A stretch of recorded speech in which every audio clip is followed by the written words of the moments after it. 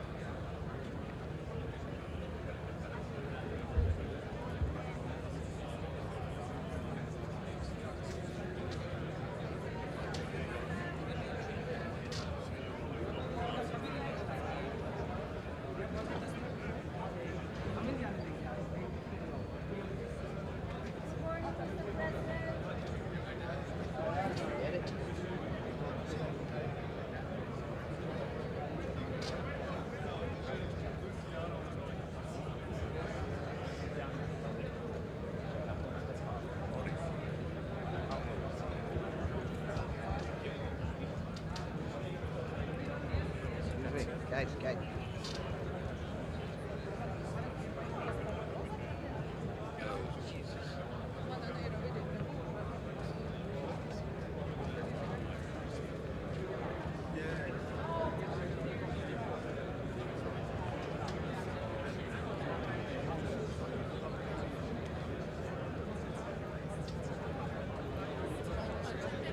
Pode ser interpretado também.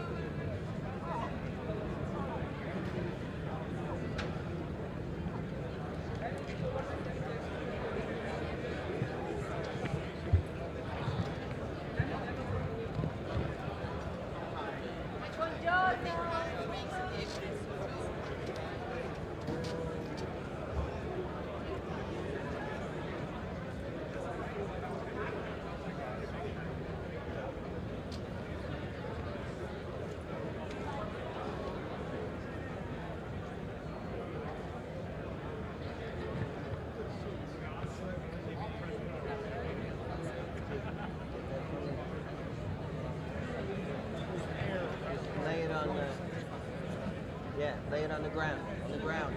On the ground. Thank you.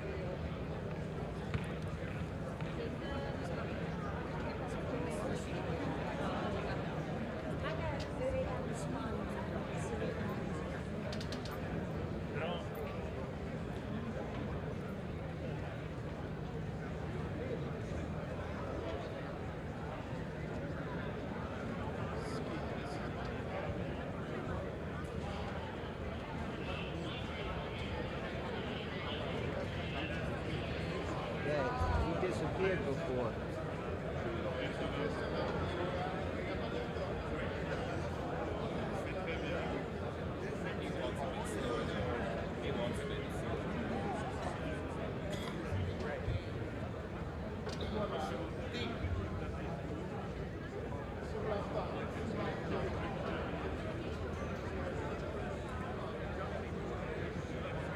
Big motorcade's coming. I don't know who it is. Oh, really?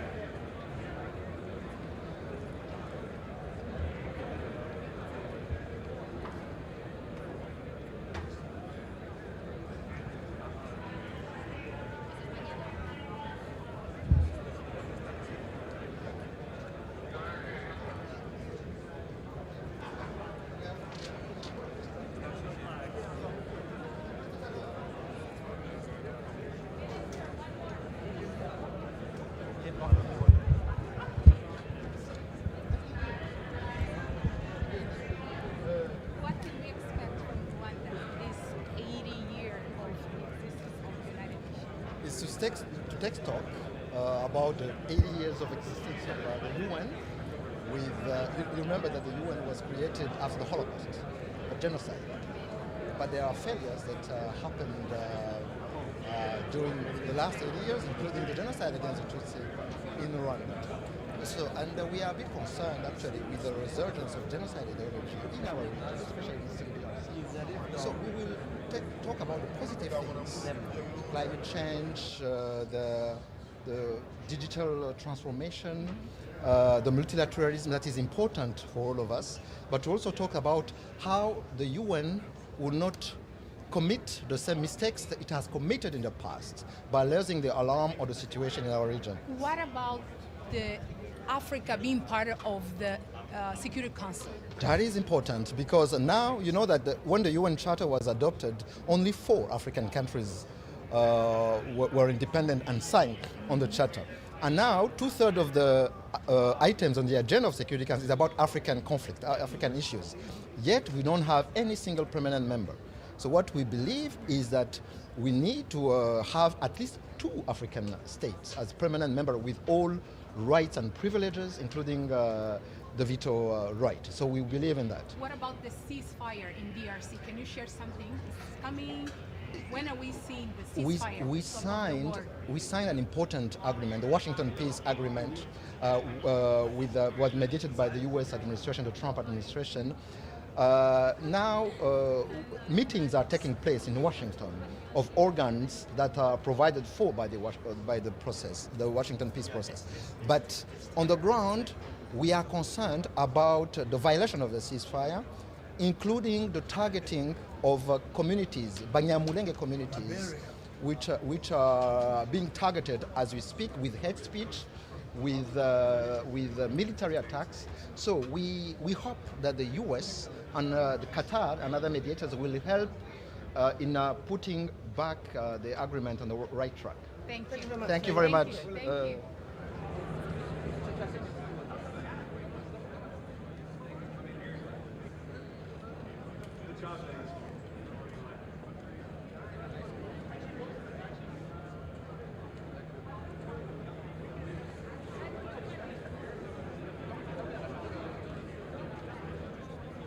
Sure.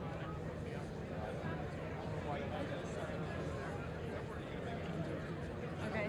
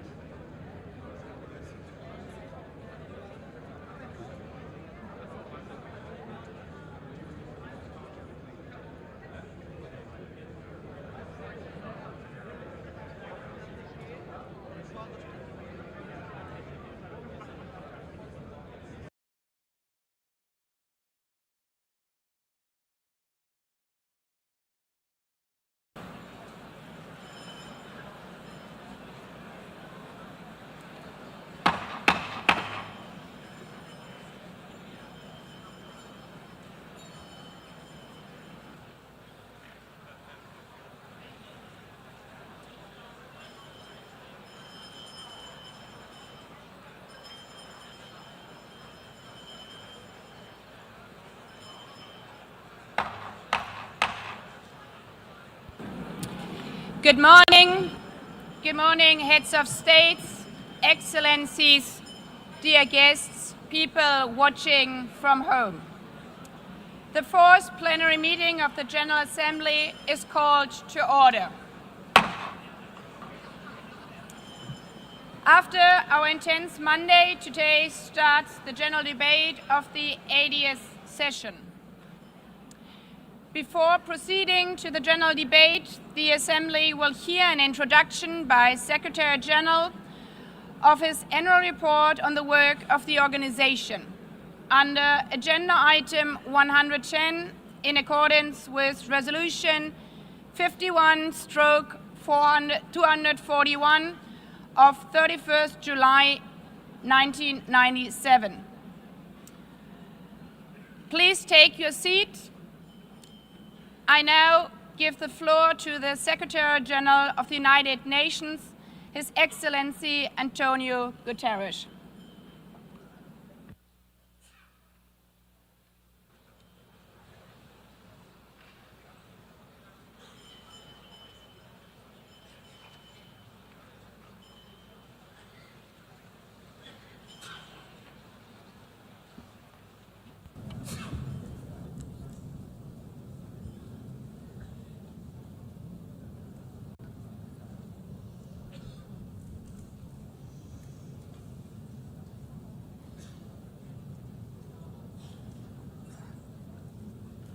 Please, could you take your seats?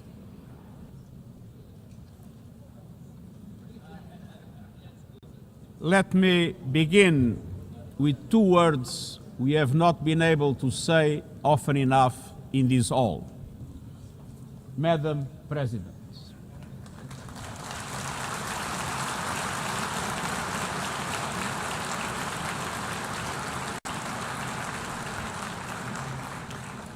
Excellencies, ladies and gentlemen, 8 years ago, in a world scorched by war, leaders made a choice: cooperation over chaos, law over lawlessness, peace over conflict. And that choice gave birth to the United Nations, not as a dream for perfection, but as a practical strategy for the survival of humanity. Many of our founders had seen firsthand the hell of the death camps and the terror of war. They knew that true leadership meant creating a system to prevent a replay of those horrors, a firewall against the flames of conflict and World War III, a forum for sovereign states to pursue dialogue and cooperation, and a concrete affirmation of an essential human truth: we are all in this together. And this General Assembly Hall is the heartbeat of that truth. It is why for decades, world leaders have come to this one-of-a-kind podium. It is why you are here today. Because at its best, the United Nations is more than a meeting place. It's a moral compass, a force for peace and peacekeeping, a guardian of international law, a catalyst for sustainable development, a lifeline for people in crisis, a lighthouse for human rights, and the center that transforms your decisions, the decisions of member states, into action. 80 years on, we confront again the question our founders faced, only more urgent, more intertwined, more unforgiving. What kind of world do we choose to build together? Excellencies, we have our work cut out for us, as our ability to carry out that work is being cut from us. We have entered in an age of reckless disruption and relentless human suffering. Look around. The principles of the United Nations that you have established are under siege. Listen, the pillars of peace and progress are buckling under the weight of impunity, inequality, and indifference. Sovereign nations invaded, hunger weaponized, truth silence, rising smoke from bombed-out cities, rising anger in fractured societies, rising seas swallowing coastlines. Each one a warning, each one a question: what kind of world will we choose? A world of raw power or a world of laws? A world that is a scramble for self-interest or a world where nations come together? A world where might makes right or a world of rights for all? Excellencies, our world is becoming increasingly multipolar, and this is positive, reflecting a more diverse, dynamic global landscape. But multipolarity without effective multilateral institutions can court chaos, as Europe has learned the hard way, resulting in World War I. It was multipolar, but there was no multilateral institutions. So let's be clear. International cooperation is not naivete. It is hard-headed pragmatism. In a world where there's leap borders, isolation is an illusion. No country can stop a pandemic alone. No army can halt rising temperatures. No algorithm can rebuild trust once it is broken. These are global stress tests of our system, our solidarity, and our resolve. I'm convinced we can pass these tests, and we must. Because people everywhere are demanding something better, and we owe them a system worthy of their trust and a future worthy of their dreams. And so we must make the choice, an active choice, to reaffirm the imperative of international law, to reassert the centrality of multilateralism, to reinforce justice and human rights, and to recommit to the principles that gave rise to our organization, and to the promise contained in its first words, we the peoples. Excellencies, the choices we face are not part of an ideological debate. They are a matter of life and death for millions. As I scan the global landscape, we must make 5 critical choices. First, we must choose peace rooted in international law. Peace is our first obligation. Yet today, wars rage with a barbarity we vowed never to allow. Too often, the Charter is brandished when convenient and trampled when not. But the Charter is not optional. It is our foundation. And when the foundation cracks, everything built upon fractures. Around the world, we see countries acting as if the rules don't apply to them. We see humans treated as less than human, and we must call it out. Impunity is the mother of chaos, and it has spawned some of the most atrocious conflicts of our times. In Sudan, civilians are being slaughtered, starved, and silenced. Women and girls face unspeakable violence. There is no military solution. I urge all parties, including those in this hall, end the external support that is fueling this bloodshed. Push to protect civilians, because the Sudanese people deserve peace, dignity, and hope. In Ukraine, relentless violence continues to kill civilians, destroy civilian infrastructure, and threaten global peace and security. I commend recent diplomatic efforts by the United States and others. We must work for a full ceasefire and a just, lasting peace in accordance with the Charter, UN resolutions, and international law. In Gaza, the horrors are approaching a third monstrous year. They are the result of decisions that defy basic humanity. The scale of death and destruction are beyond any other conflict in my years as Secretary General. The International Court of Justice has issued legally binding provisional measures in the case named Application of the Convention on the Prevention and Punishment of the Crime of Genocide in the Gaza Strip. Since then, a famine has been declared and the killing has intensified.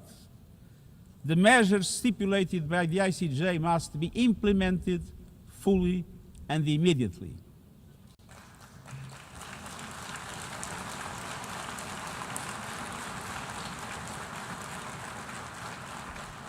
Nothing can justify the horrific Hamas terror attacks of October 7 and the taking of hostages, both of which I have repeatedly condemned. And nothing can justify the collective punishment of the Palestinian people and the systematic destruction of Gaza. We know what is needed. Permanent ceasefire now. All the hostages released now. Full humanitarian access now. And we must not relent in the only viable answer to sustainable Middle East peace, a two-state solution as so eloquently reaffirmed yesterday. We must urgently reverse dangerous trends on the ground. Relentless settler expansion and violence, and the looming threat of annexation must stop. Everywhere, from Haiti to Yemen, to Myanmar and the Sahel and beyond, we must choose peace anchored in international law. The past year has brought glimmers of hope, including the ceasefire between Cambodia and Thailand, and the agreement between Azerbaijan and Armenia brokered by the United States. But far too many crises continue unchecked. Impunity prevails, lawlessness is a contagion, it invites mayhem, accelerates terror, and risks a nuclear free-for-all. When accountability shrinks, graveyards grow. When UN staff and facilities are attacked, violating legal obligations, so too is the core of our ability to serve and deliver. The Security Council must live up to its responsibilities. It must be more representative, more transparent, and more effective. And beyond crisis response, we must tackle the injustices that ignite conflict: exclusion, inequality, impunity, and corruption. The surest way to silence the guns is to raise the volume for justice. Real security is born of fairness and opportunity for all. Excellencies, this leads me to my second point. We must choose human dignity and human rights. Human rights are not an ornament of peace, they're its bedrock. Human rights, economic, social, cultural, political, and civil, are universal, indivisible, and interdependent. Choosing rights means more than words. It means choosing justice over silence. It means protecting freedom and civic space, advancing equality for women and girls, confronting racism and discrimination in all its forms, protecting human rights defenders, journalists, and freedom of speech, and upholding the rights of refugees and migrants so that mobility is safe and in accordance with international law. Human rights are a daily battle, online and offline. They require political will. But dignity is not only about the protection of rights. It is about rights fulfilled through inclusive and resilient development. Rights that put an end to poverty and hunger. Rights that open doors to education, health, and opportunity. The Sustainable Development Goals are our shared roadmap for achieving these rights. But in order to make progress down this road, we need fuel. And that fuel is finance. We've seen what development done right can deliver. In the past decade, millions more have gained access to electricity, clean cooking solutions, and to the internet. Child marriage is in retreat. Women's representation is growing, but cuts to aid are wreaking havoc. They are a death sentence for many. For so many more, a stolen future. This is the great paradox of our time. We have the solutions, but we are siphoning off the fuel that would make it possible to make progress. To choose dignity, we must choose financial justice and solidarity. We need to reform the international financial architecture so that it drives development for all. With bigger and bolder multilateral development banks, lending more, and mobilizing more private capital for developing countries, with faster and fairer debt relief mechanisms helping every country in crisis, including middle-income countries. Protecting natural resources by tackling illicit financial flows and abusive tax practices that rob societies of their future. And global financial institutions that represent today's world, with far greater participation of developing countries in terms of their composition and their decision-making. So let us choose a global economy that works for everyone, men and women. Let us choose human rights and dignity, and let us equip ourselves with the means to ensure a transition for people and the planet. Excellencies, this brings me to the third choice. We must choose climate justice. The climate crisis is accelerating, but so are the solutions. The clean energy future is no longer a distant promise. It's already here. No government, industry, or special interest can stop it. But some are trying, hurting economies, locking in higher prices, and squandering a historic opportunity. Fossil fuels are a losing bet. Last year, almost all new power capacity came from renewables, and the investment is surging. Renewables are the cheapest and fastest source of new power. They create jobs, drive growth, shield economies from volatile oil and gas markets, connect the unconnected, and can free us from the tyranny of fossil fuels. But not at today's pace. Clean energy investment remains uneven. 21st century grids and storage are not rolling out fast enough.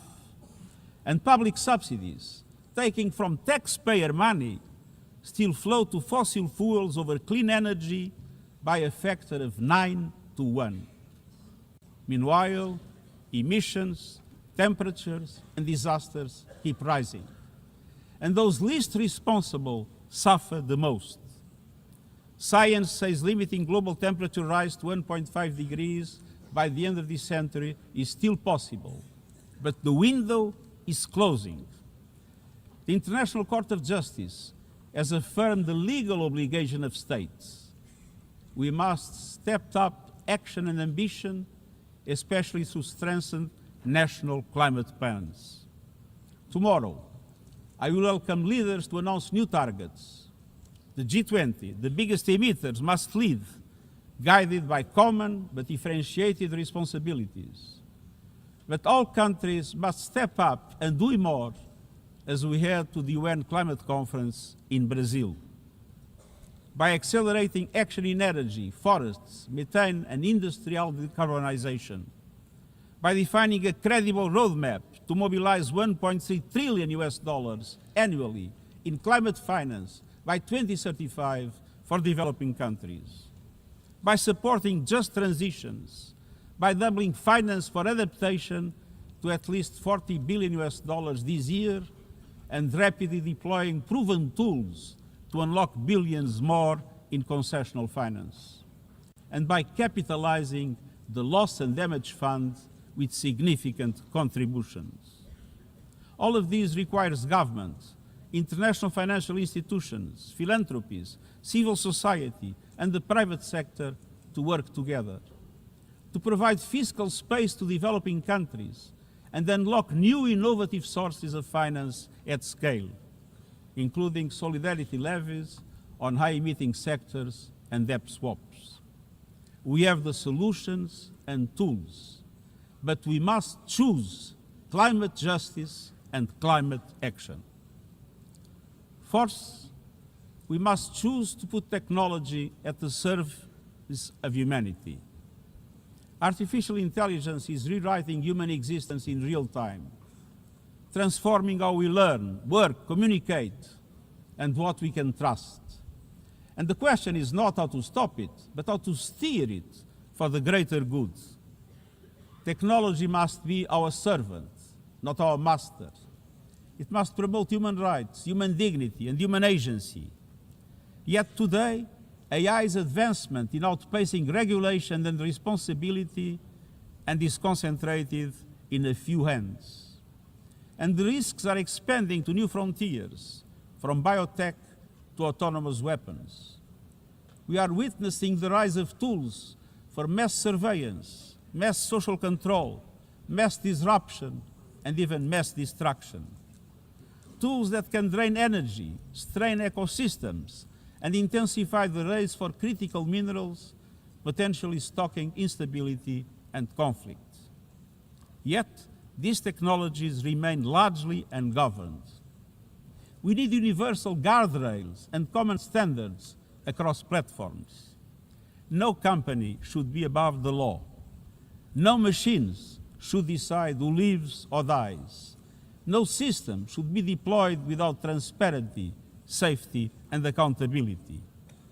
Last month, this Assembly took a historic step, establishing an independent international scientific panel on AI and an annual global dialogue on AI governance.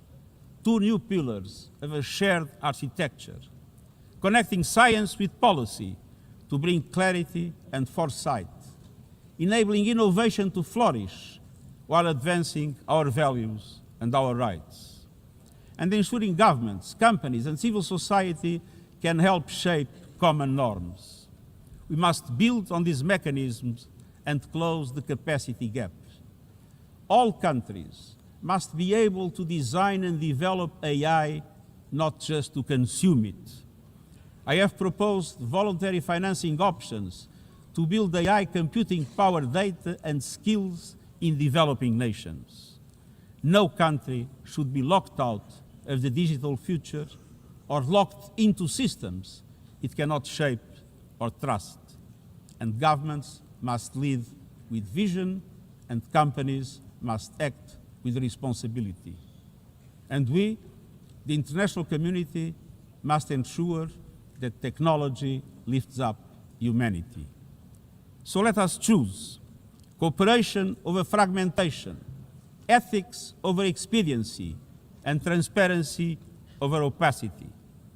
Technology will not wait for us, but we can still choose what it serves. So let us choose wisely. Fifth and finally, to meet all these goals, we must choose to strengthen the United Nations for the 21st century. The forces shaking our world are also testing the foundations of the United Nations system.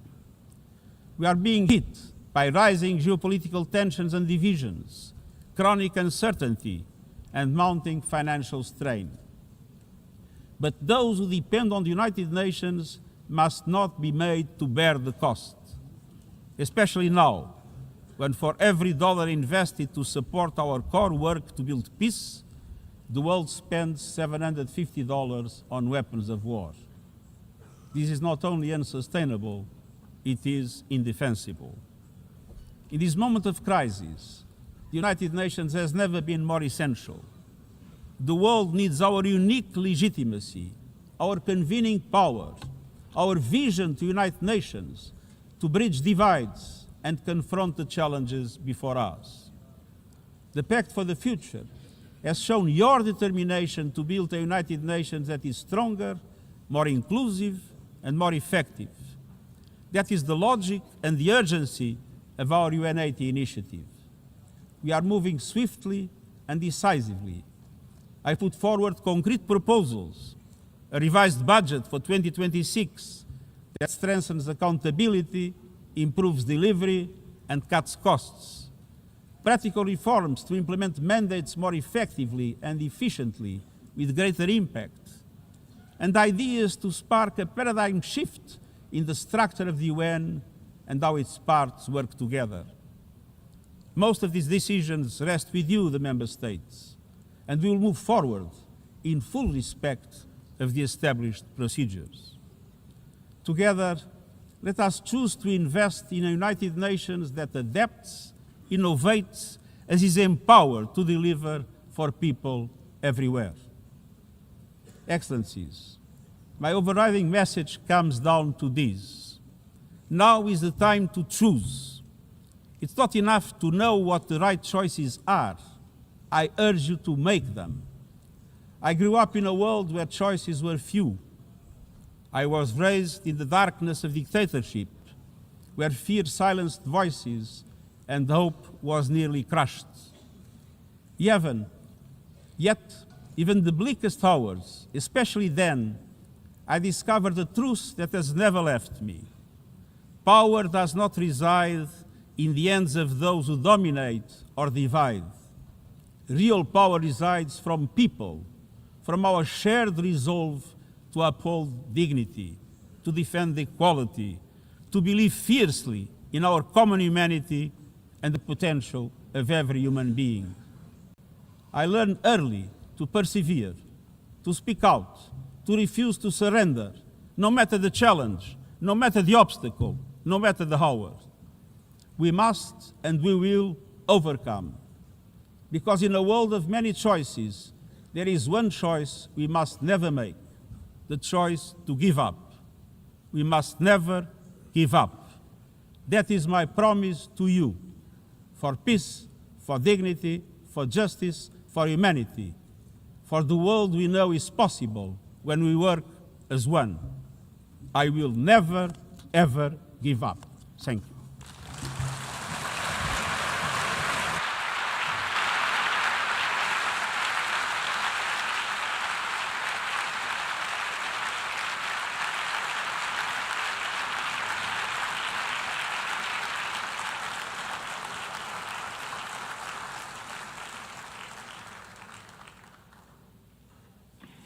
I thank the Secretary General. The Assembly will now turn to agenda item 8, entitled General Debate.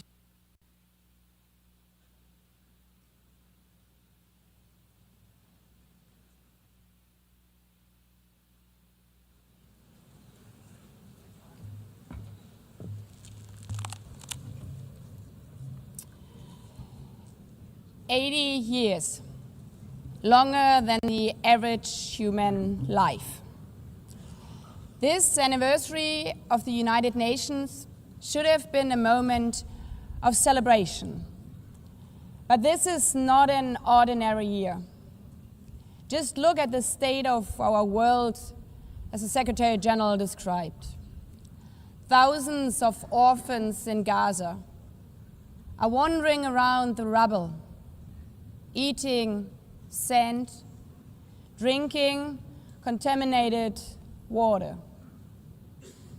90-year-old women in Ukraine are hiding from drones, trapped in their homes instead of living their final years in peace.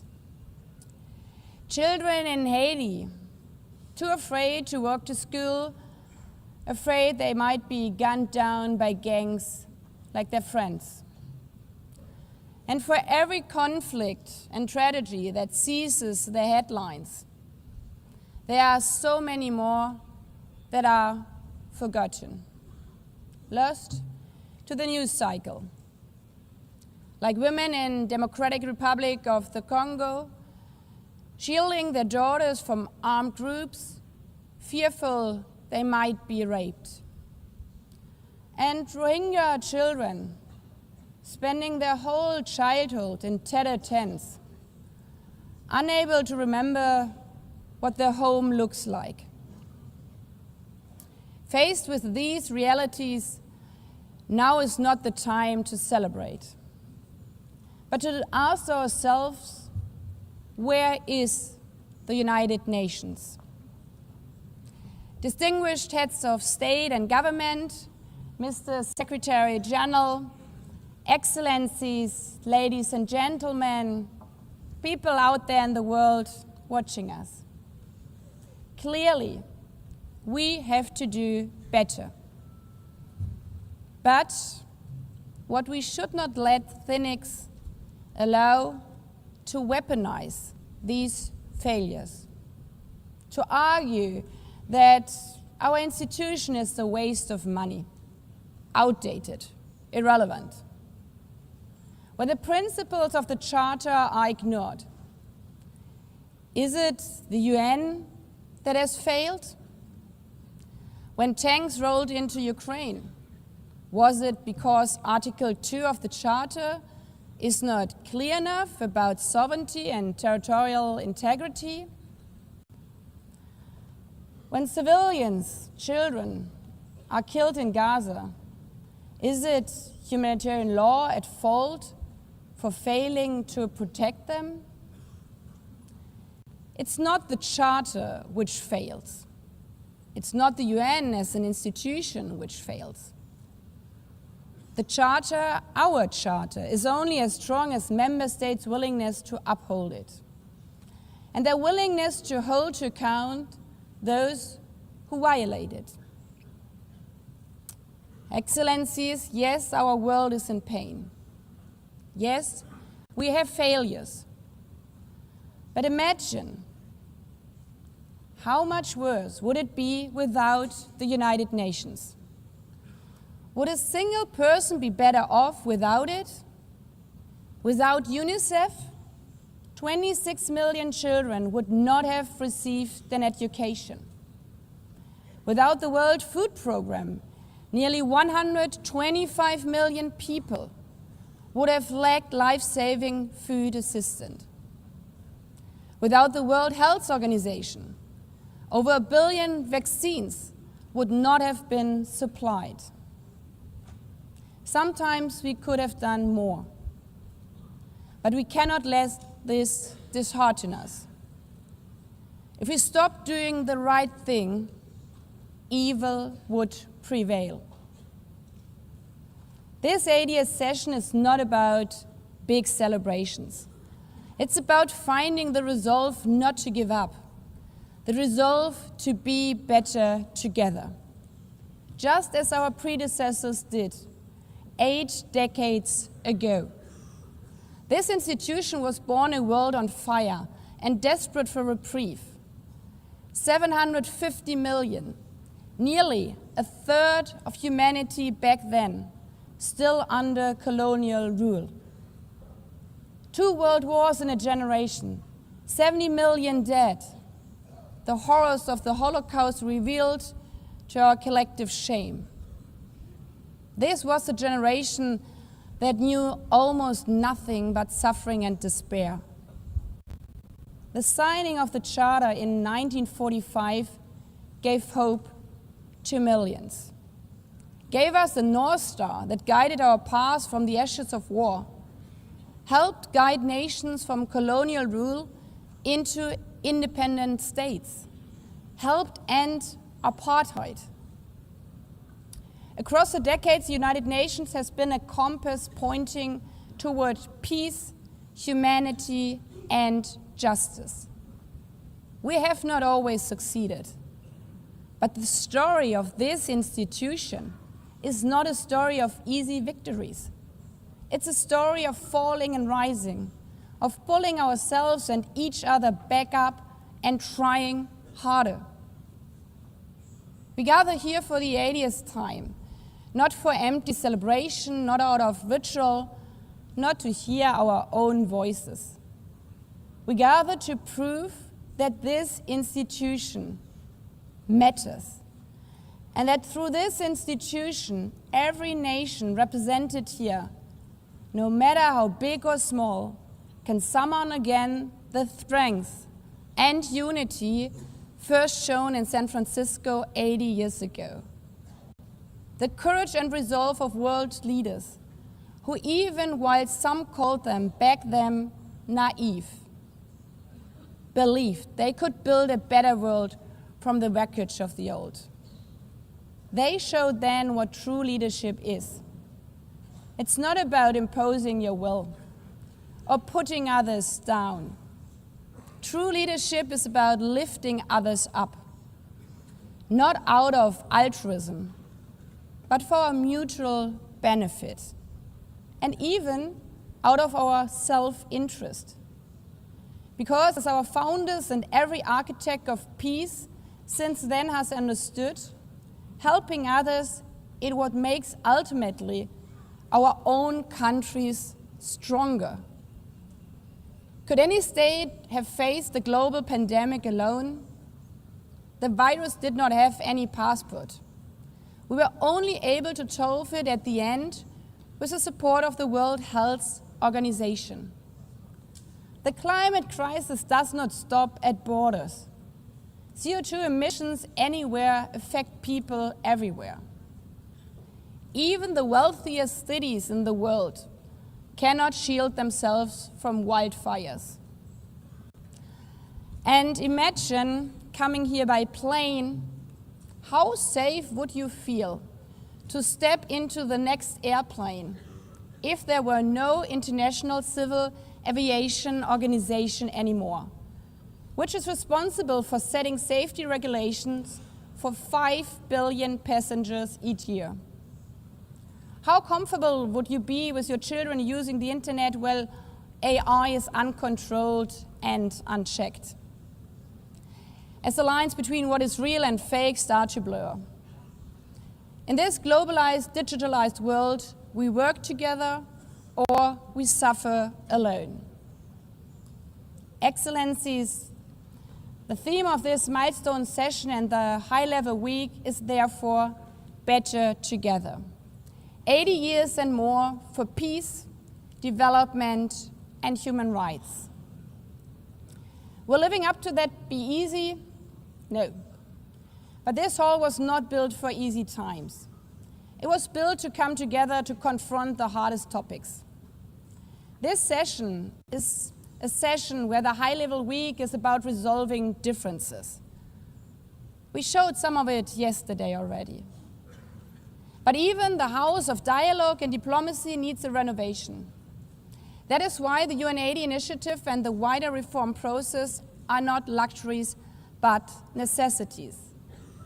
We are literally now at a crossroads, a make it or break it moment, politically, financially. Therefore, we have to deliver a United Nations that is agile, cost-effective, and fit for purpose. Member states have to give the Secretary General and this process their full support, because reform cannot stop in New York. It must carry through to every capital.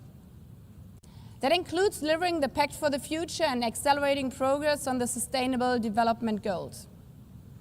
Again, this is not about charity. It's about addressing the core purposes of this institution, about strengthening our foundations across all 3 pillars: peace and security, human rights, and sustainable development. They are inseparable.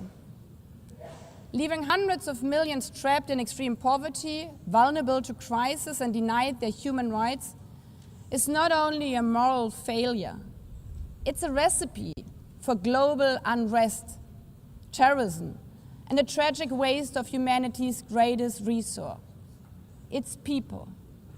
Put it simply, without the SDGs, there cannot be lasting peace. Excellencies, our future as an institution will also be shaped by the selection of the next Secretary General. And here we must pause and reflect.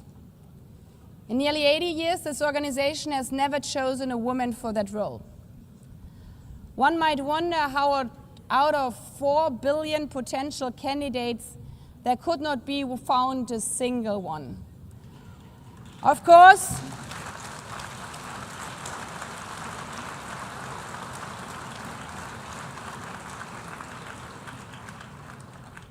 course, the choice rests with member states. But those of you having been there yesterday celebrating Beijing, one strong female leader after the other from all our continents. Like 80 years ago, we are standing at a crossroads. And it's up to us, to every single member state, to live up to the same leadership as your predecessors did, to act when action is needed, to uphold the principles of our charter, to be better together, to show the people around the world that this United Nation is there. Today, tomorrow, and for the next 8 decades. Because, after all, it's the life insurance for every country.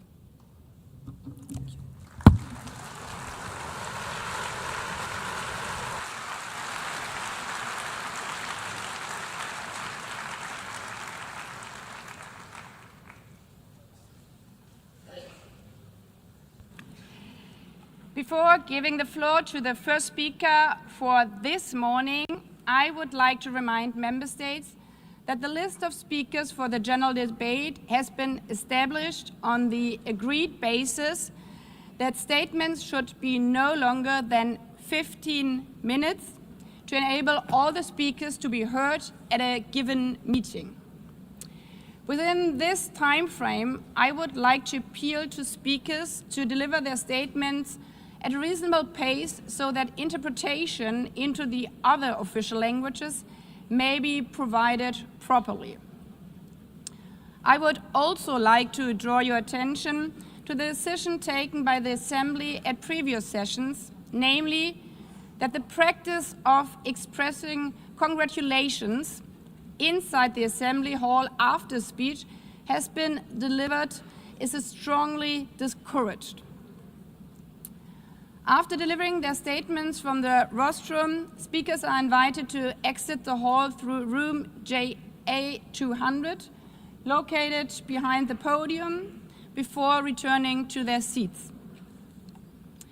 May I take it that the Assembly agrees to proceed in this manner? It's so decided. Finally, I should like to draw the attention of member states that during the general debate, official photographers are in the room and will take official photographs of all speakers by the Department of Global Communications. Members interested in obtaining these photographs are requested to contact the Photo Library of the United Nations. By this, the Assembly will hear an address by His Excellency Luiz Inácio Lula da Silva, President of the Federative Republic of Brazil. I request the protocol to escort His Excellency and invite him to address the Assembly.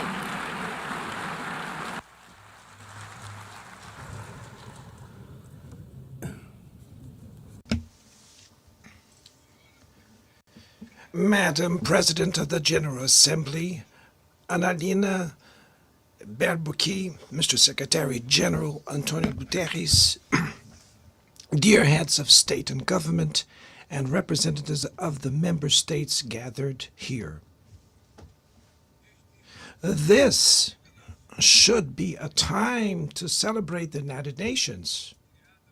Created at the end of the war, the UN symbolizes the highest expression of the aspiration for peace and prosperity.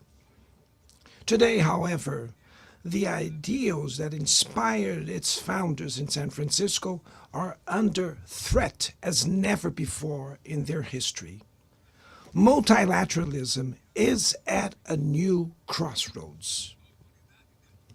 The organization's authority is in check. We are witnessing the consolidation of an international order marked by repeated concessions to power play. Attacks on sovereignty, arbitrary sanctions, and unilateral interventions are becoming the rule. There is a clear parallel between the multilateralism crisis and the weakening of democracy. Authoritarianism is strengthened when we fail to act in the face of arbitrary acts, when the international society falters in defending peace, sovereignty, and the rule of law. The consequences are tragic.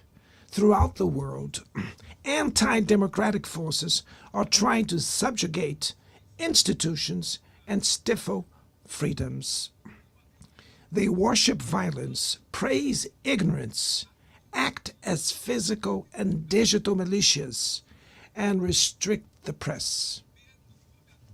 Even under an unprecedented attack, Brazil chose to resist and defend its democracy, regained 40 years ago by its people after 2 decades of dictatorial governments. There is no justification for unilateral and arbitrary measures against our institutions and our economy. The aggression against the independence of the judiciary branch of power is unacceptable. This interference in domestic affairs is aided by a subservient far right who is nostalgic of past hegemonies. False patriots plan and publicly promote actions against Brazil.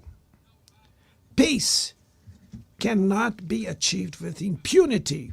A few days ago, and for the first time in 525 years of our history, a former head of state was convicted of attacking the democratic rule of law. He was investigated, indicted, trialed, and held accountable for his actions in a meticulous process. He has the right to defend himself was secured, a prerogative that dictatorships deny to their victims. Before the eyes of the world, Brazil sent a message to all aspiring autocrats and those who support them. Our democracy, our sovereignty are non-negotiable.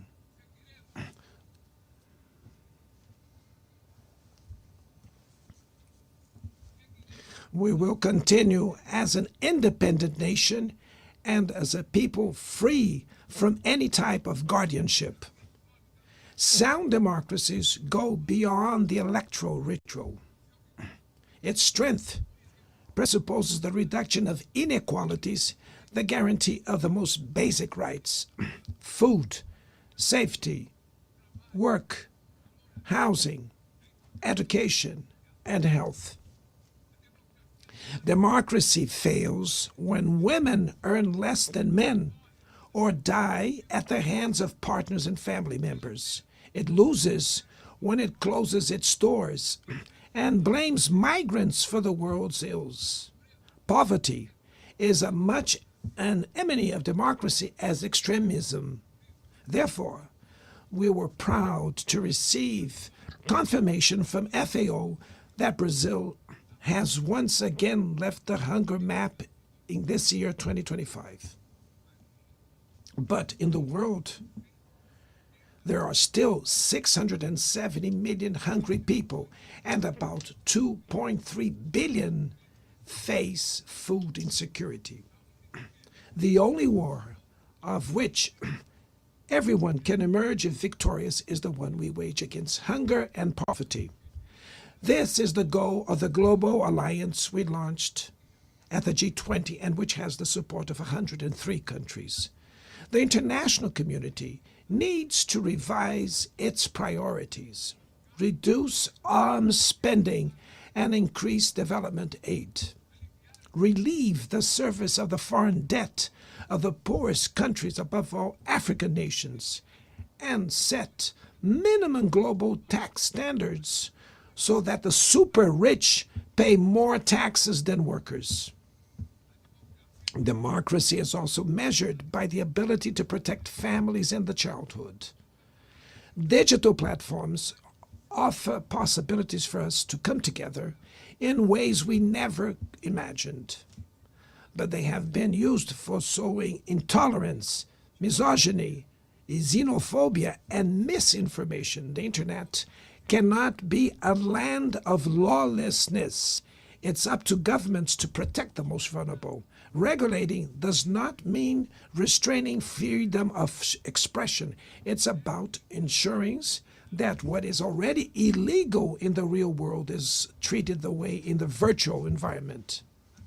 Attacks on regulation serve to cover up hidden interests and provide shelter for crimes such as fraud, human trafficking, pedophilia, and attacks against democracy.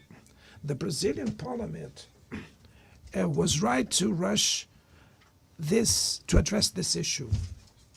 Last week, I proudly enacted one of the world's most advanced laws for the protection of children and adolescents in the digital environment. Also, we sent draft bills to the National Congress to foster competition in digital markets and to encourage the installation of sustainable data centers.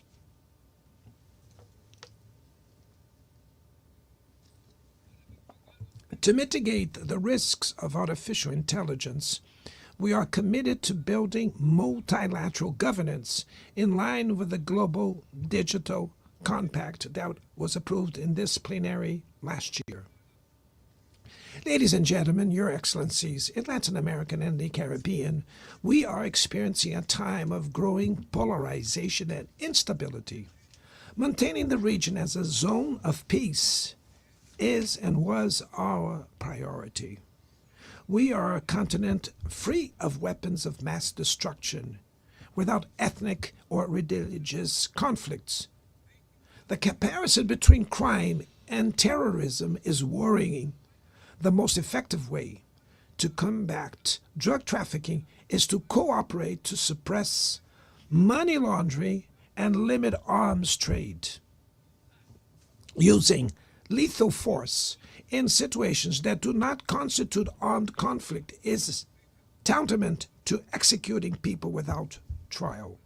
Other parts of the planet have already witnessed interventions that cause greater damage than intended, with serious humanitarian consequences.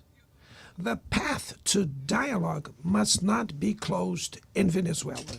Haiti has the right to a violence-free future, and it is unacceptable that Cuba be listed as a country that sponsors terrorism. In the conflict in Ukraine,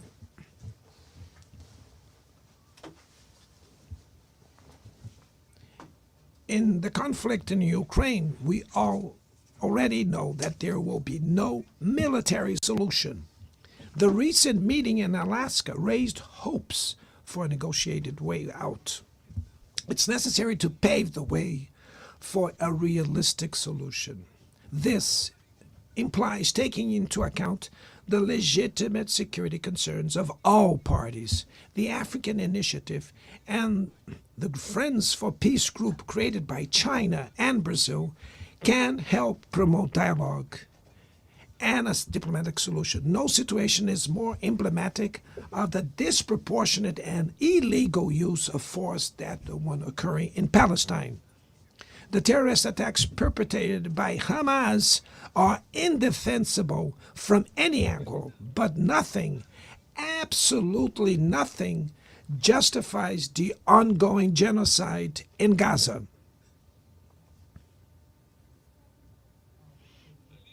There, under tons of rubble, are buried tens of thousands of innocent women and children. There, we can see that international humanitarian law and the myth of ethical exceptionalism of the West are also being buried there.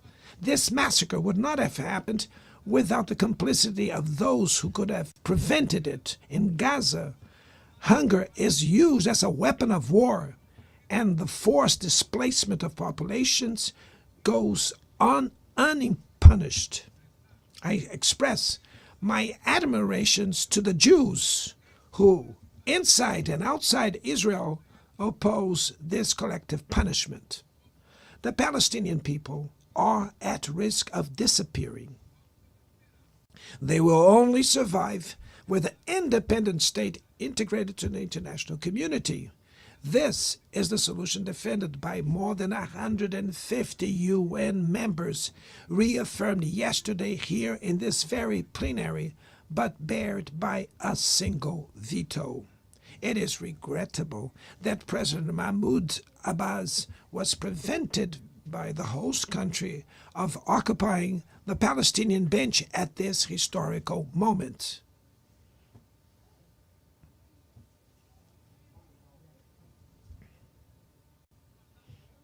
The spread of this conflict to Lebanon, Syria, Iran, Qatar is fueling an unprecedented arms build up. Madam President, bombs and nuclear weapons will not protect us from the climate crisis. The year of 24 was the warmest already registered. COP30 in the city of Belém, Brazil, will the COP of truth. It will be the time for world leaders to prove the seriousness of their commitment to the planet. Without a complete picture of the NDC's nationally determined contributions, we were walking blindfolded towards the abyss. Brazil has committed to reducing its emissions by 59% and 67%, covering all greenhouse gases and all sectors of the economy. Developing nations face climate change while grappling with other challenges. Meanwhile, rich countries enjoy a standard of living reached at the expense of 200 years of greenhouse gas emissions, demanding greater ambition and greater access to resources and technology. It's not a matter of charity, but of justice. The race for critical minerals essential for energy transition cannot reproduce the predatory and asymmetrical logic that has characterized recent centuries. In Belém City, the world will learn about the reality of the Amazon. Brazil has already reduced deforestation by half in the region in the last 2 years. Eradicating it requires ensuring decent living conditions for its millions of inhabitants. Promoting sustainable development is the objective of the Tropical Forest Forever facility, which Brazil intends to launch to compensate countries that keep their forests standing. But the time has come to move from the negotiation phase to the implementation stage. The world owes a lot to the regime created by the Climate Convention. Climate change needs to be brought to the heart of the UN so that it gets the attention it deserves. A council linked to the General Assembly with the power and legitimacy to monitor commitments provide coherence to climate action. This is a fundamental step towards a broader reform of the organization, which would also include an expanded Security Council in the 2 member categories. Few areas have worsened as much as the multilateral trading system.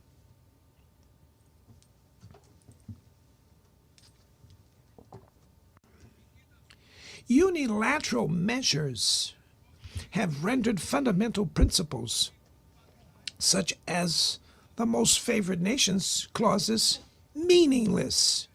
They have disrupted value chains and threw the global economy into a pernicious spiral of high prices and stagnation. It is urgent to refound the WTO based on modern and flexible foundations. Your Excellencies, ladies and gentlemen, this year, the world lost 2 exceptional public figures. Former Uruguayan President Pepe Mujica and our dear Pope Francis, both embodied the best humanist values like no other. Their lives were intertwined with the 8 decades of the UN's existence. If they were still among us, they would use this platform to remember that authoritarianism, environmental degradation, and inequality are not relentless, that the only ones defeated are those who stand idly by, resignate,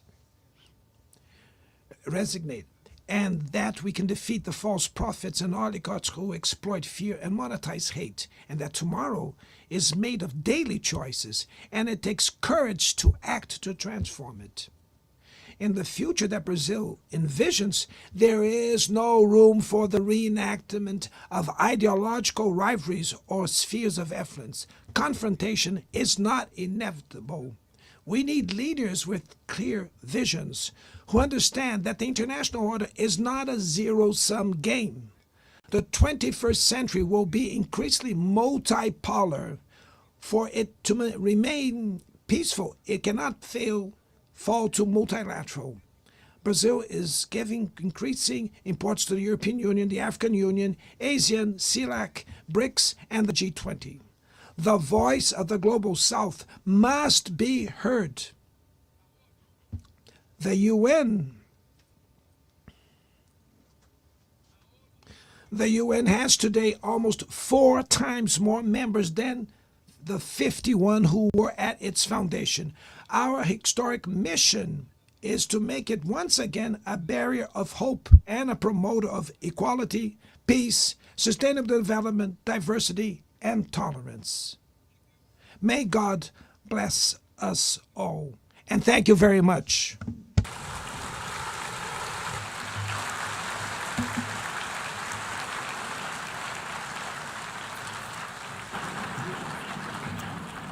On behalf of the Assembly, I wish to thank the President of the Federative Republic of Brazil,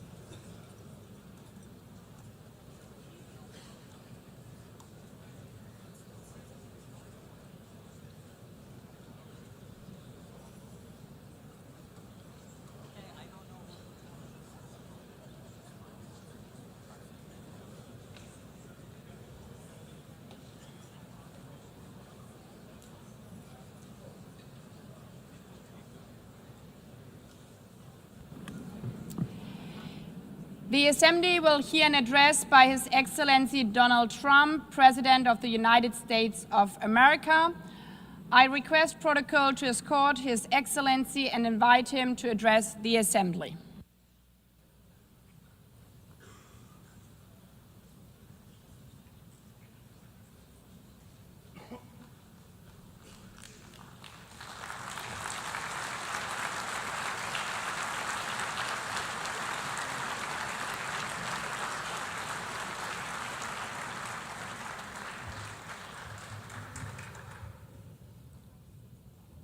Thank you very much.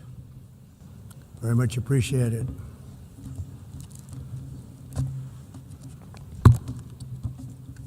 And I don't mind making this speech without a teleprompter, because the teleprompter is not working. I feel very happy to be up here with you nevertheless, and that way you speak more from the heart. I can only say that whoever's operating this teleprompter is in big trouble.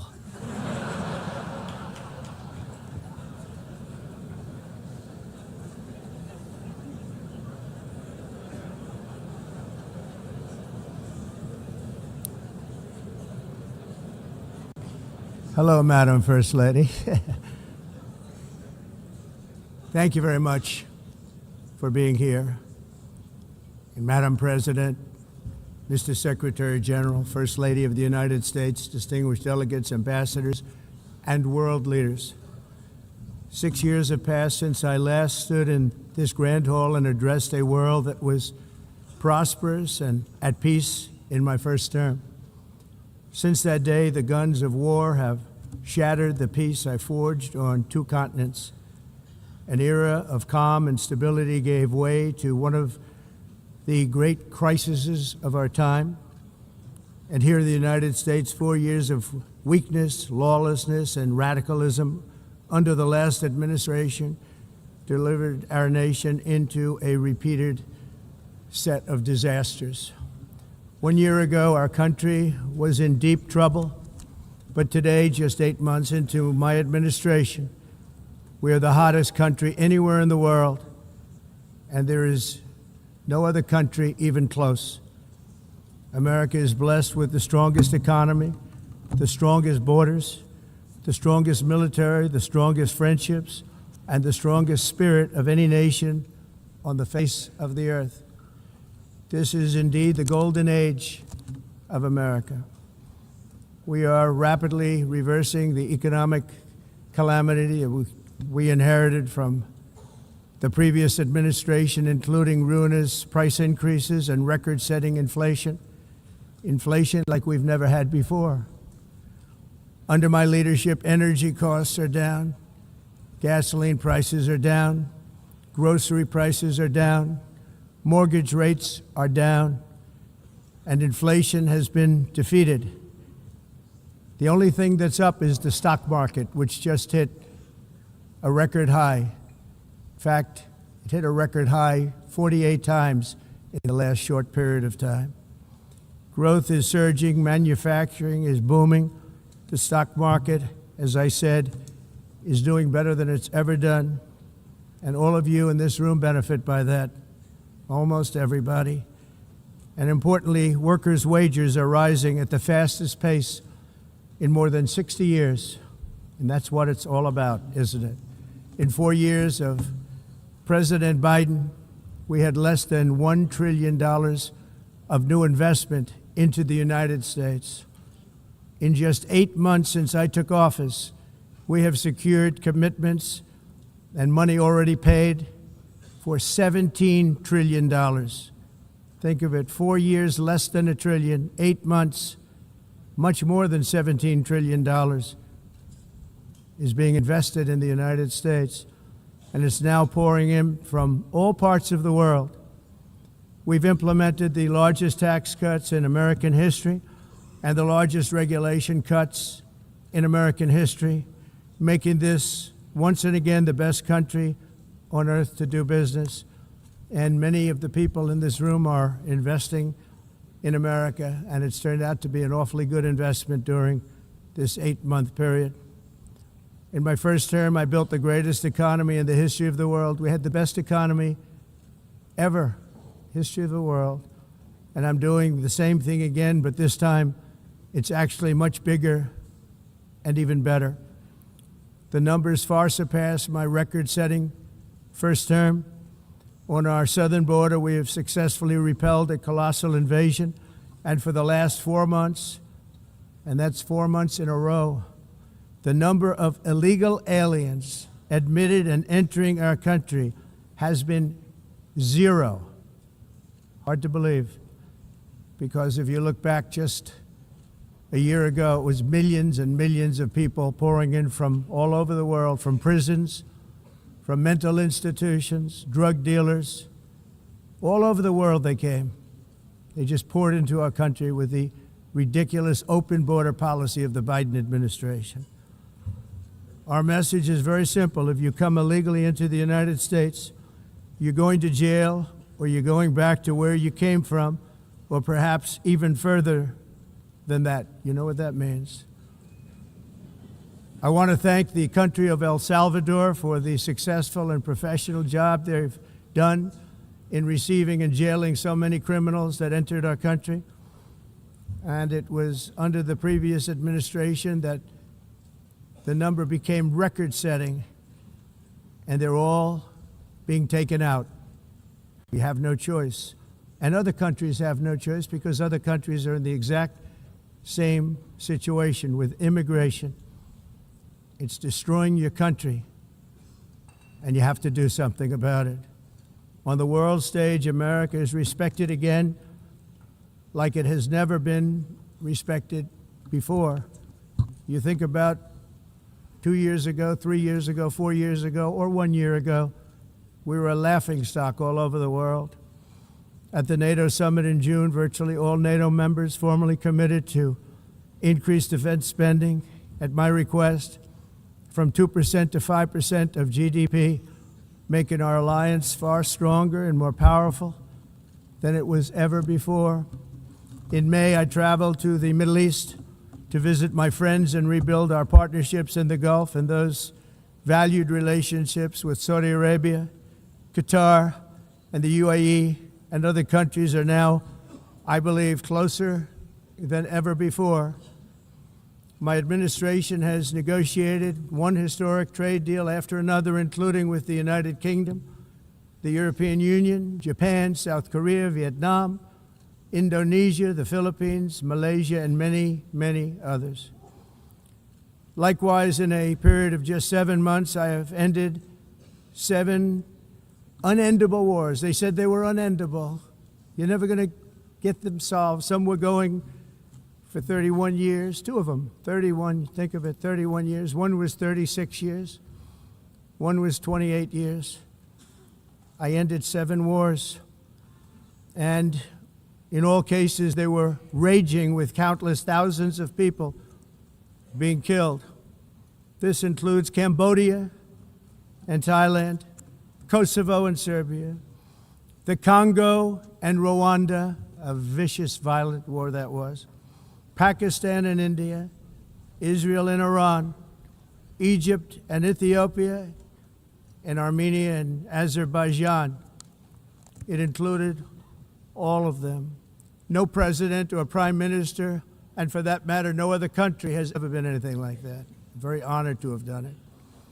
It's too bad that I had to do these things instead of the United Nations doing them.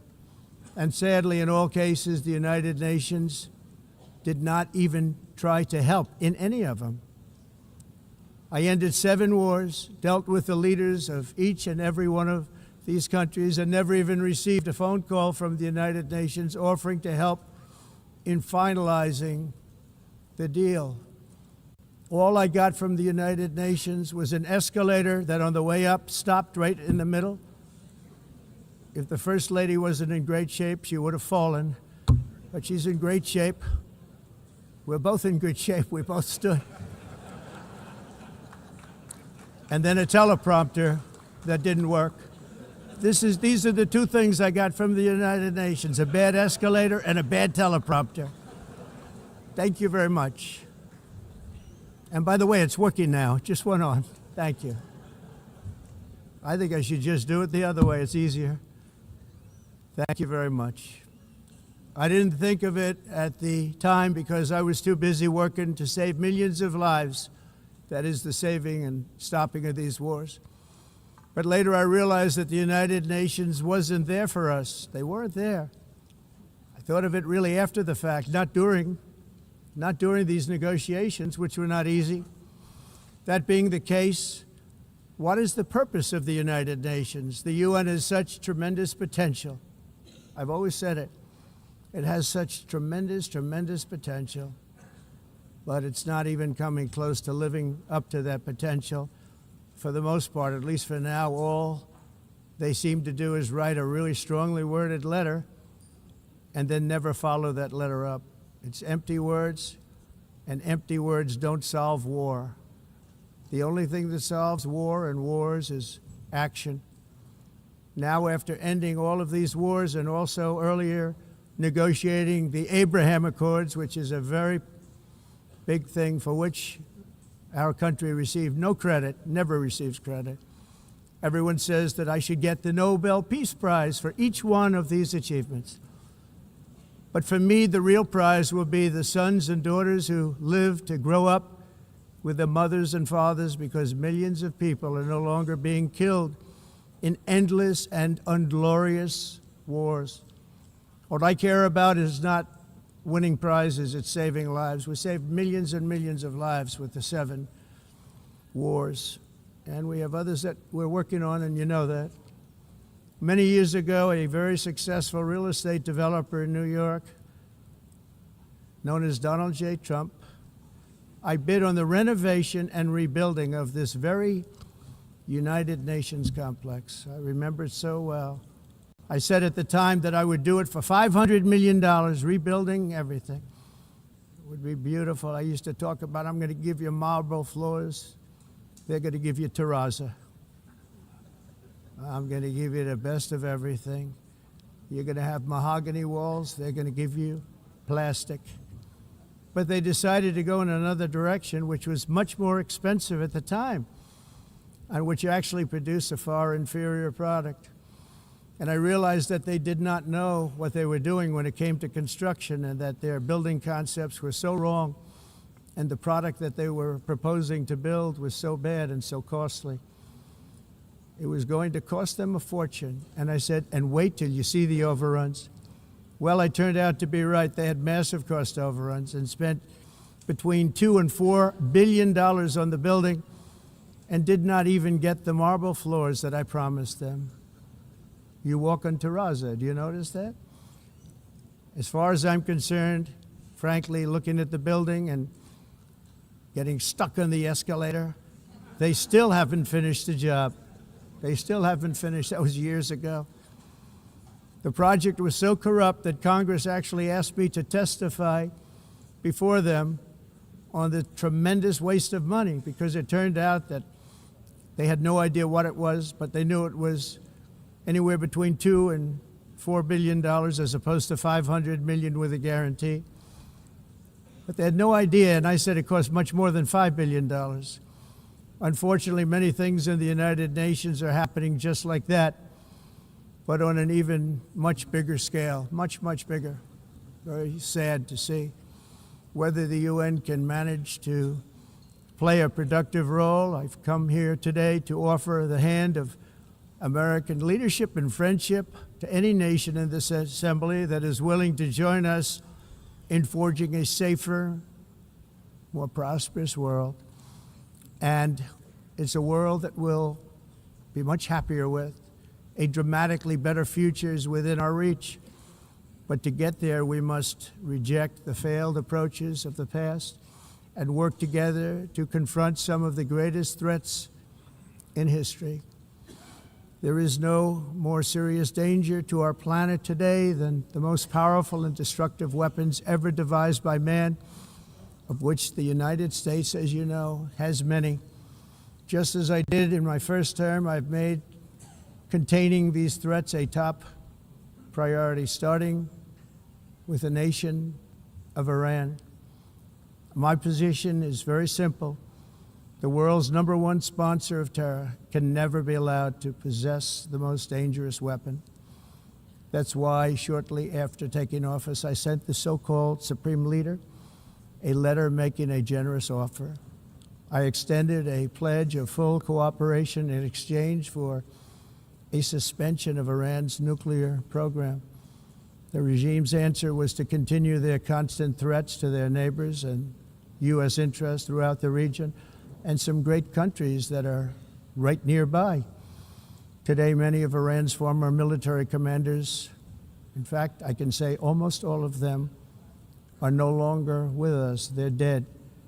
And 3 months ago, in Operation Midnight Hammer, 7 American B-2 bombers dropped the 14 30,000-pound each bombs on Iran's key nuclear facilities, totally obliterating everything. No other country on earth could have done what we did. No other country has the equipment to do what we did. We have the greatest weapons on earth. We hate to use them. But we did something that for 22 years people wanted to do. With Iran's nuclear enrichment capacity demolished, I immediately brokered an end to the 12-day war, as it's called, between Israel and Iran, with both sides agreeing to fight no longer. As everyone knows, I have also been deeply engaged in seeking a ceasefire in Gaza. Have to get that done. Have to get it done. Unfortunately, Hamas has repeatedly rejected reasonable offers to make peace. We can't forget October 7th, can we? Now, as if to encourage continued conflict, some of this body is seeking to unilaterally recognize a Palestinian state. The rewards would be too great for Hamas terrorists for their atrocities. This would be a reward for these horrible atrocities, including October 7th, even while they refuse to release the hostages or accept a ceasefire. Instead of giving to Hamas and giving so much because they've taken so much. They have taken so much. This could have been solved so long ago. But instead of giving in to Hamas's ransom demands, those who want peace should be united with one message: release the hostages now. Just release the hostages now. Thank you.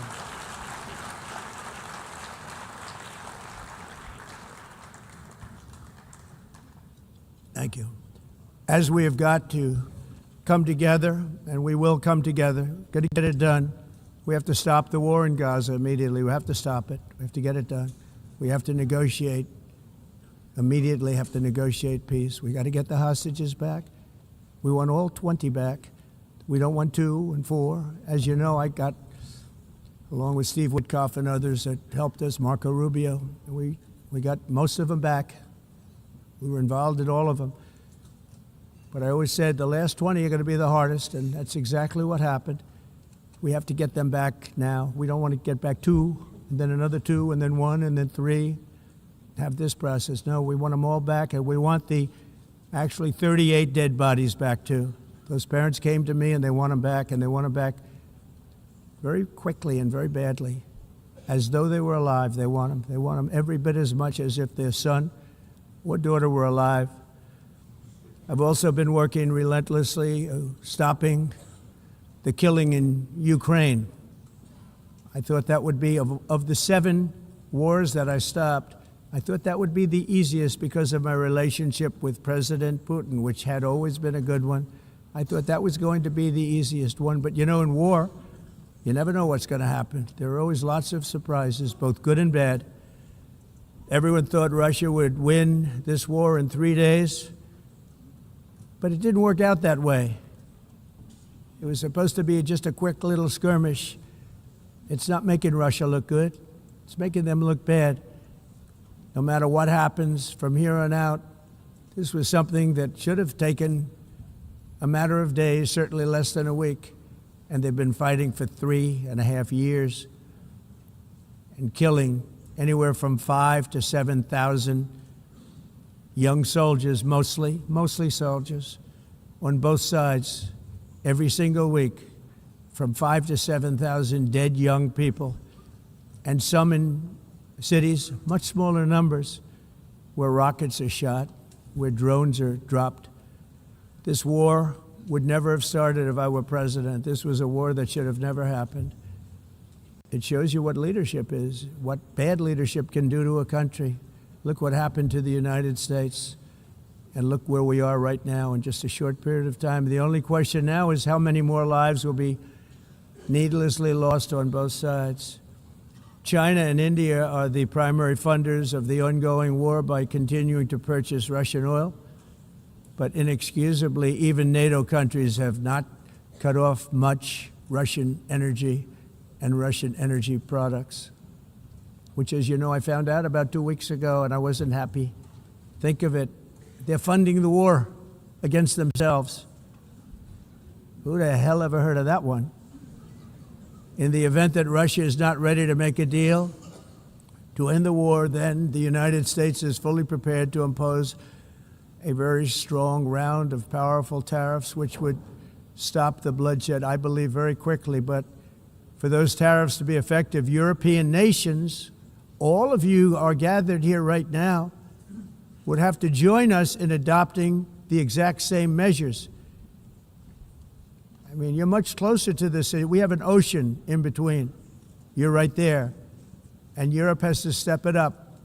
They can't be doing what they're doing. They're buying oil and gas from Russia while they're fighting Russia. It's embarrassing to them, and it was very embarrassing to them when I found out about it, I can tell you that. But they have to immediately cease all energy purchases from Russia. Otherwise, we're all wasting a lot of time.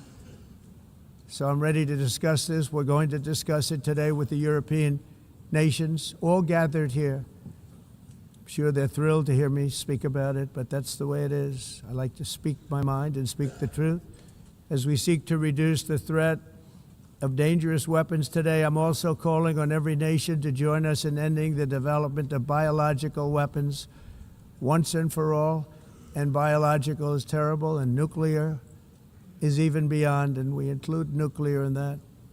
We want to have a cessation of the development of nuclear weapons. We know, and I get to view it all the time. Sir, would you like to see? And I look at weapons that are so powerful that we just can't ever use them. If we ever use them, the world literally might come to an end. There would be no United Nations to be talking about. There would be no nothing.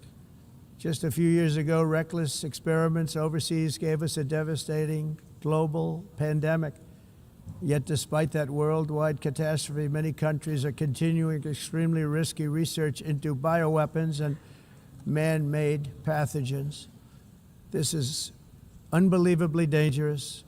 To prevent potential disasters, I'm announcing today that my administration will lead an international effort to enforce biological weapons convention, which is going to be meeting with the top leaders of the world by pioneering an AI verification system that everyone can trust.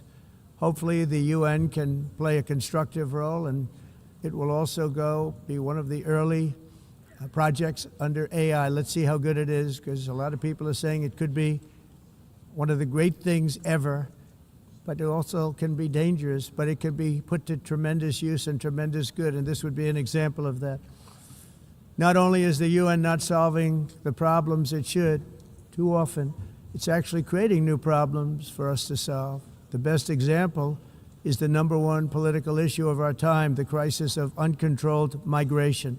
It's uncontrolled. Your countries are being ruined. The United Nations is funding an assault on Western countries and their borders. In 2024, the UN budgeted $372 million in cash assistance to support an estimated 624,000 migrants journeying into the United States. Think of that. The UN is supporting people that are illegally coming into the United States, and then we have to get them out. The UN also provided food, shelter, transportation, and debit cards to illegal aliens. Can you believe that? On the way to infiltrate our southern border. Millions of people came through that southern border.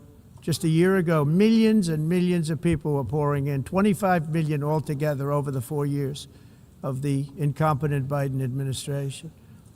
And now we have it stopped, totally stopped. In fact, they're not even coming anymore because they know they can't get through. But what took place is totally unacceptable. The UN is supposed to stop invasions, not create them and not finance them. In the United States, we reject the idea that mass numbers of people from foreign lands can be permitted to travel halfway around the world, trample our borders, violate our sovereignty, cause unmitigated crime, and deplete our social safety net. We have reasserted that America belongs to the American people, and I encourage all countries to take their own stand in defense of their citizens as well. You have to do that because I see it.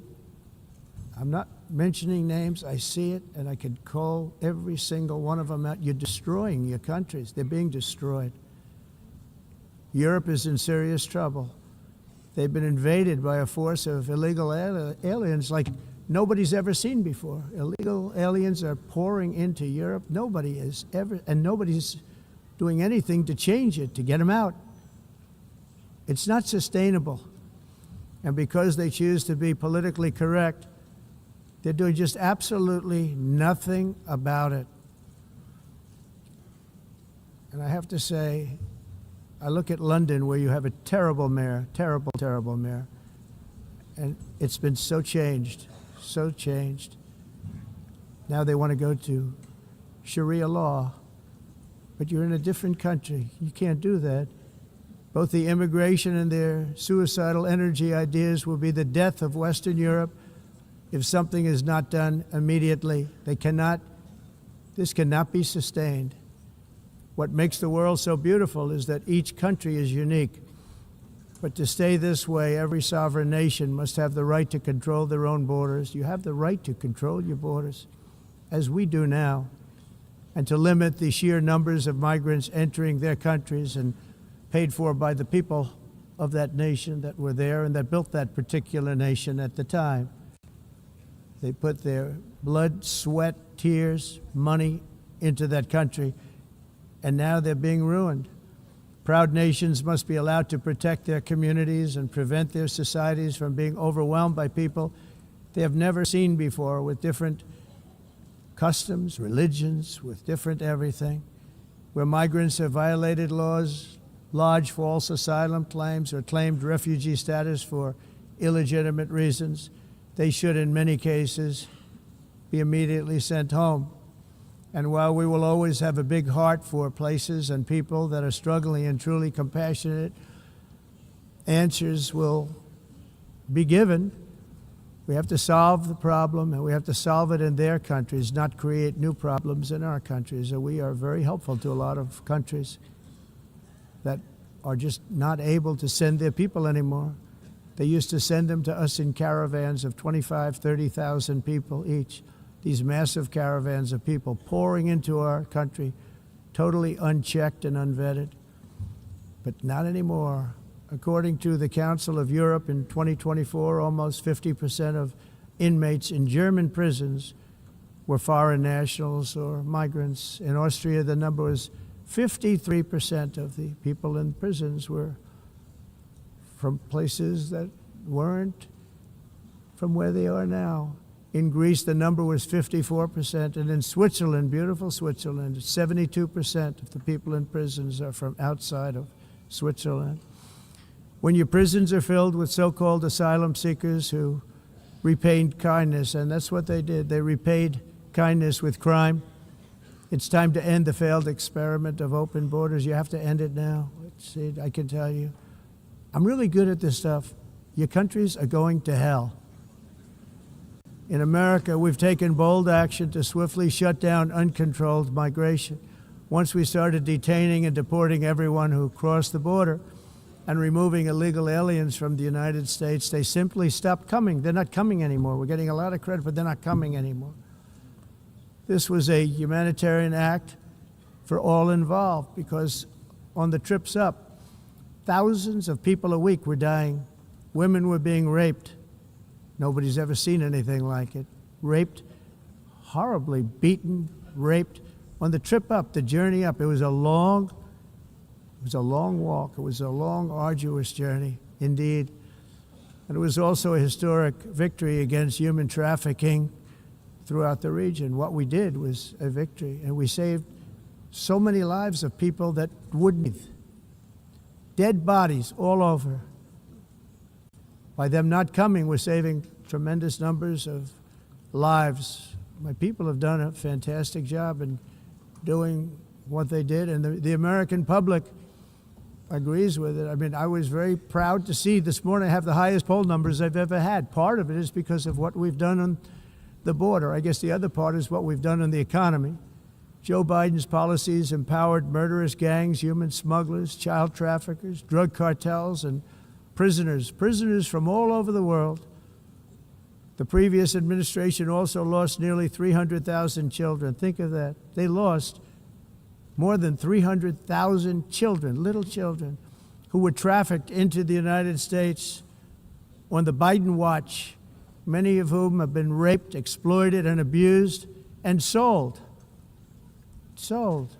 Nobody talks about that. The fake news doesn't write about it. With many others, young children who are missing or dead. And we found a lot of these children, and we're sending them back, and we've been sending them back to their parents. They said, nobody knows who they are. They said, where do you come from? And they'll give us a country, and we'll find out, and we'll figure it out, and we'll bring them back to their homes. And the mother and father rush to the door, and their tears in their eyes. They can't believe that they're seeing their son or daughter, their little son or daughter again. We've done almost 30,000 of them so far. Any system that results in the mass trafficking of children is inherently evil. Yet that is exactly what the globalist migration agenda has done, and it's what it's all about. In America, those days, as you know, are over. The Trump administration is working, and we are continuing to work to track down the villains that are causing this problem and also, as I said, to get back the 30,000 we've already returned. Now I think we're going to have another. We're going to find a lot. You're not going to find all of them. 300, more than 300,000. They're lost or they're dead. They're lost or they're dead because of the animals that did this. To protect our citizens, I've also designated multiple savage drug cartels as far as and you see this, and you see it happening right before your eyes. Let's put it this way, people don't like taking big loads of drugs in boats anymore. There aren't too many boats that are traveling on the seas by Venezuela. They tend not to want to travel very quickly anymore. And we've virtually stopped drugs coming into our country by sea. We call them the water drugs. They kill hundreds of thousands of people.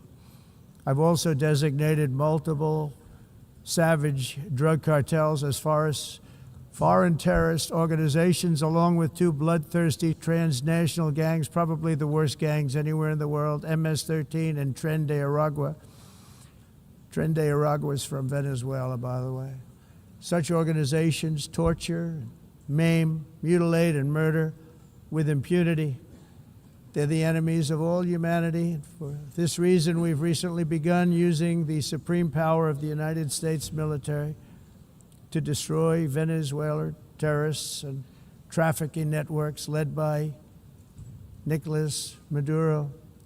To every terrorist thug smuggling poisonous drugs into the United States of America, please be warned that we will blow you out of existence. That's what we're doing. We have no choice. Can't let it happen. They're destroying. I believe we lost 300,000 people last year to drugs, 300,000. Fentanyl and other drugs. Each boat that we sink carries drugs that would kill more than 25,000 Americans. We will not let that happen. Energy is another area where the United States is now thriving like never before. We're getting rid of the falsely named renewables. By the way, they're a joke. They don't work. They're too expensive. They're not strong enough to fire up the plants that you need to make your country great. The wind doesn't blow. Those big windmills are so pathetic and so bad, so expensive to operate. Then they have to be rebuilt all the time, and they start to rust and rot. Most expensive energy ever conceived, and it's actually energy. You're supposed to make money with energy, not lose money. You lose money, the governments have to subsidize. You can't put them out without massive subsidies. And most of them are built in China, and I give China a lot of credit. They build them, but they have very few wind farms. So why is it that they build them and they send them all over the world, but they barely use them? You know what they use? Coal. They use gas. They use almost anything, but they don't like wind. But they sure as hell like selling the windmills. Europe, on the other hand, has a long way to go, with many countries being on the brink of destruction because of the green energy agenda. And I give a lot of credit to Germany. Germany was being led down a very sick path, both on immigration, by the way, and on energy. They were going green, and they were going bankrupt. And the new leadership came in, and they went back to where they were, with fossil fuel and with nuclear, which is good. It's now safe, and you can do it properly. But they went back to where they were, and they opened up a lot of different plants, energy-producing plants, and they're doing well. I give Germany a lot of credit for that. They've said this is a disaster, what's happening. They were going all green. All green is all bankrupt. That's what it represents. And it's not politically correct. I'll be very badly criticized for saying it, but I'm here to tell the truth. I don't care. It doesn't matter to me. I'm in New York City. I'm feeling a lot safer. Crime, we're getting crime down. And by the way, speaking of crime, Washington, D.C. Washington, D.C. was the crime capital of America. Now it's after 12 days, it's a totally safe city. Everyone's going out to dinner. They're going out to restaurants. Your wife can walk down the middle of the street with or without you. Nothing's going to happen. My people have done a fantastic job. And yes, I called in the National Guard. and the National Guard took care of business, and they weren't politically correct, but they took care of business. We got 1,700 career criminals out, brought them back to where they came from, the countries where they came from, or put them in jails.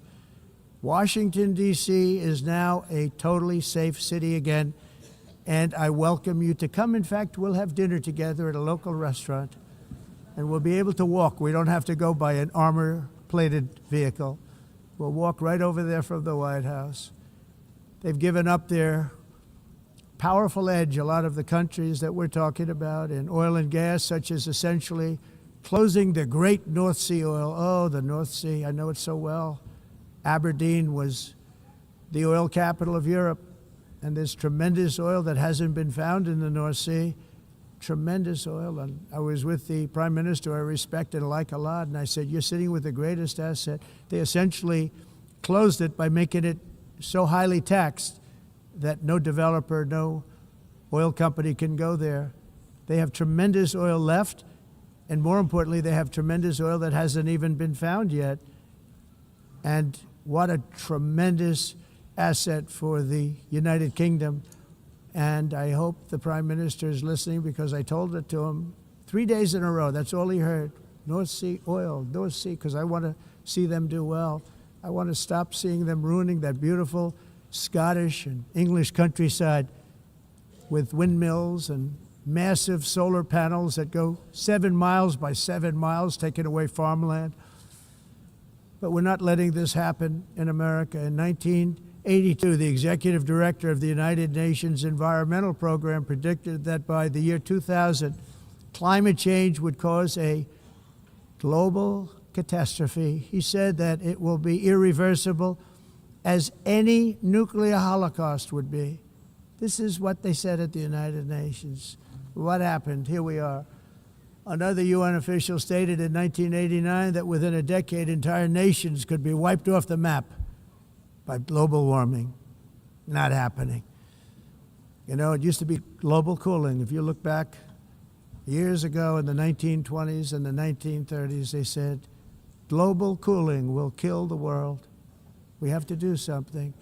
Then they said global warming will kill the world, but then it started getting cooler, so now they could just call it climate change, because that way they can't miss. It's climate change, because if it goes higher or lower, whatever the hell happens, there's climate change. It's the greatest con job ever perpetrated on the world, in my opinion. Climate change, no matter what happens, you're involved in that. No more global warming, no more global cooling. All of these predictions made by the United Nations and many others, often for bad reasons, were wrong. They were made by stupid people that have cost their countries fortunes and given those same countries no chance for success. If you don't get away from this green scam, your country is going to fail. And I'm really good at predicting things, you know. They actually said during the campaign, they had a hat, the best-selling hat. Trump was right about everything. And I don't say that in a braggadocious way, but it's true. I've been right about everything. And I'm telling you that if you don't get away from the green energy scam, your country is going to fail. And if you don't stop people that you've never seen before, that you have nothing in common with, your country is going to fail. I'm the President of the United States, but I worry about Europe. I love Europe. I love the people of Europe. And I hate to see it being devastated by energy and immigration. This double-tailed monster destroys everything in its wake, and they cannot let that happen any longer. You're doing it because you want to be nice. You want to be politically correct, and you're destroying your heritage. They must take control strongly and immediately of the unmitigated immigration disaster and the fake energy catastrophe before it's too late. The carbon footprint is a hoax made up by people with evil intentions, and they're heading down a path of total destruction. You know, the carbon footprint was a big, big thing a few years ago. I remember hearing about the carbon footprint, and then President Obama would get into Air Force One, a massive Boeing 747, and not a new one, an old one with old engines that spew everything into the atmosphere. He'd talk about the carbon footprint, we must do so. Then he'd get in and he'd fly from Washington to Hawaii to play a round of golf. And then he'd get back onto that big, beautiful plane and he'd fly back and he'd talk about, again, global warming and the carbon footprint. It's a con job. At extreme cost and expense, Europe reduced its own carbon footprint by 37%. Think of that. Congratulations, Europe. Great job. You cost yourself a lot of jobs, a lot of factories closed, but you reduced the carbon footprint by 37%. However, for all of that sacrifice and much more, it's been totally wiped out and then some by a global increase of 54%.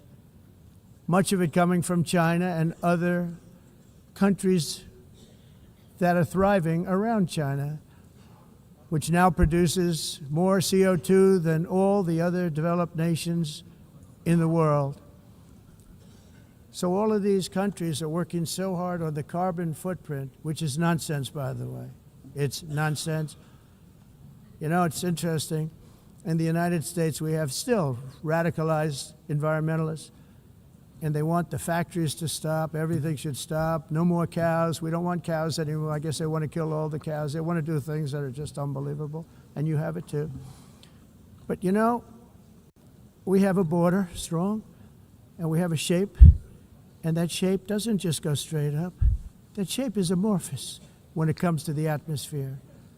And if we had the most clean air, and I think we do, we have very clean air. We have the cleanest air we've had in many, many years. But the problem is that other countries, like China, which has air that's a little bit rough, it blows. And no matter what you're doing down here, the air up here tends to get very dirty because it comes in from other countries where their air isn't so clean. And the environmentalists refuse to acknowledge that. Same thing with garbage. In Asia, they dump much of their garbage right into the ocean. And over about a 1 week and 2 week journey, it flows right past Los Angeles. You've seen it. Massive amounts of garbage, almost too much to do anything about, flowing past Los Angeles, past San Francisco, and then somebody will get in trouble because he dropped a cigarette on the beach. The whole thing is crazy.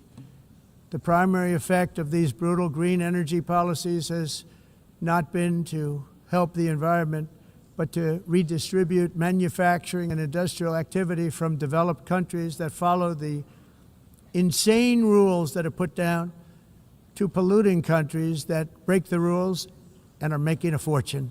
They're making a fortune.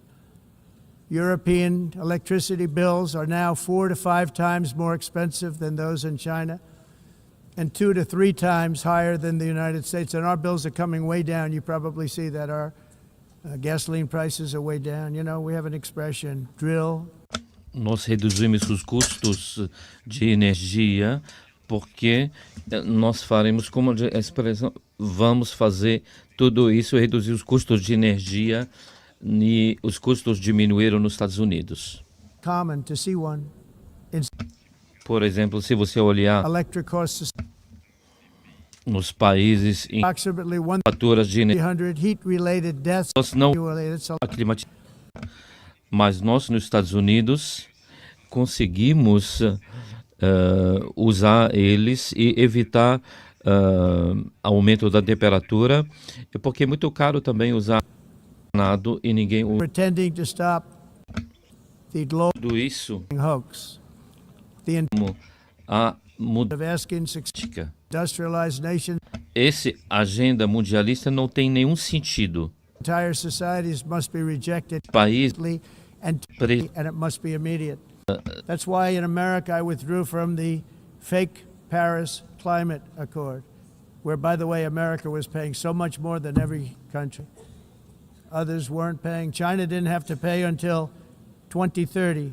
Russia was given an old standard that was easy to meet, a 1990 standard.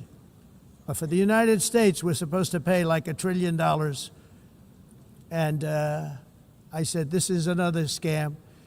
The fact is, the United States has been taken advantage of by the world for many, many years, but not any longer, as you probably noticed.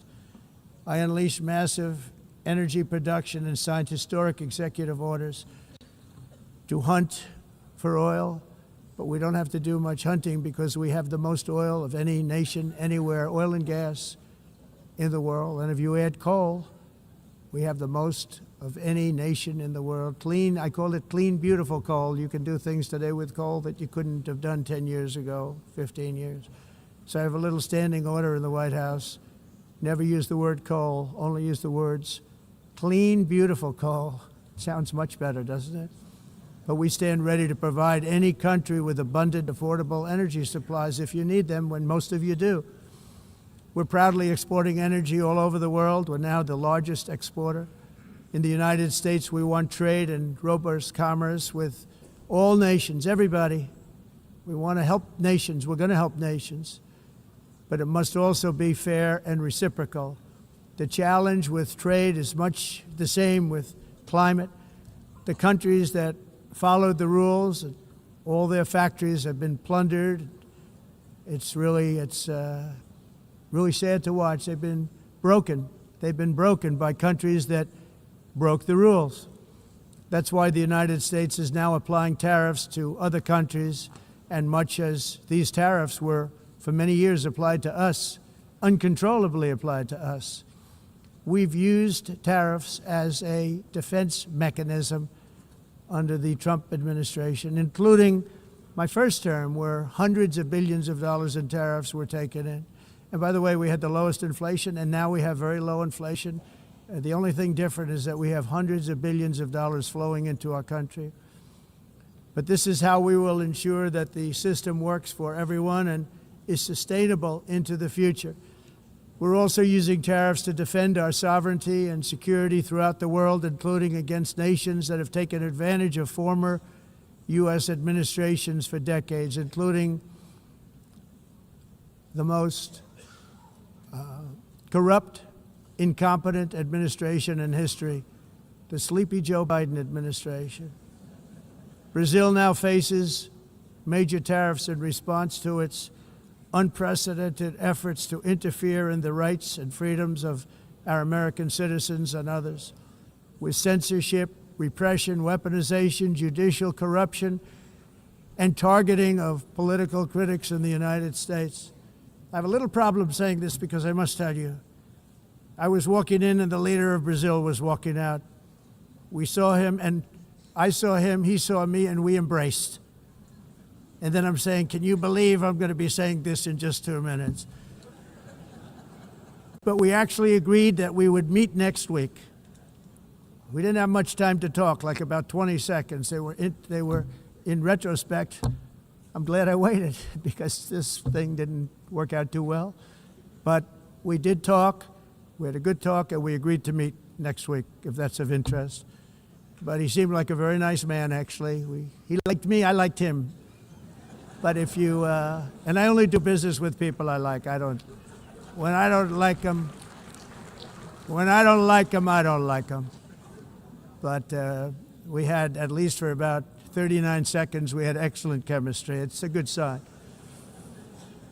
But also in the past, Brazil, can you believe this, unfairly tariffed our nation, but now because of our tariffs, we are hitting them back, and we're hitting them back very hard. As president, I will always defend our national sovereignty and the rights of American citizens. So I'm very sorry to say this, that Brazil is doing poorly and will continue to do poorly. They can only do well when they're working with us. Without us, they will fail, just as others have failed. It's true. Next year, the United States will celebrate the 250th anniversary of our glorious independence, a testament to enduring power and American freedom and spirit. We will also be proudly hosting the 2026 FIFA World Cup, and shortly thereafter, the 2028 Olympics, which is going to be very exciting. I hope you all come. I hope that countless people from all over the globe will take part of these will be great celebrations of liberty and human achievement, and that together we all can rejoice in the miracles of history that began in July 4th, 1776, when we founded the light to all nations and It's something really that is an amazing thing came out of that date. It's called the United States of America. In honor of this momentous anniversary, I hope that all countries who find inspiration in our example will join us in renewing our commitment, values, and those values really that we hold so dear together. Let us defend free speech and free expression. Let us protect religious liberty, including for the most persecuted religion on the planet today. It's called Christianity. And let us safeguard our sovereignty and cherish qualities that have made each of our nations so special, incredible, and extraordinary. In closing, I just want to repeat that immigration and the high cost of so-called green renewable energy is destroying a large part of the free world and a large part of our planet. Countries that cherish freedom are fading fast because of their policies on these two subjects. You need strong borders and traditional energy sources if you are going to be great again. Whether you have come from north or south, east or west, near or far, every leader in this beautiful hall today represents a rich culture, a noble history, and a proud heritage that makes each nation majestic and unique, unlike anything else in human history or any other place on the face of the earth. From London to Lima, from Rome to Athens, from Paris to Seoul, from Cairo to Tokyo and Amsterdam to right here in New York City, we stand on the shoulders of the leaders and legends, generals and giants, heroes and titans who won and built our beloved nations, all of our nations, with their own courage, strength, spirit, and skill. Our ancestors climbed mountains, conquered oceans, crossed deserts, and trekked over wide open plains. They charged into thunderous battles, plunged into grave dangers, and they were soldiers and farmers and workers and warriors and explorers and patriots. They built towns into cities, tribes into kingdoms, ideas into industries, and small islands into mighty empires. You're a part of all of that. They were champions for their people who never gave up and who never, ever gave in. Their values defined our national identities. Their visions forged our magnificent destiny. Everybody in this room is a part of it in your own way. Each of us inherits the deeds and the myths, the triumphs, the legacies of our own heroes and founders who so bravely showed us the way. Our ancestors gave everything for homelands that they defended with pride, with sweat, with blood, with life, and with death. Now the righteous task of protecting the nations that they built belongs to each and every one of us. So together let us uphold our sacred duty to our people and to our citizens. Let us protect their borders, ensure their safety, preserve their cultures, treasure, and traditions, and fight for their precious dreams and their cherished freedoms. And in friendship and really a beautiful vision, let us all work together to build a bright, beautiful planet, a planet that we all share, a planet of peace and a world that is richer, better, and more beautiful than ever before. That can happen. It will happen. It will happen, and I hope it can happen and start right now, right at this moment. We'll turn it around. We're going to make our countries better, safer, more beautiful. We're going to take care of our people. Thank you very much. It's been an honor. God bless the nations of the world. Thank you very much. Bye.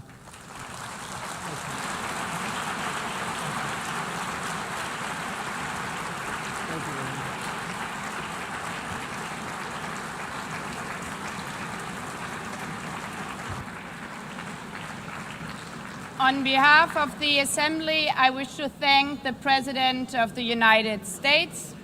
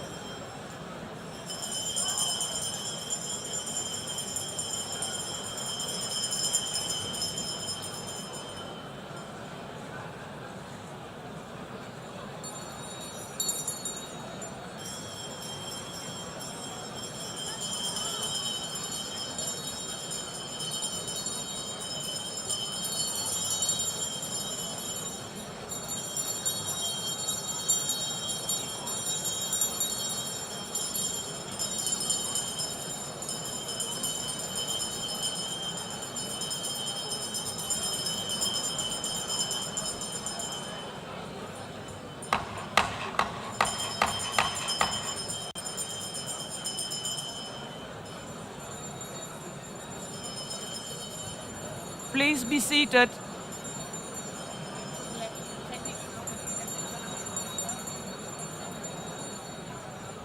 Please be seated.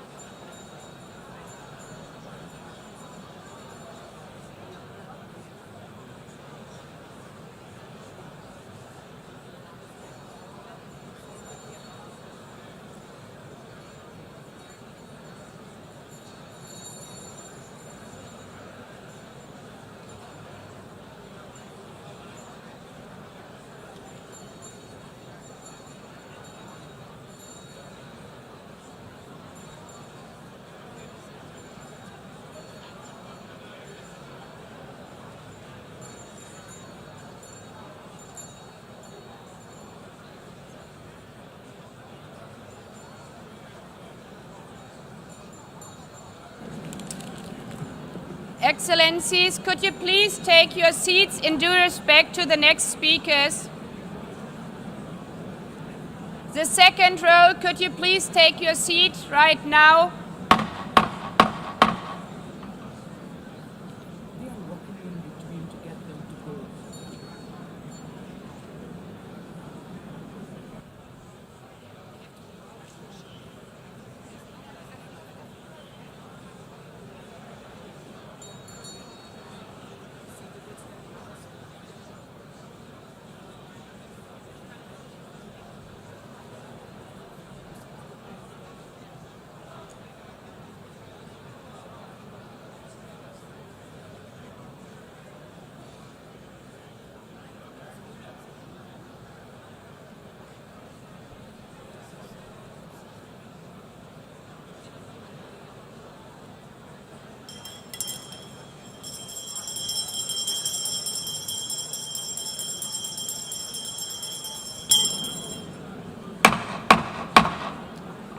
Please take a seat now.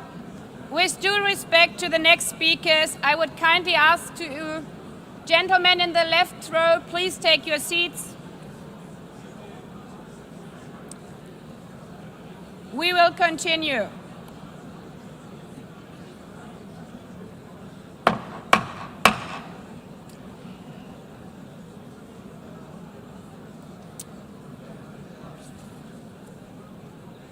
Excellencies, as we are receiving queries, I would like to assure you that don't worry, the UN teleprompters are working perfectly. And by this technical note, I would like to call on the next speaker. The Assembly will hear an address by His Excellency Prabowo Subianto, President of the Republic of Indonesia. I request protocol to escort His Excellency and invite him to address the Assembly.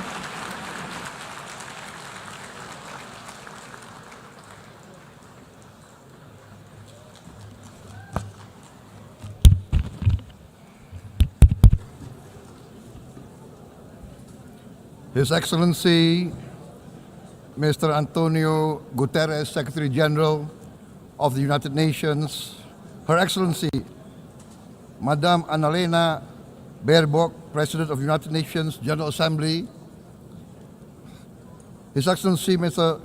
Moses Abelian, Under-Secretary General for General Assembly and Management, Excellencies, Heads of States, Heads of Governments, distinguished delegates, ladies and gentlemen. It is indeed a great honor for me to stand in this august General Assembly Hall among leaders and representatives who represent almost all of humanity. We differ in race, religion, and nationality, yet we gather together today as one human family. We are here first and foremost as fellow human beings, each created equal, endowed with unalienable rights to life, liberty, and the pursuit of happiness. The words of the United Nations Declaration of Independence have inspired democratic movements across continents, including the French Revolution, the Russian Revolution, the Mexican Revolution, the Chinese Revolution, and Indonesia's own struggle and journey to freedom. It also gave birth to the Universal Declaration of Human Rights, adopted by the United Nations in 1948. All men are created equal was the creed that opened the way to unprecedented global prosperity and dignity. And yet, in our own era of scientific and technological triumphs, an era capable of ending hunger, poverty, and environmental ruin, we also continue to face today grave dangers, challenges, and uncertainties. Human folly, fueled by fear, racism, hatred, oppression, and apartheid, threatens our common future. My country knows this pain. For centuries, Indonesians lived under colonial domination, oppression, and slavery. We were treated less than dogs in our own homeland. We Indonesians know what it means to be denied justice and what it means to live in apartheid, to live in poverty, and to be denied equal opportunity. We also knew what solidarity can do in our struggle for independence, in our fight to overcome hunger, disease, and poverty. The United Nations stood with Indonesia and gave us vital assistance.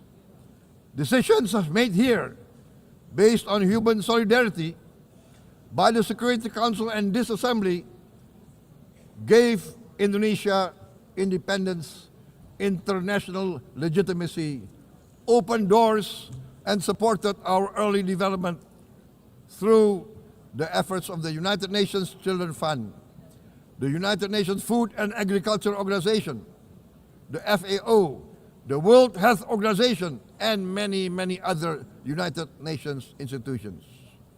And because of that, Indonesia today stands on the cusp of shared prosperity and greater equality and dignity. Madam President, Excellencies, our world today is driven by conflict, injustice, and deepening uncertainty.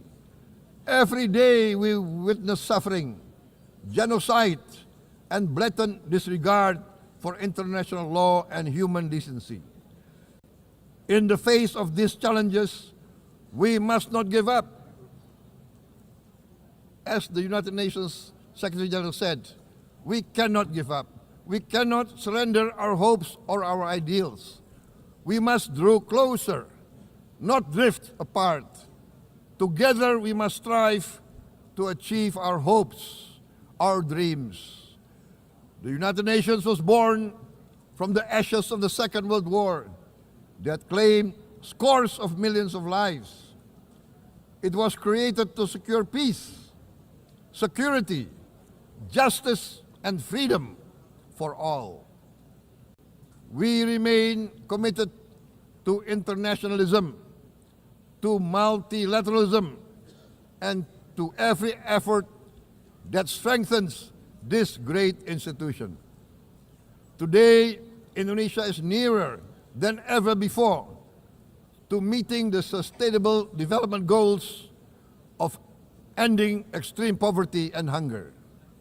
Because years ago, this very chamber chose to listen and uphold social and economic justice, we will never forget.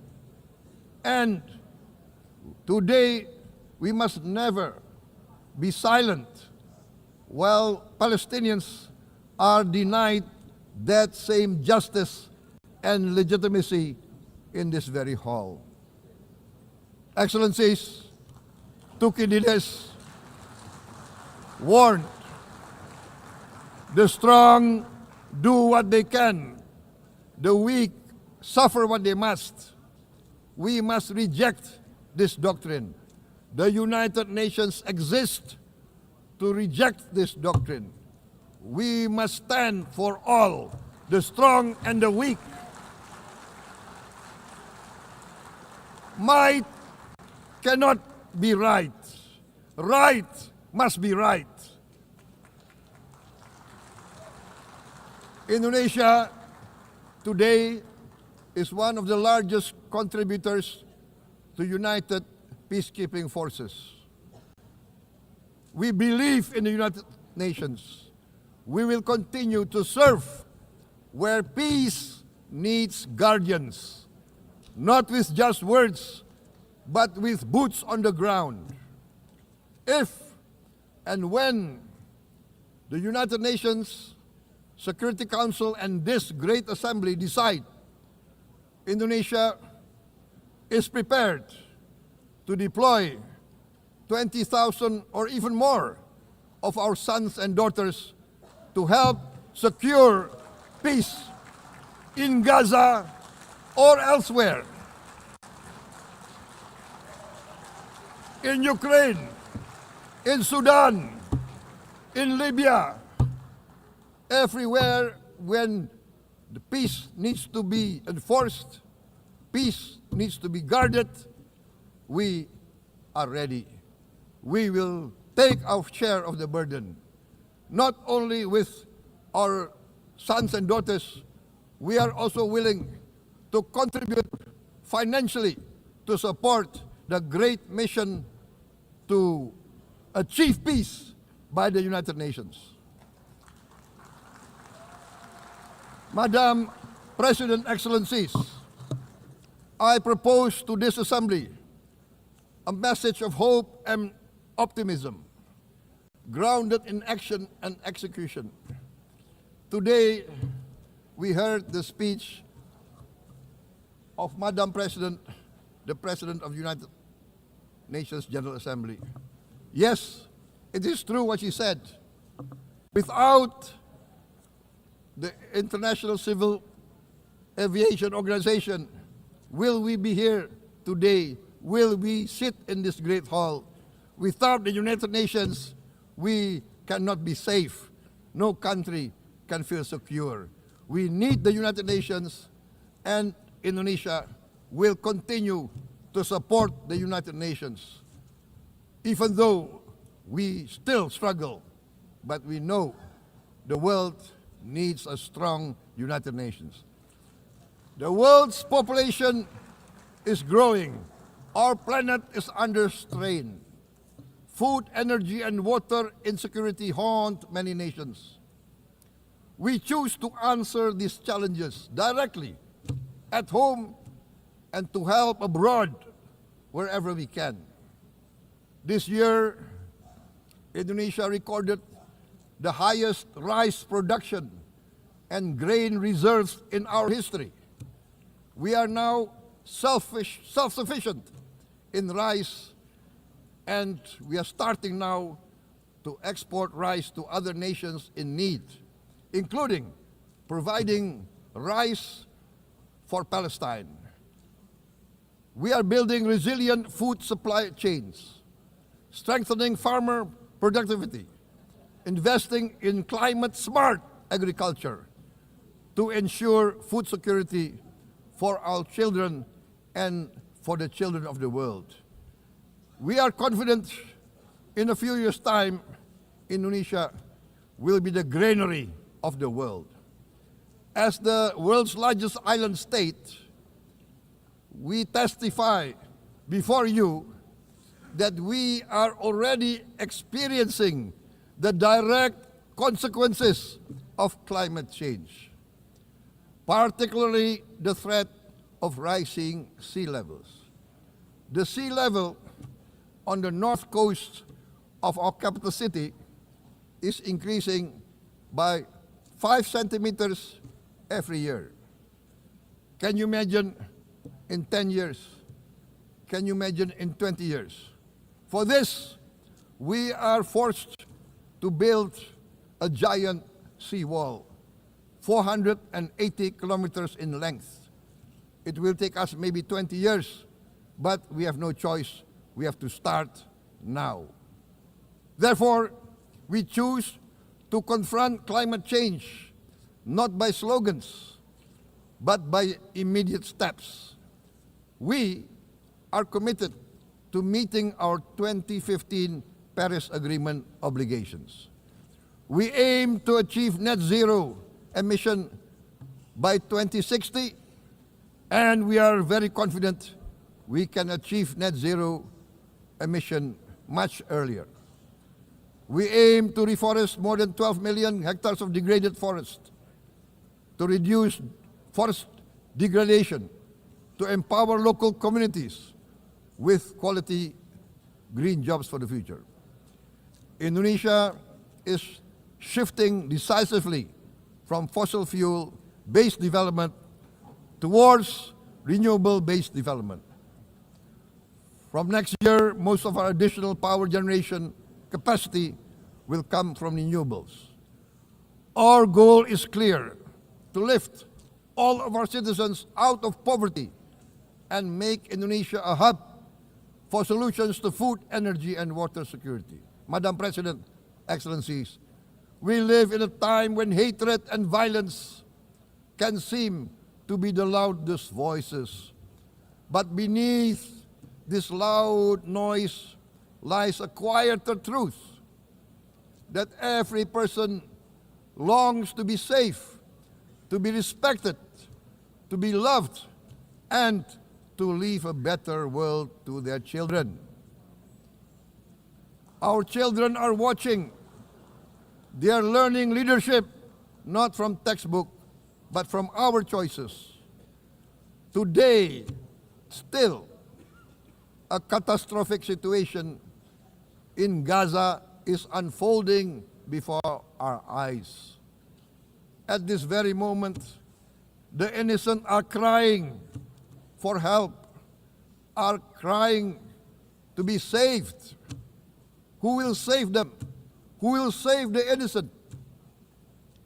Who will save the old and women? Millions are facing danger at this very moment. As we sit here, they are facing trauma. They are facing irreparable damage to their bodies. They are dying of starvation. Can we remain silent? Will there be no answer to their screams?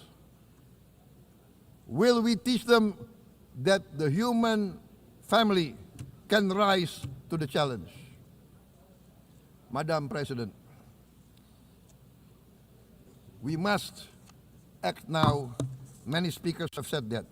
We must stand for a multilateral order where peace, prosperity, and progress are not the privilege of a few, but the right of all. With a strong United Nations, we can build a world where the weak do not suffer what they must, but live the justice that they deserve.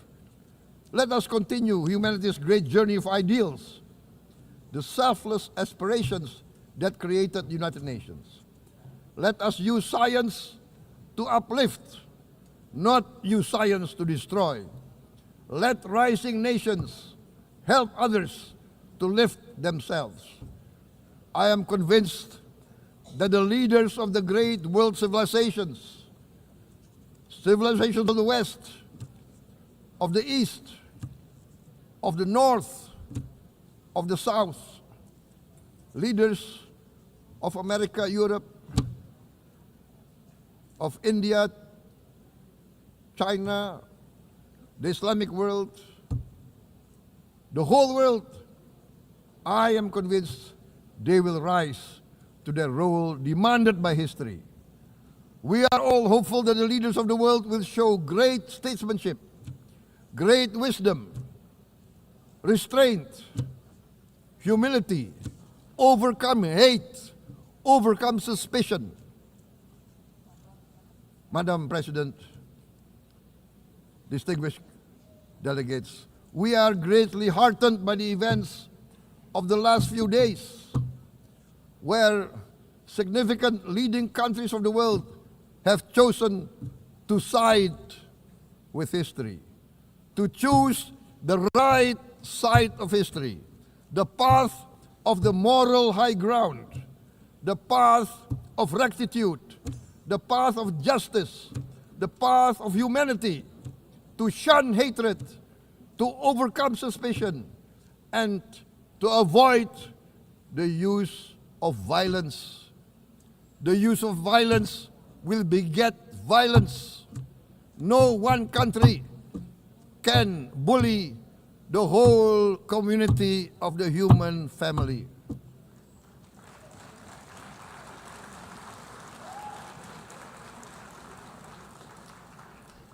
We may be weak individually, but the sense of oppression, the sense of injustice has proven in the history of mankind that this sense of injustice, this sense of oppression will unite into a strong force that will overcome this oppression, that will overcome this injustice.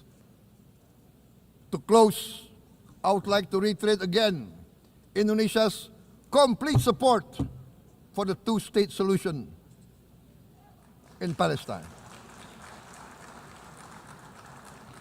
We must have an independent Palestine, but we must also recognize, we must also respect, and we must also guarantee the safety and security of Israel. Only then we can have real peace,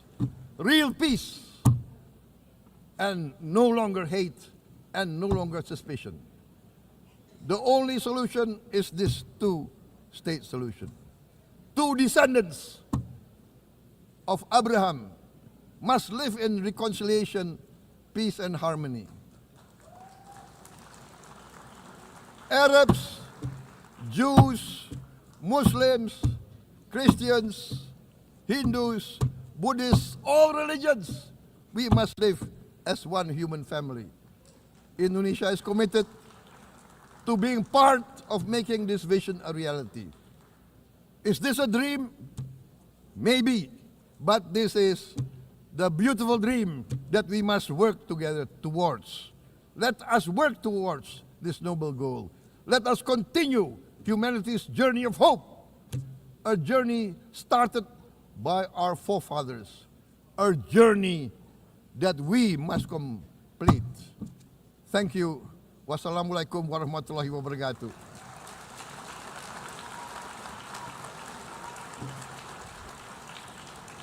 Shalom. Om Santi, Santi, Santi Om. Namo Buddhaya. Thank you very much. May God bless us all. May peace be upon us. Thank you very much. Thank you. On behalf of the Assembly, I wish to thank the President of the Republic of Indonesia.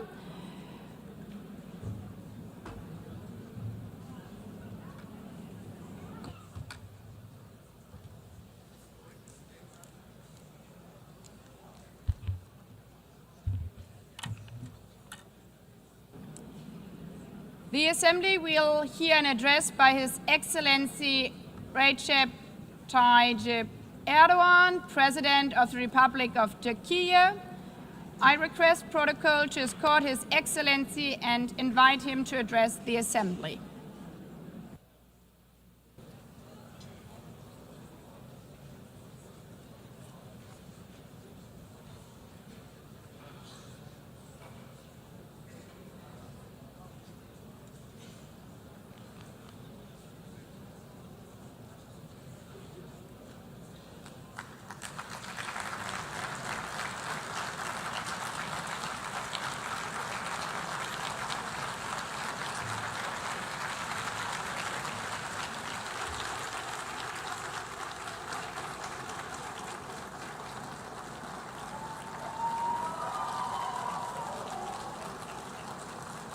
Sayın Başkan, Excellency President of UNGA, Excellencies Heads of State and Government, Distinguished Secretary General, distinguished delegation members, on behalf of myself and my nation, I greet you all with most heartfelt feelings. I wish for the 80th United Nations General Assembly to bring blessings to all humanity. I am deeply honored to address you once again from this podium, which represents the collective conscience of humanity. I congratulate Mr. Young, who has completed his term as President of the General Assembly, and I wish success to Ms. Baerbock, who has taken over this position. At the outset of my speech, I would like to first express my regret at the absence today of the President of the State of Palestine, Mahmoud Abbas, at a time when Palestine is being recognized by an increasing number of countries. Today, we stand here on this podium. I stand here on this podium alongside my 86 million citizens, also for our Palestinian brothers and sisters whose voices are being silenced. I'd like to thank all the countries who announced that they recognize the state of Palestine, and I call on all the other countries who have not done so yet to do so, to recognize the state of Palestine as soon as possible. Esteemed President, distinguished members, the United Nations Charter was signed in San Francisco 8 years ago, and it entered into force on October the 24th, 1945. I would like to recall here again the first words of the first article of the UN Charter.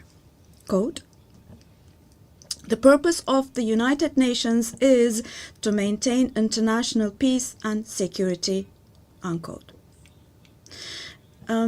As we celebrate the 80th anniversary of the UN in this hall, grave events are unfolding in many parts of the world that cast a shadow over the very first words of the UN Charter's opening article.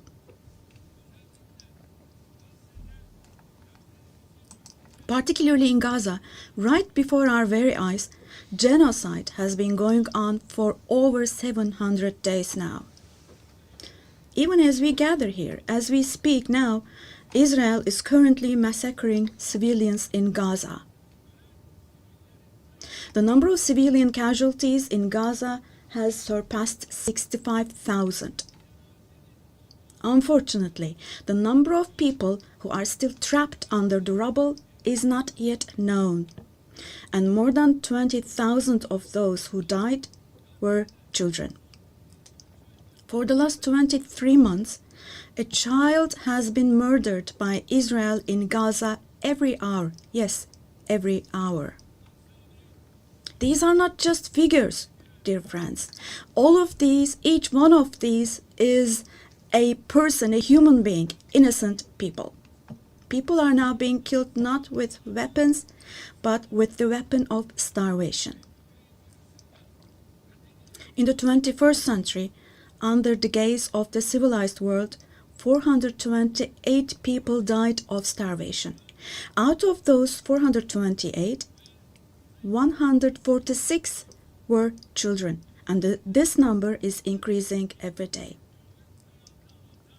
Now, I will show you a photo, which is a picture from daily life in Gaza.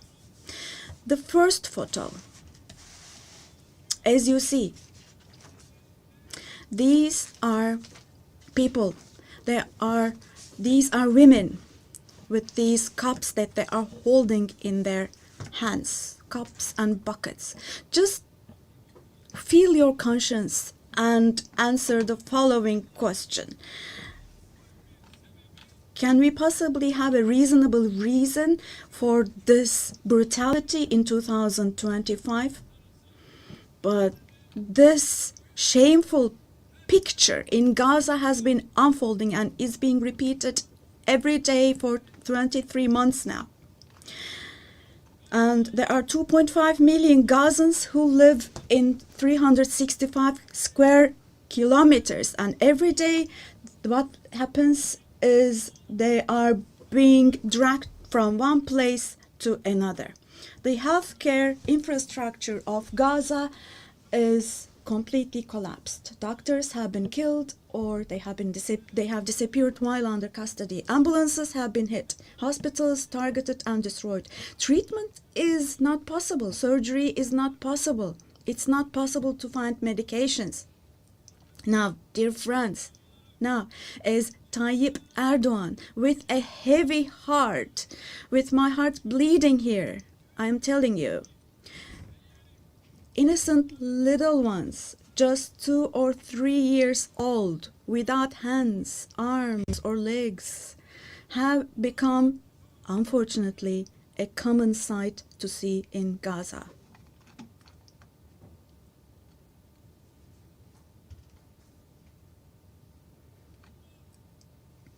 This one. What kind of a human conscience can possibly bear this? Possibly. How can one stay silent vis-à-vis this? Well, in a world where children are dying of starvation and lack of medication, can we possibly have calm and peace? We all are parents. We have children or grandchildren who we dearly cherish. Here, say in America or in Europe, anywhere in the world, when a small rose thorn hurts a child's hand, the hearts of parents break. But in Gaza, children's hands, arms, and legs are being amputated without anesthesia. Now, I'm extremely sorry to say, but this represents the lowest point of humanity. Human history has not witnessed such bloodshed within the last century. All of this is happening before our very eyes. The genocide in Gaza is being broadcast live every moment through the media and social media. So far, Israel has deliberately killed 250 journalists working in national and international media in Gaza.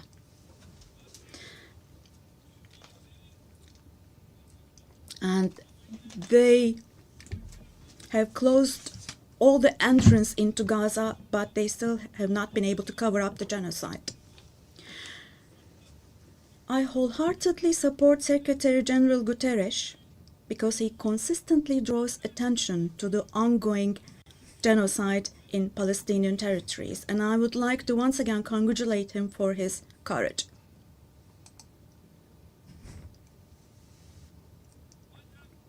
But the United Nations has not even been able to protect its own personnel in Gaza, unfortunately. In Gaza, 500 people rushing to help others have been killed. Out of those 500, 326 were UN staff members. Esteemed President, distinguished members, now,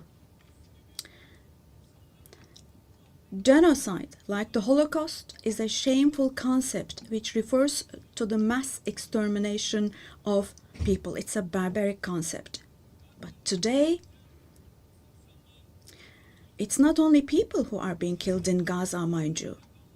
Animals are being targeted and killed in Gaza. In Gaza, agricultural land, gardens, trees, grass, century-old olive trees are being destroyed. In Gaza, water supplies are being destroyed and polluted. Buildings, homes, libraries, hospitals, schools, mosques, churches, and historical structures in Gaza are being deliberately destroyed. The soil of Gaza is being rendered useless for humans, for animals, and for plants. So Now, let me show you yet another photo. And let me ask you here. Look at this photo. What could this photo here possibly have to do with security concerns?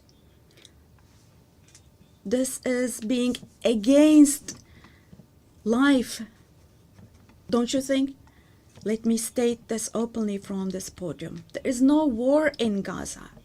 We cannot possibly talk about the presence of two sides in Gaza. Because in Gaza, on one side, there is a regular army with the most modern, most lethal weapons, and on the other hand, there are innocent civilians, innocent children. This is not fight against terrorism. This is an occupation, deportation, exile, genocide, and life destruction, mass destruction policy carried out by invoking the events of October the 7th. Today, while Gaza is being destroyed under the pretext of Hamas, concurrently, simultaneously, the West Bank, where Hamas is not in power, is also being occupied step by step, and innocent civilians are being massacred through executions. Moreover, Israel is not limiting itself to Gaza and the West Bank only.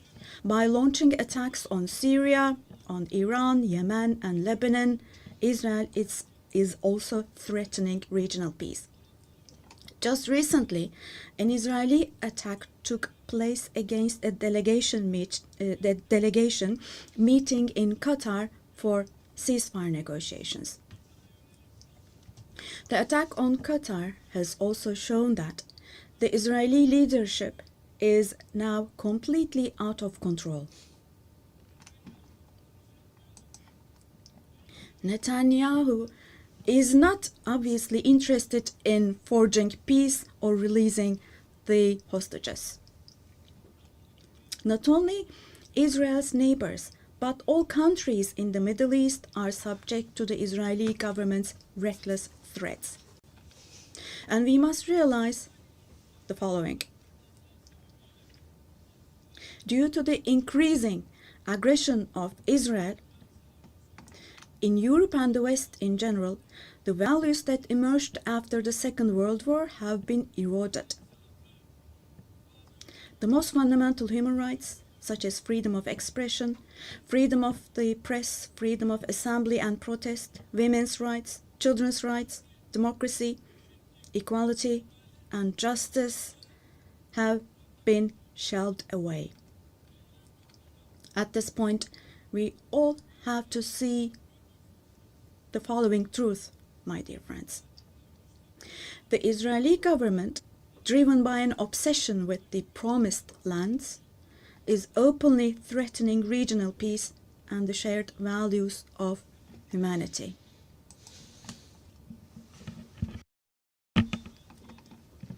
Three celestial religions. Jerusalem hosts all three celestial religions, and a common inherited holy place, Al-Quds, is holy for all three religions. This madness disturbs conscientious Jews. It fuels anti-Semitism around the world. We cannot continue with this madness anymore.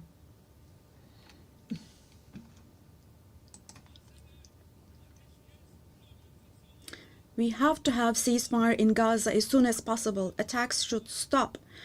Humanitarian aid should be able to enter with no obstacles. The genocide team should be held accountable vis-à-vis international law.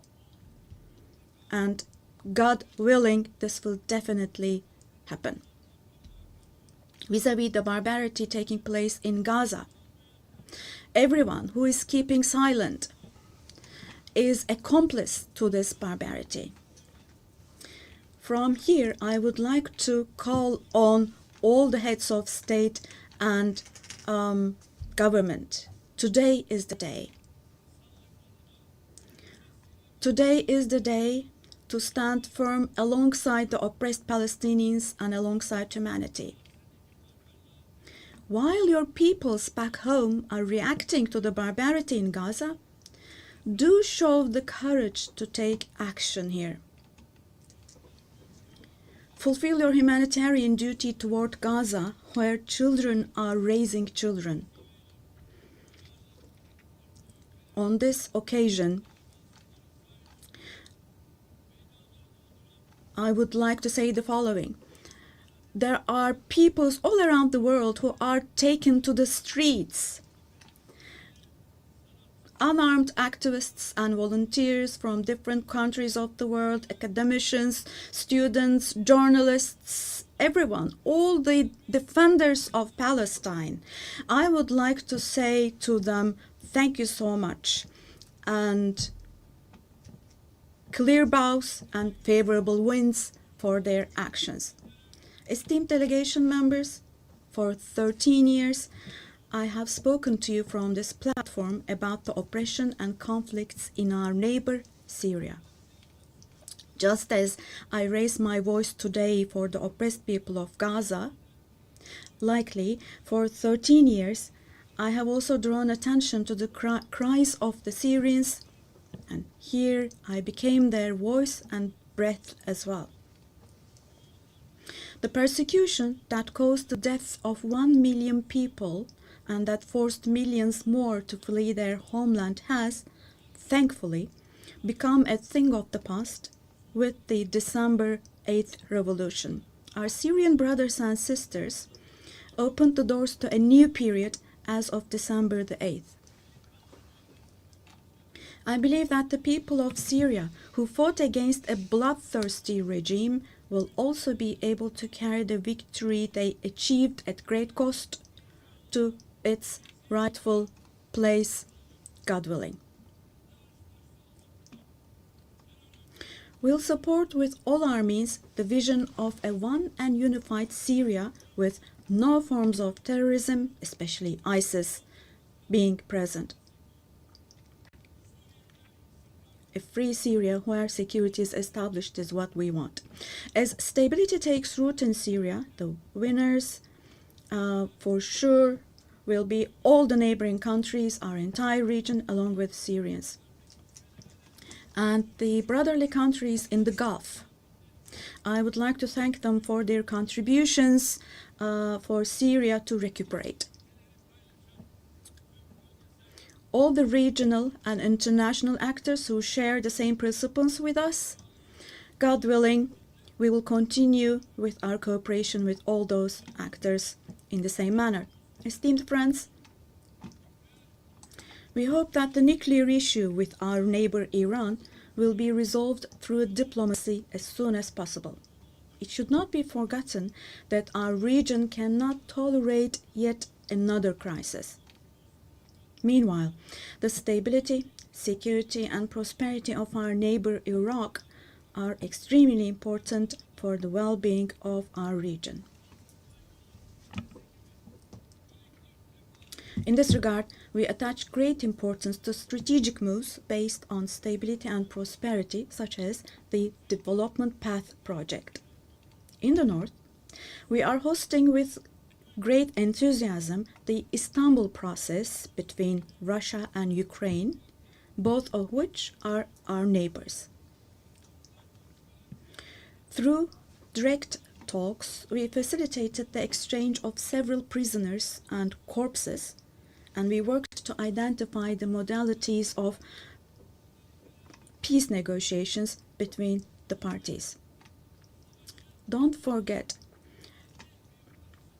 there is no winner of war and no losers of a just peace. So with this motto in mind, in the coming days also, we will continue to work hard for a peaceful ceasefire. Meanwhile, we have encouraged the parties from the very beginning to establish peace between Azerbaijan and Armenia. We are pleased that steps were taken on August the 8th, steps that will enable the establishment of lasting peace between the two countries. I would like to once again congratulate the President of Azerbaijan, Ilham Aliyev, the Prime Minister of Armenia, Nikol Pashinyan, and the American President Donald Trump, who contributed to this process, and I would like to congratulate them. On this occasion, I would also like to state that the normalization process between our country and Armenia is progressing as planned. Within the scope of the Ankara process, which is another of our mediation activities, we continue our efforts to resolve the conflict between Somalia and Ethiopia. I hope that the parties will successfully conclude this genuine initiative as soon as possible. Distinguished delegation members, we have been implementing the Montreux Convention, which guarantees security in the Black Sea. And we have been implementing this convention impartially and to the letter for exactly 89 years now. We want to see the Aegean Sea and the Eastern Mediterranean as a basin of stability and prosperity where the legitimate interests of all parties involved are respected. We are ready for constructive cooperation on all issues, particularly on energy and the environment, and we expect the same approach from our neighbors. On this occasion, I would like to particularly underline that projects which exclude Turkey and the Turkish Republic of Northern Cyprus in the Eastern Mediterranean, such projects which exclude us will not be successful. Turkey has rights and authority in the western part of the island of Cyprus, while the Turkish Cypriots have legitimate rights in the areas surrounding the island. An Eastern Mediterranean Conference, which we have proposed before, would contribute to finding common ground. Resolving the Cyprus issue has been tried many times before, but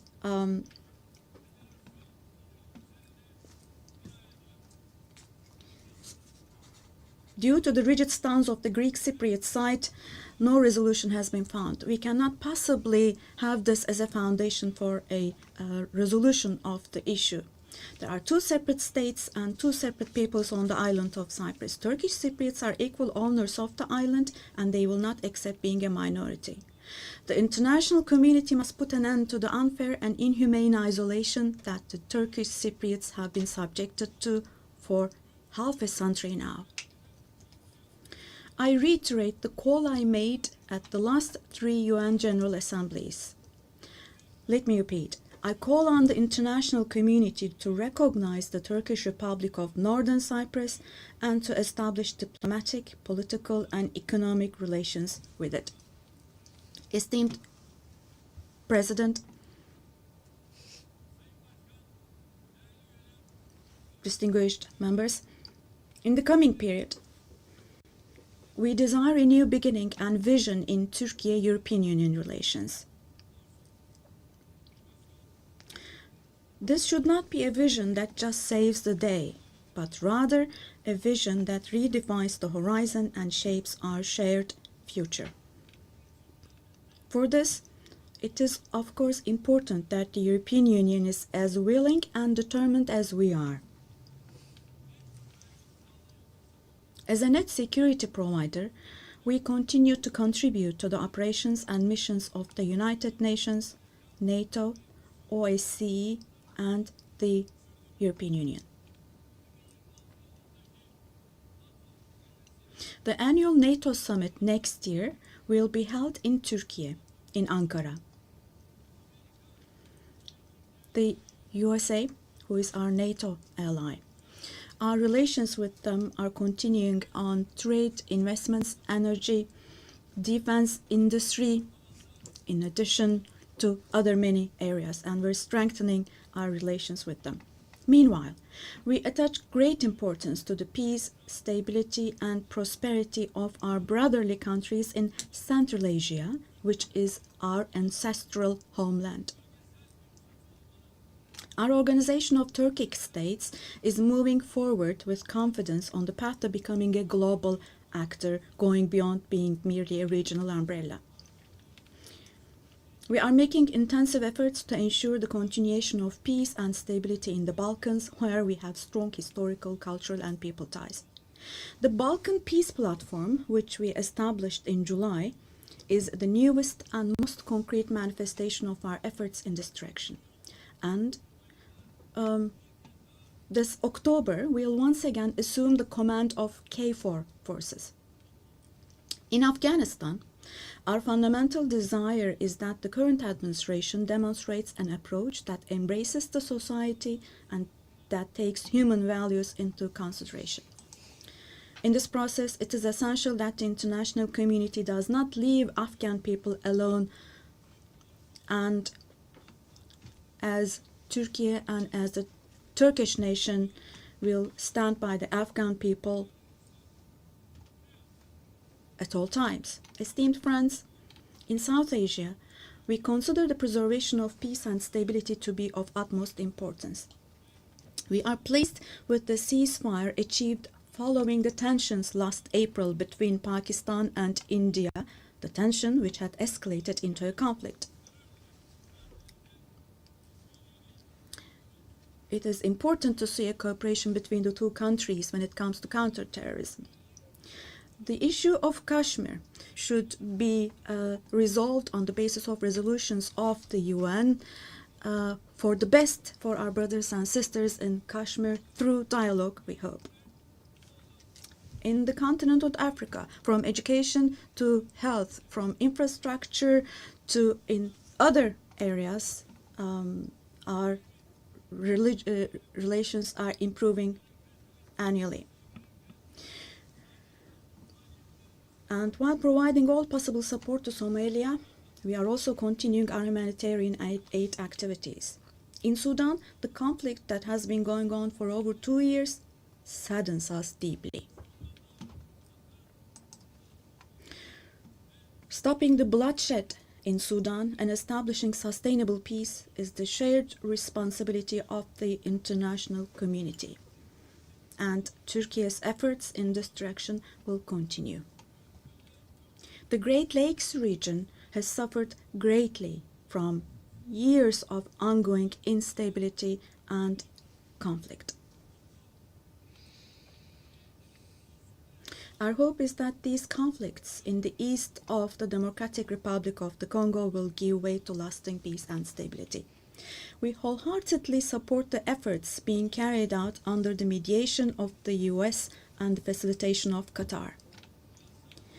The increasing terrorist activities in West Africa, particularly in the Sahel Basin, are also of great concern to us. We will continue our unwavering efforts to ensure peace, tranquility, and stability for the peoples of this region with whom we share historical ties. Drawing inspiration from the historical double-headed Turkish Selçuk eagle, I would like to emphasize that our relations with Asian countries in Turkish foreign policy are of great strategic importance. We pursue a 360-degree approach in this policy. Within the framework of our Return to Asia initiative, we are deepening our engagement with regional organizations such as ASEAN, the Indian Ocean Rim Association, for example. We will continue to develop new partnerships with Asian countries, and we attach great importance to developing our relations with Latin America and the Caribbean region in a spirit of partnership and a win-win approach. We are determined to further strengthen the friendly ties we have established with all the countries in the region. Esteemed delegation members, increasing protectionist trends in international trade and disruptions in supply chains are leading to fundamental changes in the global economy. To successfully address current challenges, we support the reform of rules-based international trade, including the World Trade Organization. I believe access to affordable, safe, and sustainable energy is essential, particularly for developing countries, to be able to achieve their development goals.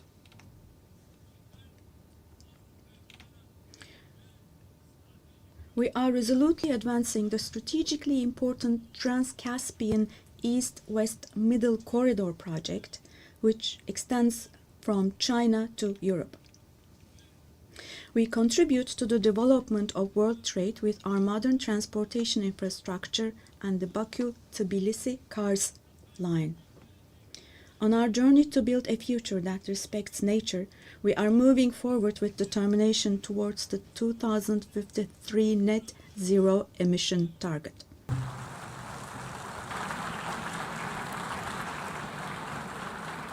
On behalf of the Assembly, I wish to thank the President of the Republic of Turkey,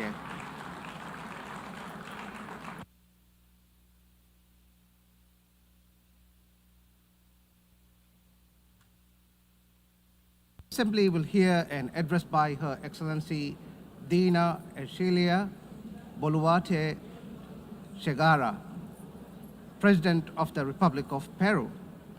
I request protocol to escort Her Excellency and invite her to address the Assembly.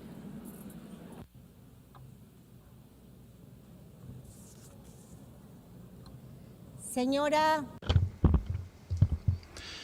Madam President of the General Assembly, Annalena Baerbock, Secretary General of the United Nations, Antonio Guterres, ladies and gentlemen, heads of state, ladies and gentlemen present here in this august forum. Peru is the center and cradle of great millennial civilizations, the last of which was the Inca Empire, which left us a legacy of greatness. We are also heirs of the Viceroyalty of Peru, which encompassed 2/3 of South America. We are a mestizo nation, a fundamental mix between Hispanic and Andean peoples, proud to be the heirs of the two greatest empires of Europe and America of the 16th century. The Peruvian people today are resilient, entrepreneurial, supportive, and lovers of peace, freedom, and democracy. Our great writers, Mario Vargas Llosa and José María Aguedas, shared the idea that Peru is a country of all bloods. Our identity creatively expresses that we are the unity of the diverse, united under the same red and white Peruvian flag.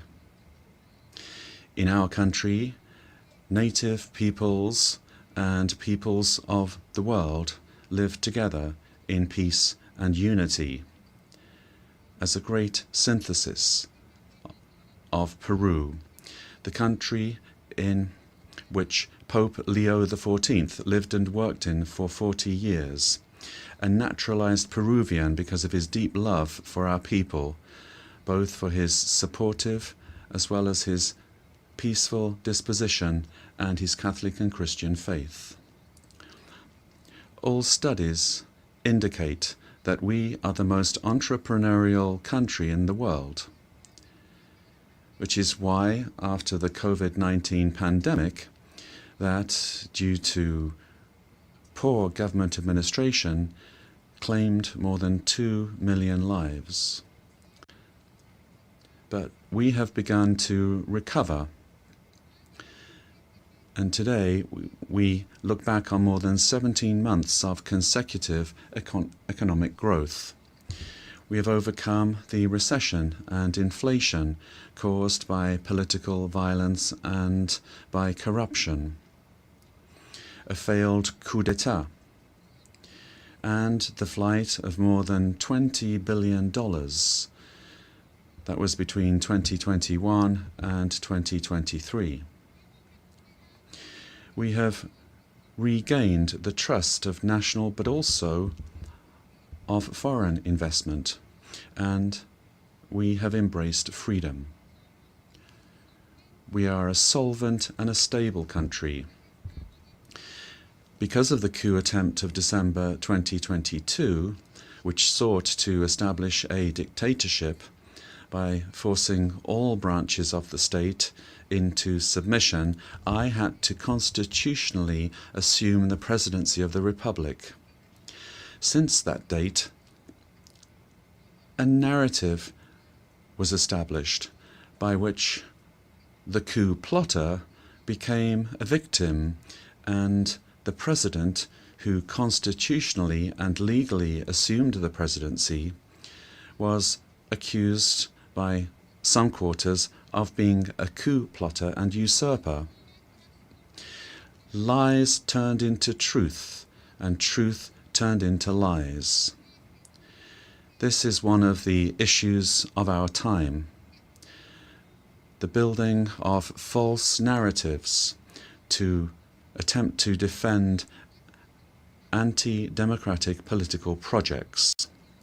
The thinking goes that ideologies of hatred, where they're projects of failed states that grow into all-powerful states, require, in order to impose their will, a false narrative, in order to achieve their objectives through violence, and who, once in power, crush freedoms, silence the press and democratic opposition, violate human rights, and begin to control, to confiscate, and to expropriate private companies, creating a corrupt bureaucracy that destroys the economy, society, and public morality.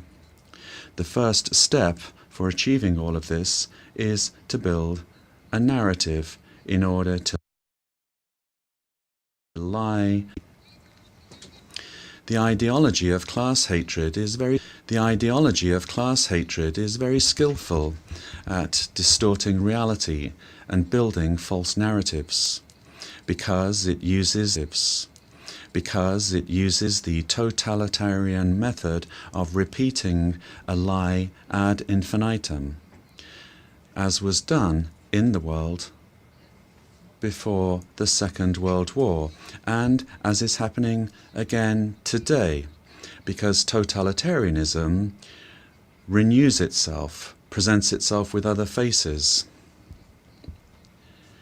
but it remains a serious threat to countries and to the world. The cynical narrative is reinforced by interventionism in the internal affairs of countries, supporting and spreading falsehoods to destroy democracy and eliminate freedom.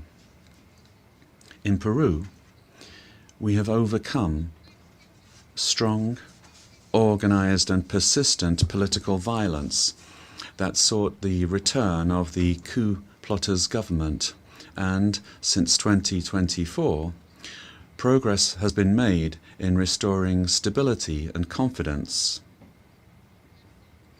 And this is why the Peruvian economy managed to grow this year by 3.3%. And in the current year, 2025, is exceeding 3.5% growth, with forecasts that in 2026, the trend of economic growth will continue. The government guarantees 3 years of economic growth, being the leader in South America. Inflation is below 2% annually. International reserves amount to more than $88 billion, and our currency remains stable, and it's getting stronger every day. Our external debt is less than 32.2% of GDP, one of the lowest in the Americas and in the world. And our fiscal deficit this year will be 2.2% annually. Madam President of this magnificent General Assembly.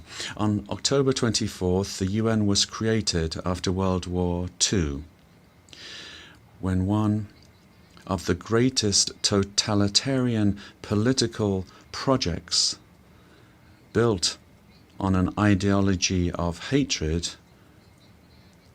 leading to the most serious genocide in human history, the Holocaust, was defeated. And this is something that we must never, I say never, forget.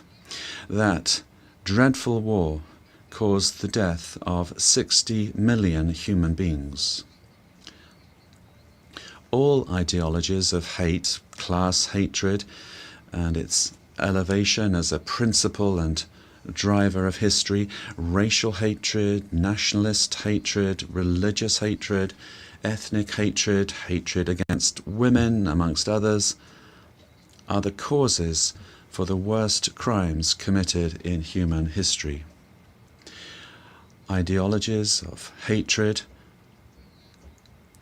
build narratives as absolute truths that instrumentalize people and nations.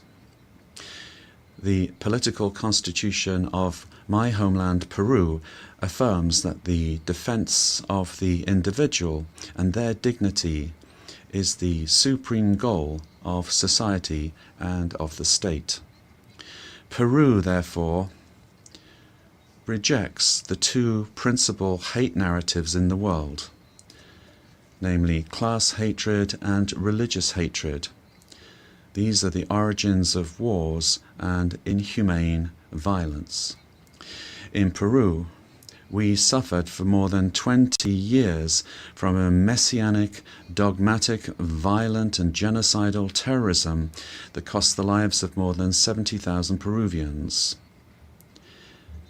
The terrorist hates elections and the citizens' right to choose and to stand for election. When they participate, they do so to destroy democracy from within. However, the narrative that they wanted to impose is a flagrant lie. The armed forces and the police, who defended the life and the freedom of Peruvians, are now accused of violating human rights. Thus, the heroes who defended life, democracy, and freedom are turned into victimizers, and the terrorists are turned into victims. In this way, the heroes who defended democracy are being persecuted in trials that drag on for decades, while the terrorists are compensated and considered victims. This is the world in reverse. The UN was a fundamental milestone in the 20th century, but in the 21st century, we must be more vigilant. It is our duty to prevent the world from plunging into new genocides and new violence. It is not acceptable in a civilized world that one country invade another using a false narrative to justify a war that first and foremost attacks the civilian population.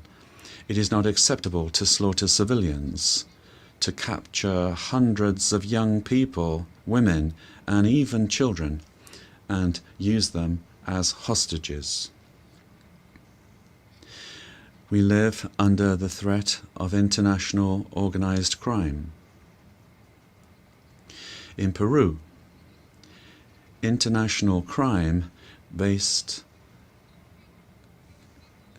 on extortion uses terrorist methods such as bomb attacks to submit citizens to its will. These criminal organizations that use weapons of war have created financial mechanisms to launder blood-stained money, sending large sums back to their countries of origin.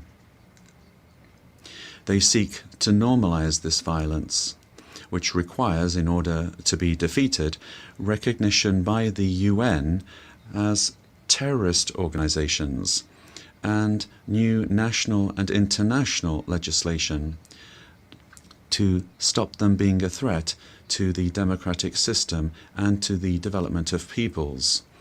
It is also imperative that we act against drug trafficking and illegal mining that destroys the environment, pollutes rivers, and condemns peoples and individuals to slavery.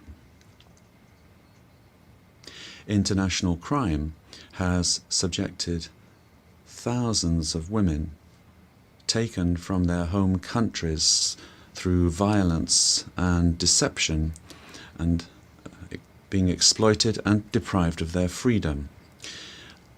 Ladies and gentlemen, we are living through times that recall the darkest chapters of our modern history, and Peru is convinced that the world does not need less UN, but more and a better UN, one that is in tune with the times.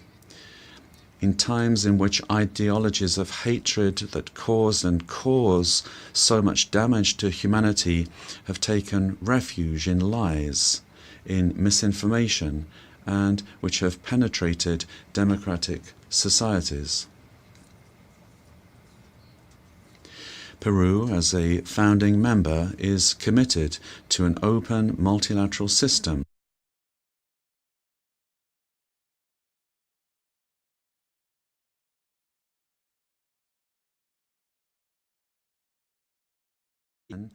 the pillar of the model that has brought peace and prosperity.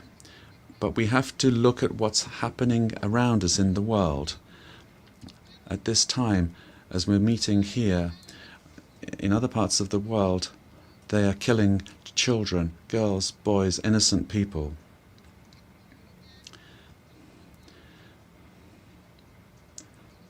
Prosperity will only come if we are united and work together.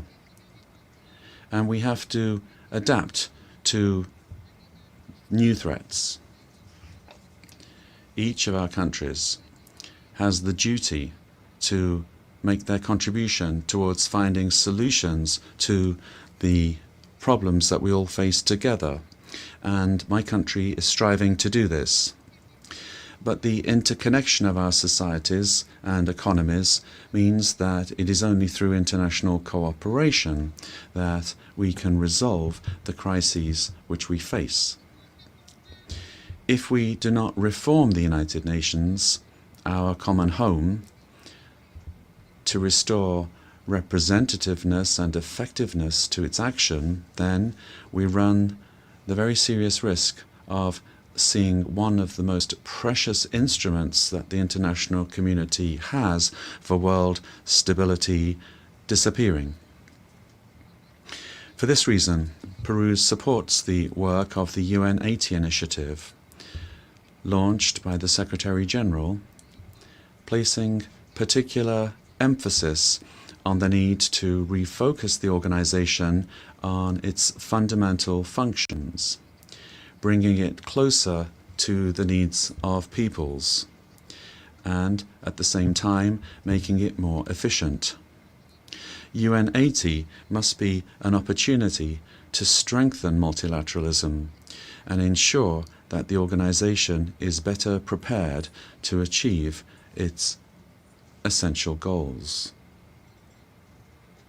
This reform can only truly become fully effective if it is complemented by a transformation in UN governance that prevents institutional stalemates when it comes to decision-making, while ensuring its suitability.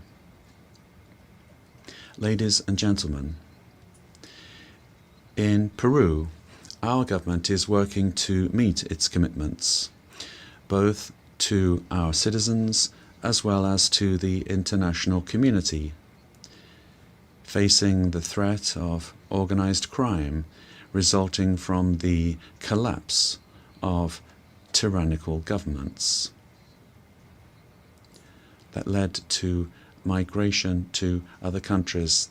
This is true of our country. From day one, my government has fought to restore governance in the country and to defeat polarization and violence. In Peru, there is full separation of powers, the rule of law, respect for freedom, and human rights. My government is the most stable of the last 5 years, during which 5 presidents have succeeded one another. We are fighting for citizen security, facing crime that takes advantage of the rise in the price of gold, and drug trafficking. We have achieved positive, verifiable results in these areas.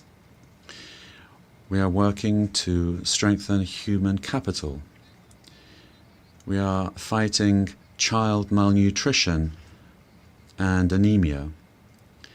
And we are building schools and hospitals throughout the country, which has not been done in recent years. The priority is children, women, and the Peruvian family. We are modernizing the country's infrastructure, ports, airports, roads, bridges, designing an economy that is better connected to the world, as well as a firm policy for fighting corruption. Our goal is to guarantee free and impartial elections, defeating the attempt of a violent minority that seeks their failure. Ladies and gentlemen, the United Nations organization has always been present in the modern history of my country, particularly in its most difficult moments. Similarly to what is happening elsewhere in the world, and despite our efforts, Peru today finds its democratic institutions and the rule of law under attack by the polarization of politics, the cause and consequence of the return of extremist violence. We suffer from the scourge of transnational organized terrorist crime, which causes deaths, attacks, insecurity, and drug trafficking that destroys the social fabric. We face the threat of climate change that is destroying our Amazon, causing the melting of our glaciers, and putting our biodiversity at risk. We promote inclusive and sustainable growth in a context of opposing powers. But none of these problems is merely national, but global. This is why we need the United Nations to once again be a forum for dialogue and cooperation. I wish to recall the legacy of Ambassador Javier Pérez de Cuellar, who managed to do relevant work in the organization despite the Cold War. With that example in mind, and in view of our region's adherence to the purposes of the Charter, and in order to ensure better representation, we believe it is time for the next Secretary General to come from Latin America. Ladies and gentlemen, Peru is committed to ensuring that this General Assembly this year is not a mere commemoration, but the reaffirmation of our commitment to collective action that will revitalize the United Nations as a tool that supports peace and global unity, as well as development. We must stand firm in the truth in the face of narratives that try to conceal it, pervert it, or openly lie in order to hide agendas that do not correspond to our time, much less to the destiny of humanity. For this reason, it is essential that we strengthen truth against narratives that are based on hatred, the lie repeated that seeks to impose itself and only leads to destruction. But despite all of these obstacles, truth will find a way, and truth will set us free. Peace and unity for Peru and for the world, for all those on the planet. Ama Yulia Cuspa, buscando el desarrollo de nuestro. Let us seek the development of our peoples, presidents of the world. Together, let us work together without hating one another. Let us work for the development of our peoples. Yes to life, no to violence, and no to war. Thank you very much.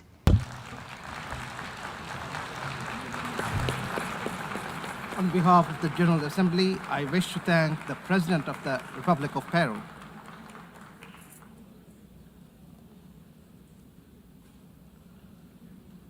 The Assembly will hear an address by His Majesty King Abdullah II Ibn al-Hussein, King of the Hashemite Kingdom of Jordan. I request protocol to escort His Majesty and invite him to address the Assembly.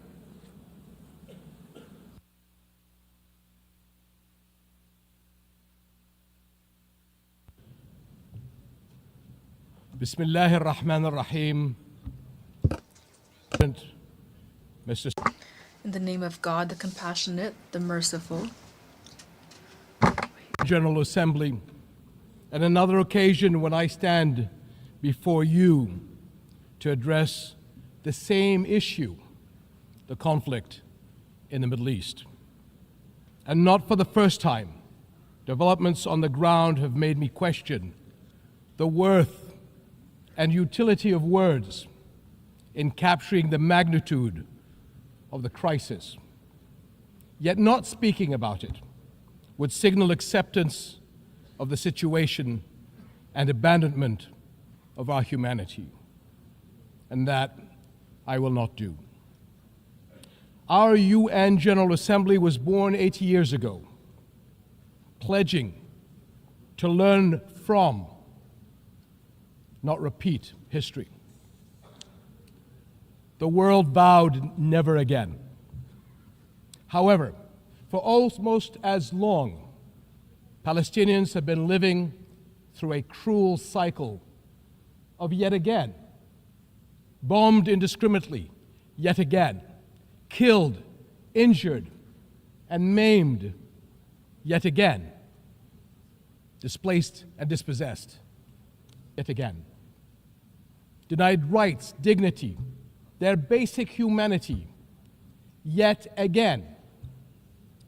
So I must ask, how long? How long will it be before we find a resolution to this conflict, one that safeguards the rights of all sides and allows a level of normalcy in the lives of the families at its core? How long will it be before I stand before you and speak not of suffering and devastation in my region, but of prospect, prosperity, and potential? Sadly, this is not the only conflict in our world. And some may say that other wars are also devastating. But the Palestinian-Israeli conflict remains unique. It is the longest standing conflict in the world. An illegal occupation of a helpless population by a self-declared democratic nation, and a flagrant violation of repeated UN resolutions, international law, and human rights conventions. a failure that should have elicited outrage and action, especially from major democracies. Instead, it has been met with decades of inertia. My friends, the war in Gaza marks one of the darkest moments in this institution's history. But although it is today's horror, the injustice stretches back decades. The Palestinian-Israeli conflict has been on the UN agenda throughout its 8 decades of existence. How long will we be satisfied with condemnation after condemnation without concrete action? When it comes to the Palestinian-Israeli conflict, it seems that what unfolds in the halls of power is theory. The struggles and suffering on the ground is reality. For decades, we have seen several attempts to achieve a solution by interim agreements and temporary stopgaps, none that delivered on the end game. In fact, many would argue these processes served as a distraction as Israel grabbed more land, expanded illegal settlements, demolished homes, and displaced entire neighborhoods. Muslim and Christian holy sites in Jerusalem have been vandalized and desecrated by those under government protection. And throughout all these years, Israeli families too have not been able to live in true security because military action cannot bring the safety they need. Nowhere is that more evident than in Gaza. More than 60,000 Palestinians killed, 50,000 children injured or killed, miles of burnt out rubble. Neighborhoods, hospitals, schools, farms, even mosques and churches in ruins. Widespread starvation. And what we are seeing is only a glimpse, because never in our modern history has the lenses of international media been obstructed like this from capturing the reality on the ground. Almost 2 years in, and the cruelty of this military campaign continues unabated. Furthermore, the current Israeli government's provocative calls for a so-called Greater Israel can only be realized through the blatant violation of the sovereignty and territorial integrity of its neighbors. And there is nothing great about that. I can't help but wonder if a similar outrageous call were made by an Arab leader, would it be met with the same global apathy? The international community must stop entertaining the illusion that this government is a willing partner for peace. Far from it. Its actions on the ground are dismantling the very foundations on which peace could stand, and intentionally burying the very idea of a Palestinian state. It has shown how little it respects the sovereignty of other countries, as we have seen in flagrant violations in Lebanon, Iran, Syria, Tunisia, and most recently, Qatar. And its hostile rhetoric calling for the targeting of Al-Aqsa Mosque will incite a religious war that would reach far beyond the region and lead to an all-out clash that no nation would be able to escape. How long before we hold all nations to the same standards? How long before we recognize the Palestinians as people who aspire to the same things you and I do, and we act on that recognition? How long before we recognize that statehood is not something Palestinians need to earn? It is not a reward. It is an indisputable right.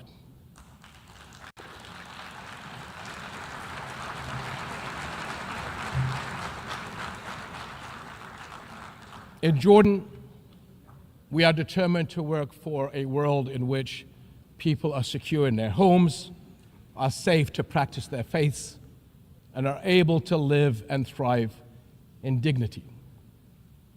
As custodians of Muslim and Christian holy sites in Jerusalem, we safeguard these holy places against actions that violate the city's legal and historical status quo. Compromising the delicate balance in the holy city will turn it into a tinderbox that ignites global conflict.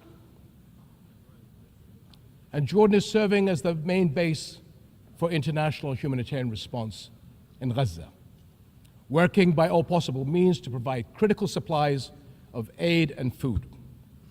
And we appreciate our regional and international partners.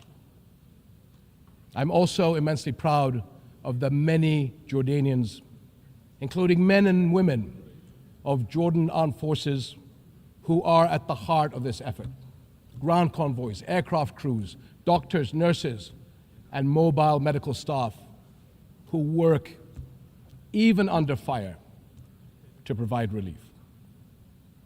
These and countless others carry forward Jordan's deep heritage of compassion and generosity to a people in grave need. My friends, amid such darkness, there is a glimmer on the horizon. We are seeing more nations stepping up on behalf of a permanent ceasefire in Gaza, one that ensures the release of all hostages, unhindered humanitarian aid, and support for the Palestinian people as they rebuild. We all know that force is no foundation for security. It is a prelude for greater violence. Repeated wars are teaching generations of Israelis and Palestinians that their only recourse is the gun. Security will only come when Palestine and Israel begin to coexist. Seems I have the same problem as President Trump. Begin to coexist side by side. This is the two-state solution, in line with international law and UN resolutions. An independent and viable Palestinian state with East Jerusalem as its capital, alongside a secure Israel living in peace with its neighbors. For almost a quarter of a century, this has been the promise of the Arab Peace Initiative, in which Arab and Muslim partners around the globe extended their hand. My friends, for the past 2 years, we have finally seen the world's conscience stirring in the courage of ordinary people from every walk of life and every corner of the globe, raising their voices as one and declaring, "It has been too long."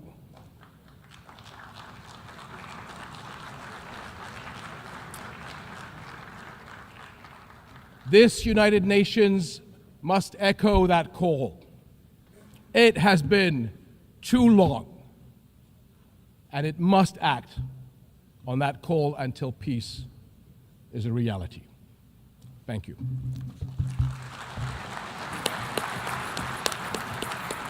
On behalf of the Assembly, I wish to thank the King of the Hashemite Kingdom of Jordan.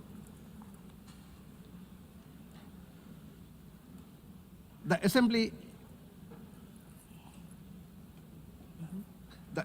will hear an address by His Excellency Lee Jae-myung, President of the Republic of Korea. I request protocol to escort His Excellency and invite him to address the Assembly.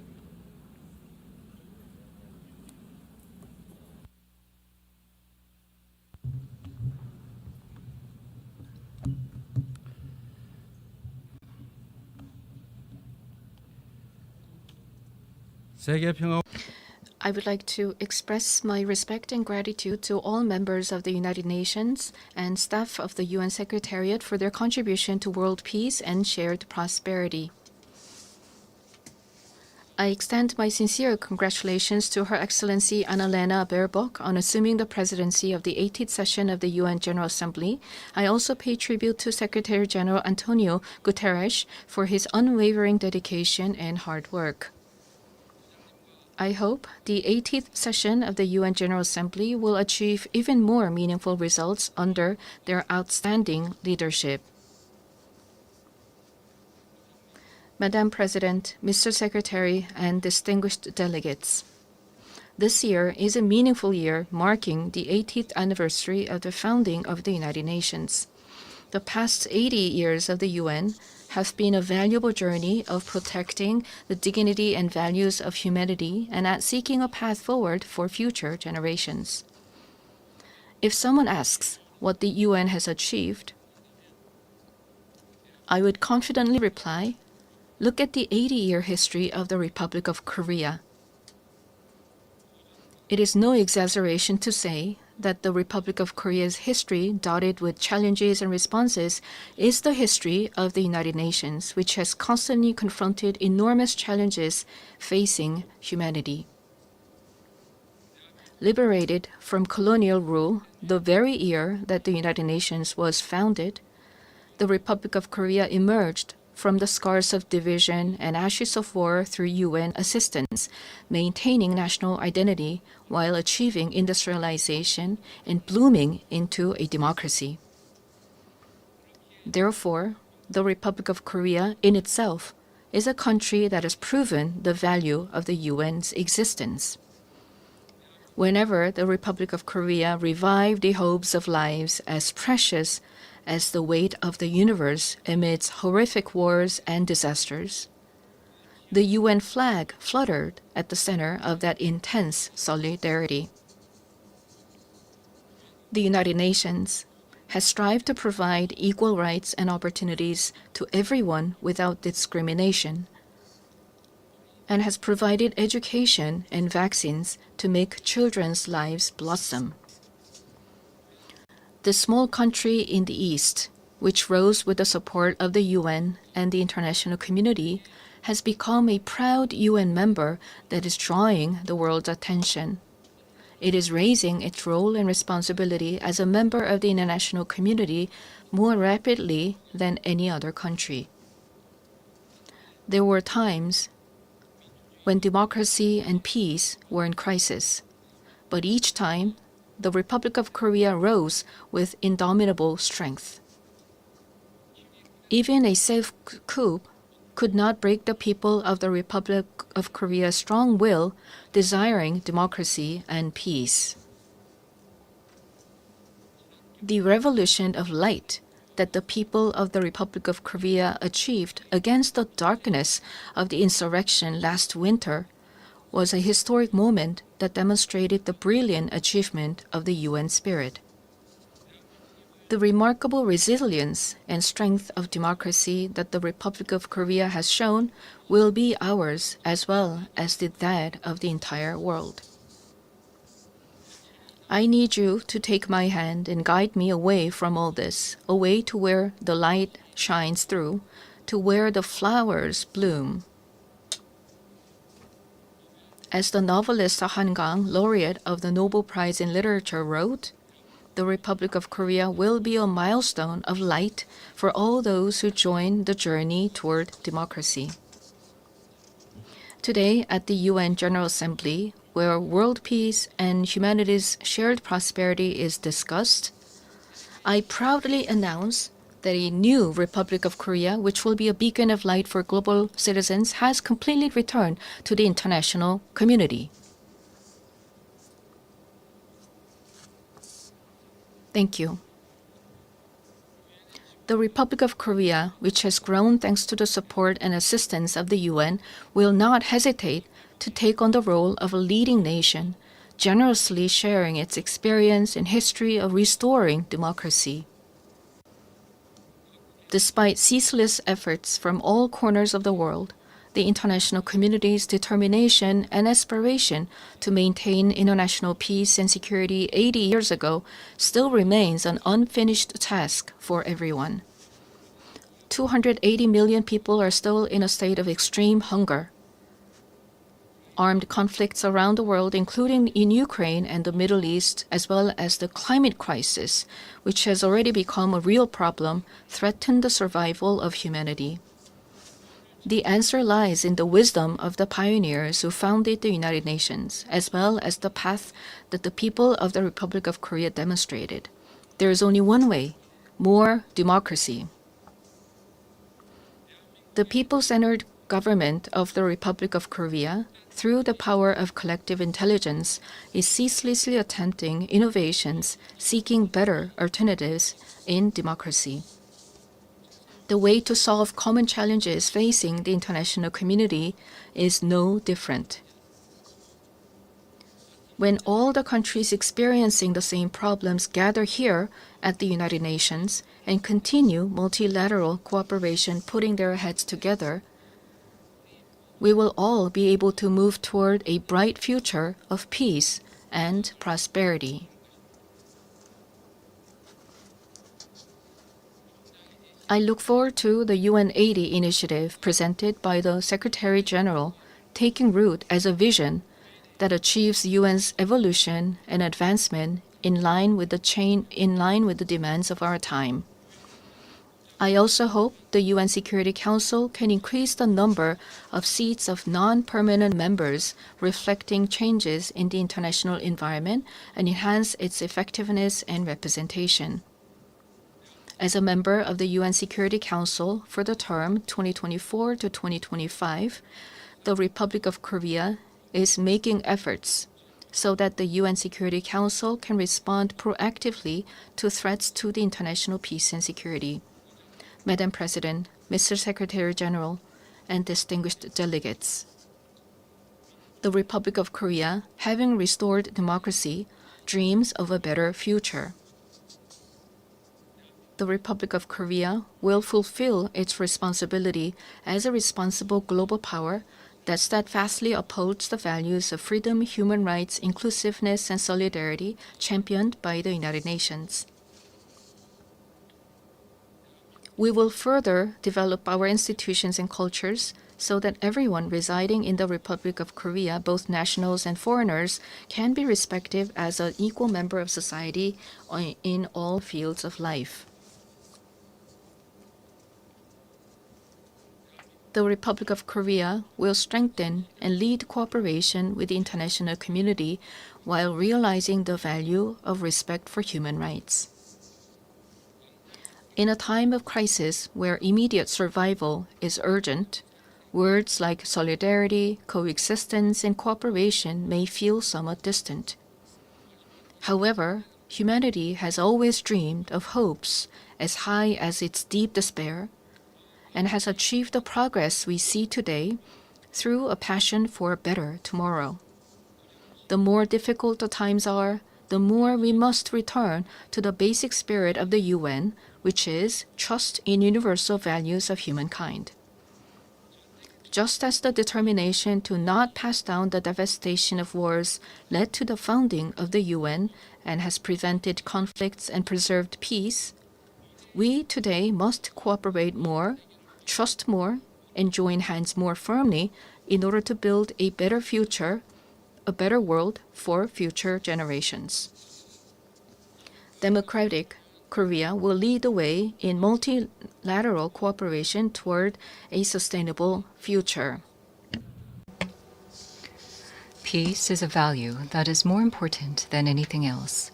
In the Republic of Korea, as well as elsewhere in the world, peace is the basic foundation for democracy and economic development. The disputes and conflicts we are currently facing vividly show how easily the ideals of human dignity and sustainable development can crumble without peace.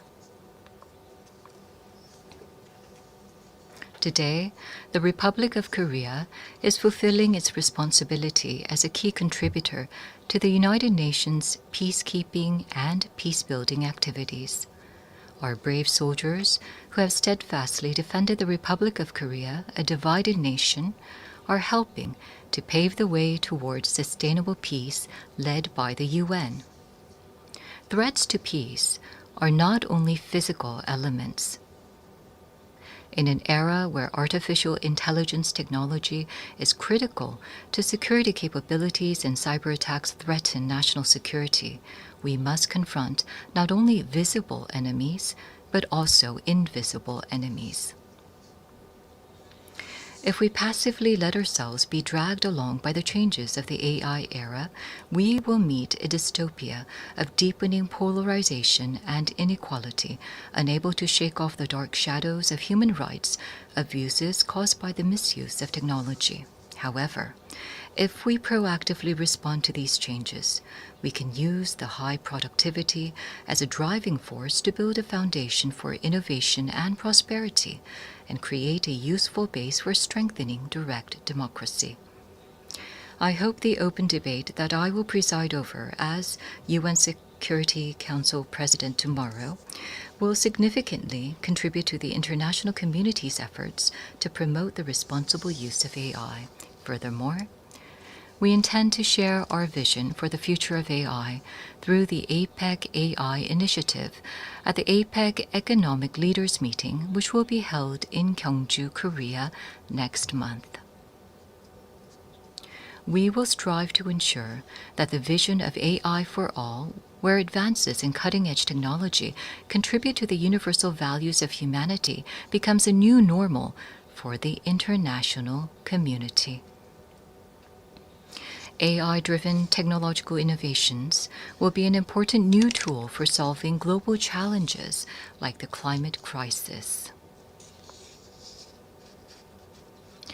Over the past 80 years, the United Nations has paved the way for sustainable development and spearheaded efforts to address climate crisis threatening the survival of humanity.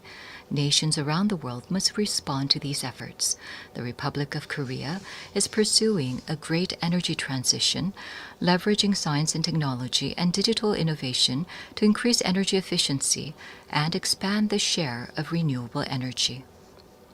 We will submit a responsible, nationally determined contribution within this year, joining the united will of the international community. At the 4th UN Ocean Conference that will be co-hosted by the Republic of Korea and Chile in 2028, we will also work to build substantive solidarity for the sustainable development of oceans. Such efforts by the Republic of Korea to actively address global challenges are based on a firm commitment to fulfilling humanity's shared promise of sustainable development.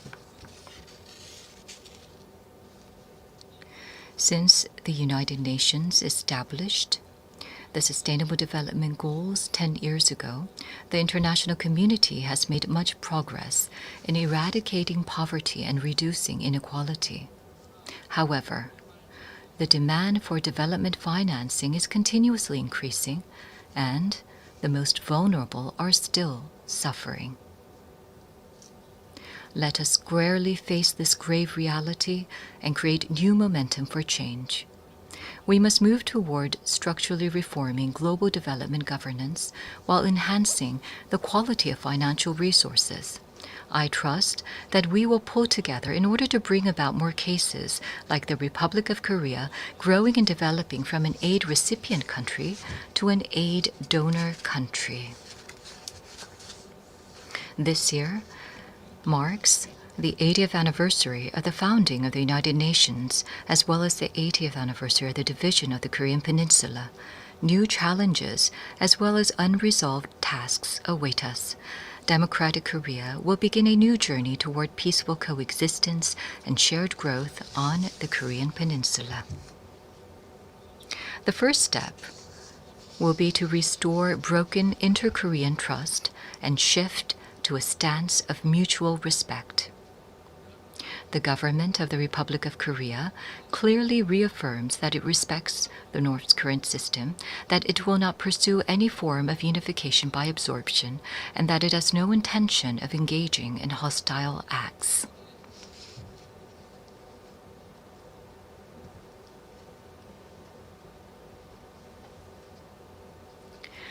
Based on these three principles, we intend to end the vicious cycle of unnecessary inter-Korean military tension and hostile acts.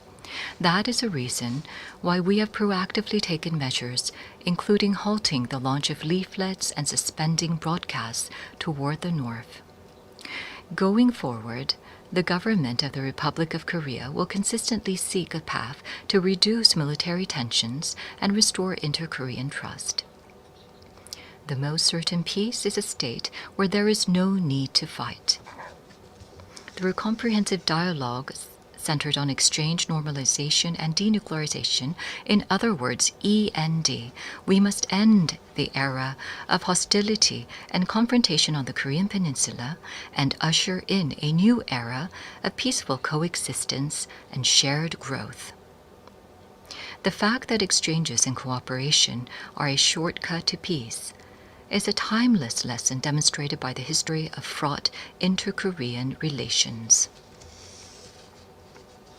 By gradually expanding inter-Korean exchanges and cooperation, we will pave the way for sustainable peace on the Korean Peninsula.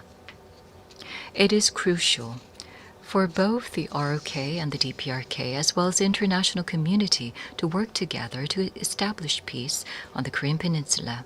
While striving to advance inter-Korean relations, we will provide our active support and cooperation for efforts to normalize relations with the international community, including between the United States and the DPRK. Denuclearization is undoubtedly a grave task, but it is time to seek realistic and rational solutions based on a cool-headed perception that denuclearization cannot be achieved in the short term.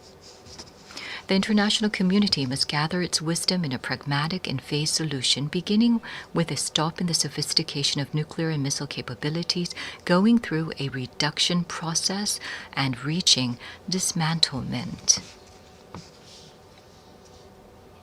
Realizing lasting peace on the Korean Peninsula would present new hope and possibility to humanity suffering from conflict.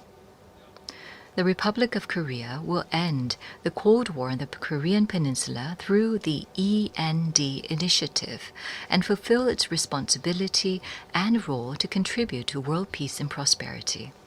A future where people from different nations cooperate and overcome global challenges together may sound like a rosy, dream-like vision. However, this is by no means an impossible dream. Peace is not merely the absence of armed conflict, but the realization of a community where differences are respected and people coexist. As long as respect and aspiration for diversity is inside us, we can always unite and embrace one another. K-culture is connecting people all over the world beyond borders, language, and cultural differences. The success and spread of K-culture prove that universal empathy is possible, transcending differences in all backgrounds. Gathering the energy of solidarity, coexistence, and consideration, the Republic of Korea, having ushered in a new diplomatic republic, is ready to move toward a sustainable future and a new page in human history. Though a difficult journey is expected, humanity has been able to grow and come this far by not giving up on challenges, even in the face of adversity. As the people of the Republic of Korea raised colorful cheering sticks in the face of a crisis in democracy, I call on the international community and the United Nations to lift the lantern of hope that will light the future of humanity.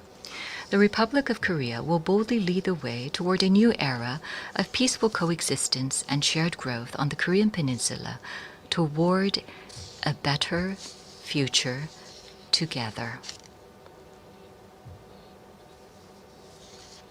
Thank you very much for your attention. On behalf of the Assembly, I wish to thank the President of the Republic of Korea.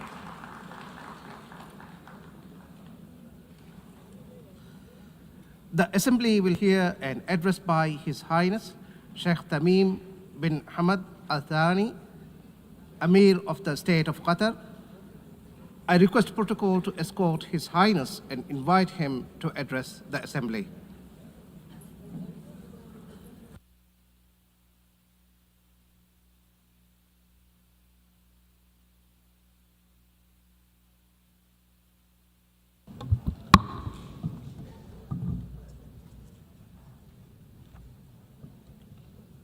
Bismillah ar-Rahman ar-Rahim.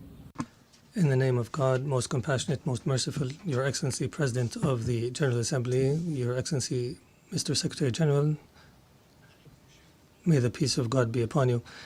The United Nations has been established 8 decades ago on the basis of principles that humanity has reached after 2 world wars. These rules are based on the maintenance of international peace and security and the respect for human dignity and state sovereignty and a non-interference in internal affairs, and to cooperate for the benefit of our peoples. This means if we allow violations to continue, it means allowing the rule of the jungle, where perpetrators and violators enjoy benefits just because they can. This is the political realism that we are facing, that has been reduced to the ability to impose a status quo. This is a crisis. Such conduct finds that violators consider that tolerating them is a weakness. What must prioritize the discussion in the international community now is how to restore collective security as per the UN Charter, and how to restore the legitimacy of the international system. Your Excellencies, as you know, Doha on the 9th of September has suffered a treacherous attack that targeted the negotiating delegation of Hamas in a residential neighborhood that includes schools and diplomatic missions. As a result of this attack, 6 martyrs have fallen, including a Qatari national who serves in the internal security forces, and 18 people have been injured. This aggression was a violation against our sovereignty and a blatant violation that is unjustified of international law. But the whole world was shocked because of the circumstances of this heinous act, which we have classified as state terrorism. Unlike the claim of the Prime Minister of Israel, this attack is not a legitimate right to follow perpetrators of terrorism. It is an act of a diplomacy that is dedicated to political assassinations,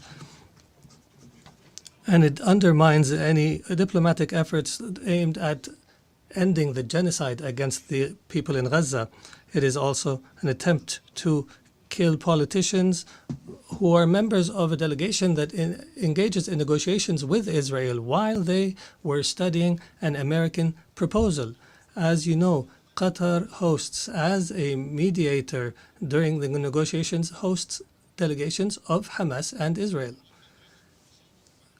Qatari mediation has, in fact, achieved, in cooperation with Egypt and the USA, the release of hostages. And the last agreement was negated by Israel unilaterally, preventing an ability to reach a permanent ceasefire and the release of all hostages and the withdrawal of the occupying forces from the Gaza Strip and the humanitarian access and the release of Palestinian prisoners. They visit our country and plot to attack it. They negotiate with delegations and plot to assassinate the members of the negotiation teams. It is difficult to cooperate with such a mentality that does not respect the most minimum standards of cooperation. It is impossible. Is this not the definition of a rote government? The delegation, they consider negotiations a continuation of war in other means and a way to delude the Israeli public opinion. If the release of Israeli hostages is the end of war, the government of Israel is abandoning the notion of releasing the hostages. Their goal is to destroy Gaza so that it is unlivable and where no one can study or receive treatment. In other words, end the viability of the Gaza Strip to displace its population. Therefore, the Israeli leader wants to continue war. He believes in what is called Greater Israel. He believes that war is an opportunity to expand settlements and to change the status quo in the holy sites, in Al-Quds Sharif. He also plots for attacks in the West Bank and expansion. This imposition is the goal of this war. This treacherous attack against the sovereignty of a Gulf state thousands of miles away has confirmed that the Israeli Prime Minister, who takes pride in changing the face of the Middle East, reveals and manifestation of Israel's ability to intervene wherever, however it desires. Arab countries and Muslim countries have warned, and that have held an emergency summit in Doha, have warned against the consequences of this delusion. Israel is not a democratic country surrounded by enemies, but in fact, it is an enemy to its surrounding neighbors, and it's engaged in a genocide. And its leader is proud of preventing the establishment of a Palestinian state. And he promises that such a state will never be established. And he takes pride in preventing peace with the Palestinians, and that he will prevent such peace in the future. Israel is surrounded by states either who have signed a peace agreement or who are committed to the Arab Peace Initiative. But Israel does not make do with truces and settlements. It desires to impose its will on its surrounding Arab neighbors. And everyone who believes its will is either anti-Semitic or and everyone who opposes its will is either anti-Semitic or a terrorist. Even Israel's allies realize this fact and reject it. And here we are today, where we witness an international solidarity movement that is similar to the international movement against apartheid last century. And I would be remiss not to express my appreciation with the solidarity we have received in Qatar after the attack, including the statement by the Security Council that has condemned the attack. Distinguished Excellencies, Qatar will remain true to its history and legacy, opposing the crimes that take place. We believe in the ability of reconciling interests with security. We will continue to speak truth, and we will engage in diplomacy when our enemies find it easier to use weapons. We have engaged to mediate an end to the war and allow for humanitarian access and release hostages, and we have faced disinformation campaigns. However, these campaigns will not deter us. We will continue our efforts in cooperation and partnership with Egypt and the United States of America. We are firmly convinced that peace can only be achieved in our region through a firm position from the Security Council, from accepting and tolerating the occupation's crimes,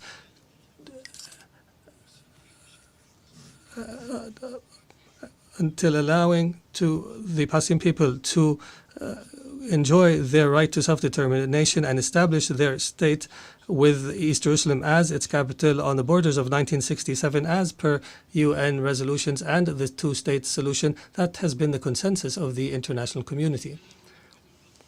We appreciate the role of states that have recognized the state of Palestine. There is no doubt that such recognition is morally important because it sends a message that violence and more violence will not succeed in liquidating a just cause such as the cause of Palestine, and we urge more states to recognize the state of Palestine. We believe that instability knows no border and that humanity's destiny is intertwined. Therefore, Qatar has continued its diplomatic efforts to contribute to the settlement of other crises, such as in Ukraine and wars in Africa. And our persistence have continued with partners in Africa in order to draft peace agreements. Most importantly was the signing of a declaration of principles in Doha between the DRC and the Congo River Alliance in March. Our efforts support the leadership of the U.S. to achieve a peace agreement in the east of the country, and Qatar will continue to engage as an international partner in order to achieve the peaceful settlement of conflicts and to seize opportunities to establish global peace. Your Excellencies, some states in our region still suffer the lack of security and stability. However, there is hope through some positive developments. In our dear Syria, since the end of last year, is going through a new phase that we hope will be a path towards achieving the aspirations of the Syrian people towards stability, development, and the rule of law after the end of a dark phase of the country's history. Egypt has stood by the Syrian people throughout the previous years. I recalled and urged to support Syria from this podium,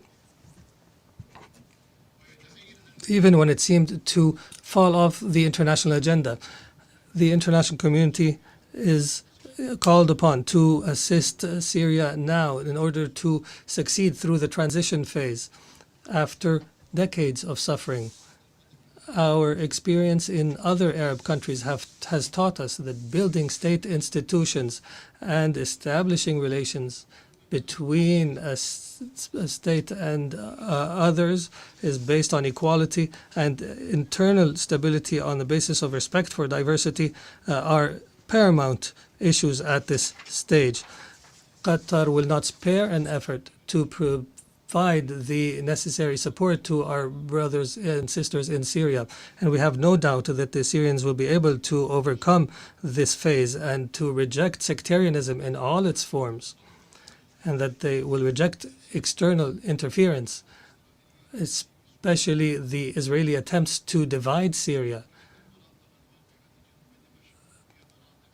and the conduct of Israel that is as though all areas south of Damascus are areas of Israeli influence. The Middle East has also witnessed positive developments through the election of President Ahmed Joseph Aoun in Lebanon and the appointment of Mr. Nawaf Salam as a prime minister, which is a step towards stability in the country. Qatar will continue to support Lebanon government and people and institutions and will continue to support the Lebanese army. We emphasize the need to implement Security Council Resolution 1701 and the withdrawal of Israeli forces from the areas it occupied during the last war, and to end Israeli interference in internal Lebanese affairs. For Sudan, the people in Sudan continue to suffer an unprecedented humanitarian crisis because of the continued violence. We call once again on all parties to prioritize the national interest and to engage in a comprehensive dialogue that leads to a permanent peace and that preserves the unity of Sudan and its territorial integrity and independence, and that achieves development and stability. We declare our support for all international efforts that aim to achieve this goal. Distinguished Excellencies, Doha has always been a global capital that hosts major events in all spheres, and an area where leaders convene and decision makers from around the world to engage in negotiations and the formulation of solutions. Doha will host the Second World Summit for Social Development from the 4th to 6th November this year, and we look forward to welcoming you all during this conference. There is no doubt that the trust of the international community in Qatar is based on our successes in the past throughout the years. And accordingly, based on this legacy, we have submitted our application to host the Olympics, believing that sports is not just competition, but a bridge between cultures and a means to promote peace and understanding. And as such, we have also organized and hosted the FIFA World Cup, proving that we are able of hosting sporting events of this magnitude. In conclusion, the state of Qatar, realizing the seriousness of the challenges facing the international community, commits to our partnership in seeking truth, peace, and justice in international relations. Thank you, and may the peace of God be upon you.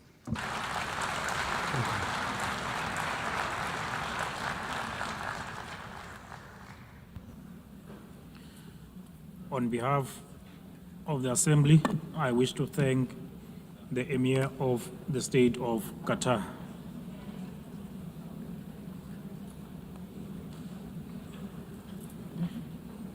The Assembly will now hear an address by Her Excellency Jennifer Gillings-Simons, the President of the Republic of Suriname. I request the protocol to escort Her Excellency and invite her to address the Assembly.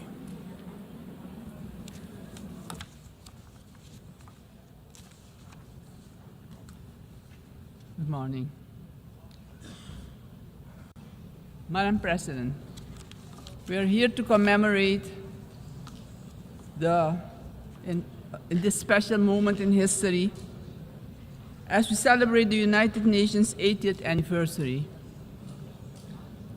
And this 80th anniversary of the General Assembly coincides with the 50th anniversary of the independence of the Republic of Suriname and our membership of this organization. On behalf of the government and the people of the Republic of Suriname, I express sincere congratulations to the international community on this occasion. It is clear that a journey that spans over 80 years cannot be and has not been without challenges. The United Nations played, in some instances, an important role in ending colonial rule, worked on advancing human rights, and often provided hope and a future to the most vulnerable in our global community. This is also the organization that provided a voice to the global community and worked to establish a balanced world order aimed at adopting a framework for sustainable development agenda and contribute significantly to advancing human rights, more specifically the rights of women and children. The organization promoted education for all and universal access to health care. In some instances, the peaceful resolution of conflicts was achieved, preventing misery and saving human lives. Madam President, on the other hand, we must admit that the UN at other times regrettably has been unsuccessful in avoiding conflicts, wars, and violations of human rights. As we look at the world today, we see that in Europe, war has returned. Elsewhere, wars are displacing millions, killing many, and threatening global security and peace. In other countries and regions, for instance in the Middle East, we have witnessed unspeakable terror at the hands of terrorist organizations. The UN was not able to prevent that. At this moment, there are increased occurrences of grave violations of human rights, and more specifically, the rights of children. For example, in Gaza, it is unbearable to even think about their suffering. Also, within our own region, which is the Caribbean, we have not been spared of rising tensions. It is with heightened concern that we noted the Secretary General's recent briefing on the Security Council meeting on the situation in Haiti, mentioning that the Haitians are enduring a perfect storm of suffering. Haiti is still paying a hefty price for being the first to throw away the shackles of slavery in the region of the Caribbean. Our hearts go out to the people of Haiti. Suriname strongly reiterates its position that conflicts should primarily be resolved through dialogue. And we remind the international community that Latin America and the Caribbean are proclaimed a zone of peace. We do not want military aggression in our region.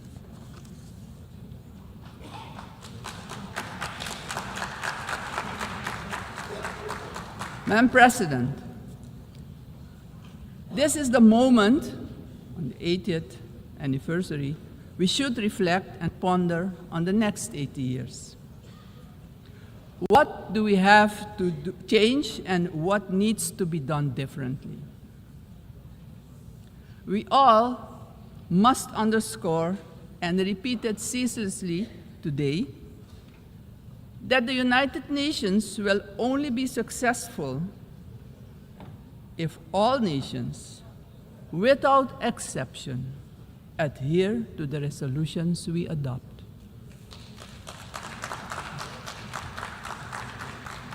We can only keep the peace if we stop allowing that the votes of all the countries in the world can be nullified by one veto.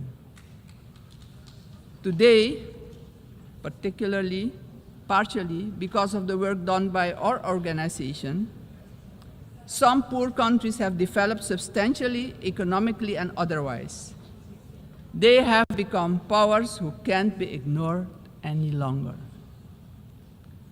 We have to remind ourselves that the world in which the United Nations was established 80 years ago does no longer exist.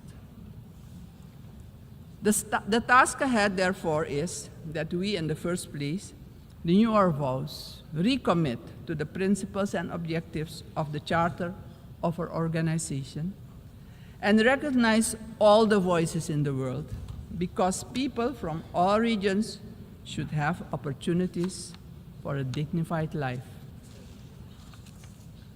Furthermore, the UN should adjust to the world we currently live in. This means, for example, the Security Council should expand to include all nations who exert major influence in the world. Exclusion of these players will only increase the risk of conflict and obstruct the beneficial cooperation necessary for humanity to develop and prosper. It is of great importance that all economically and otherwise strong nations and countries maintain a healthy competition that promotes the scientific advancement we need for sustainable development. On the other hand, these countries need to work together to guarantee global peace, so crucial for the existence and growth of the developing states and for their own countries. In this context, Suriname endorses the inclusion of, amongst others, Brazil, India, and the representation of the African continent for equal membership of the Council. Equally, we support the CARI composition for a non-permanent rotating seat for the small island developing states and low-lying coastal countries. I would also like to remind the member states that my country, Suriname, has presented its candidacy as a non-permanent member of the Council for the period 2043 to 2044. Madam President, the United Nations must be a genuine unity of nations. If our organization moving forward wants to play a crucial role in creating a prosperous future for humanity, we have no choice than to genuinely unite, all of us. Suriname stands firmly for global peace, for the rule of law, and for the equal value of every human life. Considering this, Suriname once again calls for the lifting of the long-standing, unjust embargo against Cuba, bringing misery to its people. Madam President, Suriname is a country with people of indigenous, Maroon, Javanese, Hindustani, Creole, African, Chinese, and European descent. We all live together in a mosaic of cultures and faiths. The persons from Surinamese origin living abroad are part of this mosaic of our population and can contribute to the socio-economic development of the nation. We consider this diversity a great asset.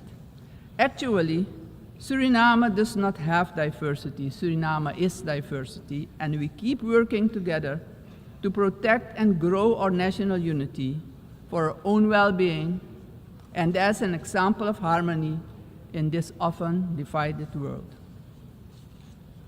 My country also carries immense natural wealth, and it is our vision to create an economy that is resilient, sustainable, and inclusive. Together, we strive to build this more diverse economy by developing, among others, our tourism and agricultural sectors, strengthen our educational system, and work towards universal access to basic health care. Suriname has a vast tourism potential with its green and lustrous hinterland, many waterfalls, rapids, and great rivers for relaxation, as well as for unforgettable adventures, if you're inclined to that. Rich biodiversity, cultural treasures, and the UNESCO-acknowledged historical city of Paramaribo. Through cooperation in the agriculture sector with our neighbors, we aim at improving food security within Suriname and the Caribbean community. My government views energy security as a strategic priority for national development, regional stability, and economic resilience. With an investment of more than $10 billion for the development of our offshore oil and gas, the country is getting a new beginning, a new start that will contribute significantly to our economic growth. However, we know oil and gas revenues should not be the sole fundament of our economic development. Hence, we need investments in relevant sectors in our country. We are steadily advancing our energy transition. While we already source about 50% of our energy needs through hydropower, we are moving toward natural gas and other forms of renewable energy as part of our long-term vision because we know climate change is a fact. Madam President, I firmly believe that education is the foundation upon which every prosperous society is built. We are committed to invest in our education system, our teachers, our children and youth. The future of any country depends on the talent and skills of its people. My country reaffirms strongly its commitment to upholding the rights of indigenous and tribal communities, ensuring that their livelihoods, tradition, knowledge systems are respected and preserved, and the acknowledgement of their collective land rights. Strengthening our institutions is high on our agenda. Suriname has worked tirelessly on the prevention of diseases, and despite challenges, we have achieved results that we as a country can be proud of. As of June 30, 2025, Suriname has officially been declared malaria-free by the World Health Organization after 30 years of continuous fight against this disease, the first in the Amazon region to receive such a recognition. We're aware of the responsibility to remain vigilant as government as well as a community to ensure that these gains are sustained. Suriname's example showcases that we too can surely make a valuable contribution in combating infectious diseases. Madam President, the Caribbean community is expanding its outreach. And in this light, Suriname also welcomes the recently concluded Second Africa CARICOM Summit held in the Republic of Ethiopia. This, Madam President, honors the historic, cultural, and human bonds between the regions of the Caribbean and Africa. Suriname also acknowledges the CARICOM 10-point plan for reparatory justice, which has our full and strong endorsement. Slavery was a crime, is a crime against humanity, and we're talking about reparations, yes. We will furthermore continue to contribute with CARICOM, aiming at enhancing the organization's geopolitical influence. Despite our commitment as a country to the Paris Agreement 10 years ago, we see that the climate crisis is worsening. It's worse than we feared. Our countries have least contributed to climate change and carbon emissions, but are hit the hardest by its effects, directly impacting the livelihood and economic growth of our peoples. Suriname calls for the urgent attention of the international community to address the detrimental impact of climate change facing the small island developing states and countries with low-lying coastal areas. Our forests stand strong.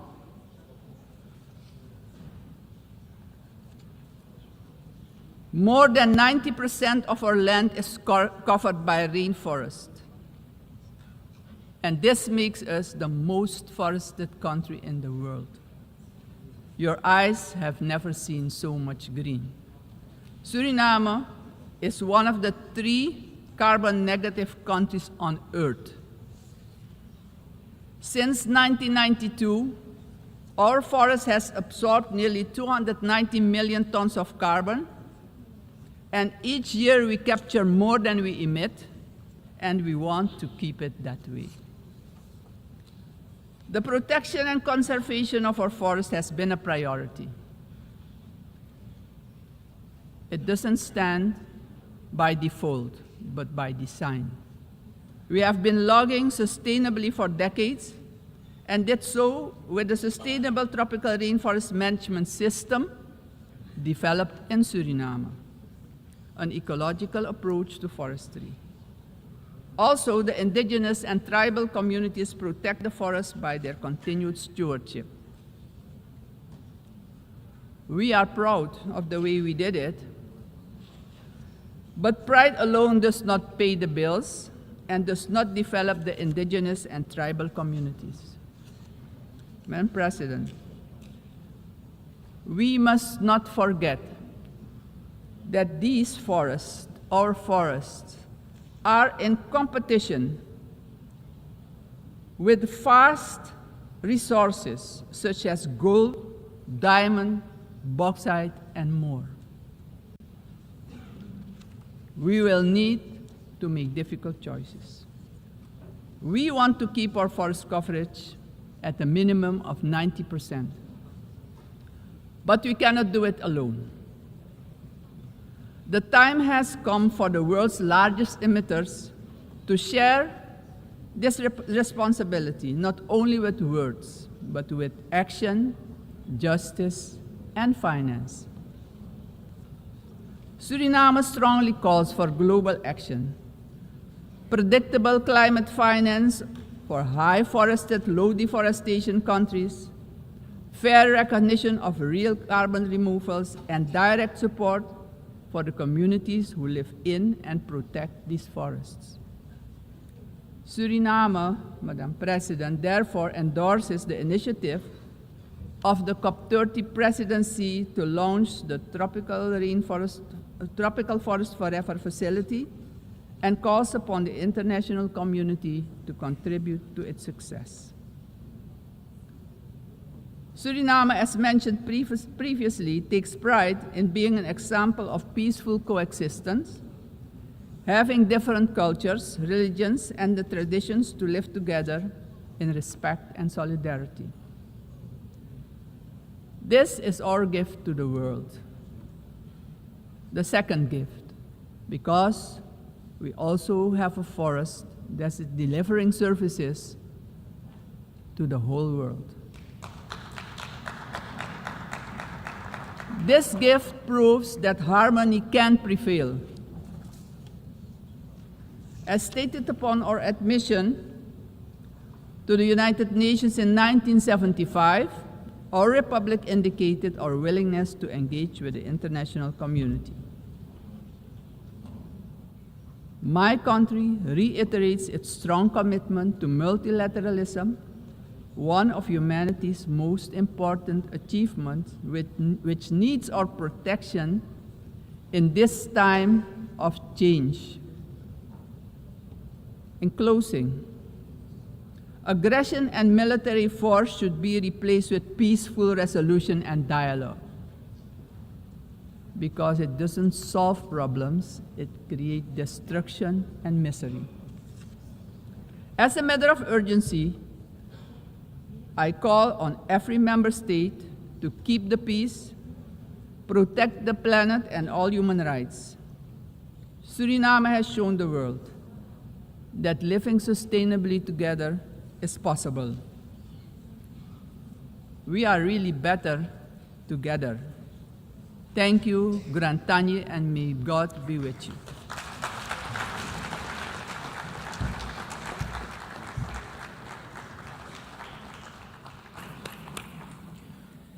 On behalf of the Assembly, I wish to thank the President of the Republic of Suriname. The Assembly will hear an address by His Excellency Katinas Nauseda, President of the Republic of Lithuania. I request protocol to escort His Excellency and invite him to address the Assembly.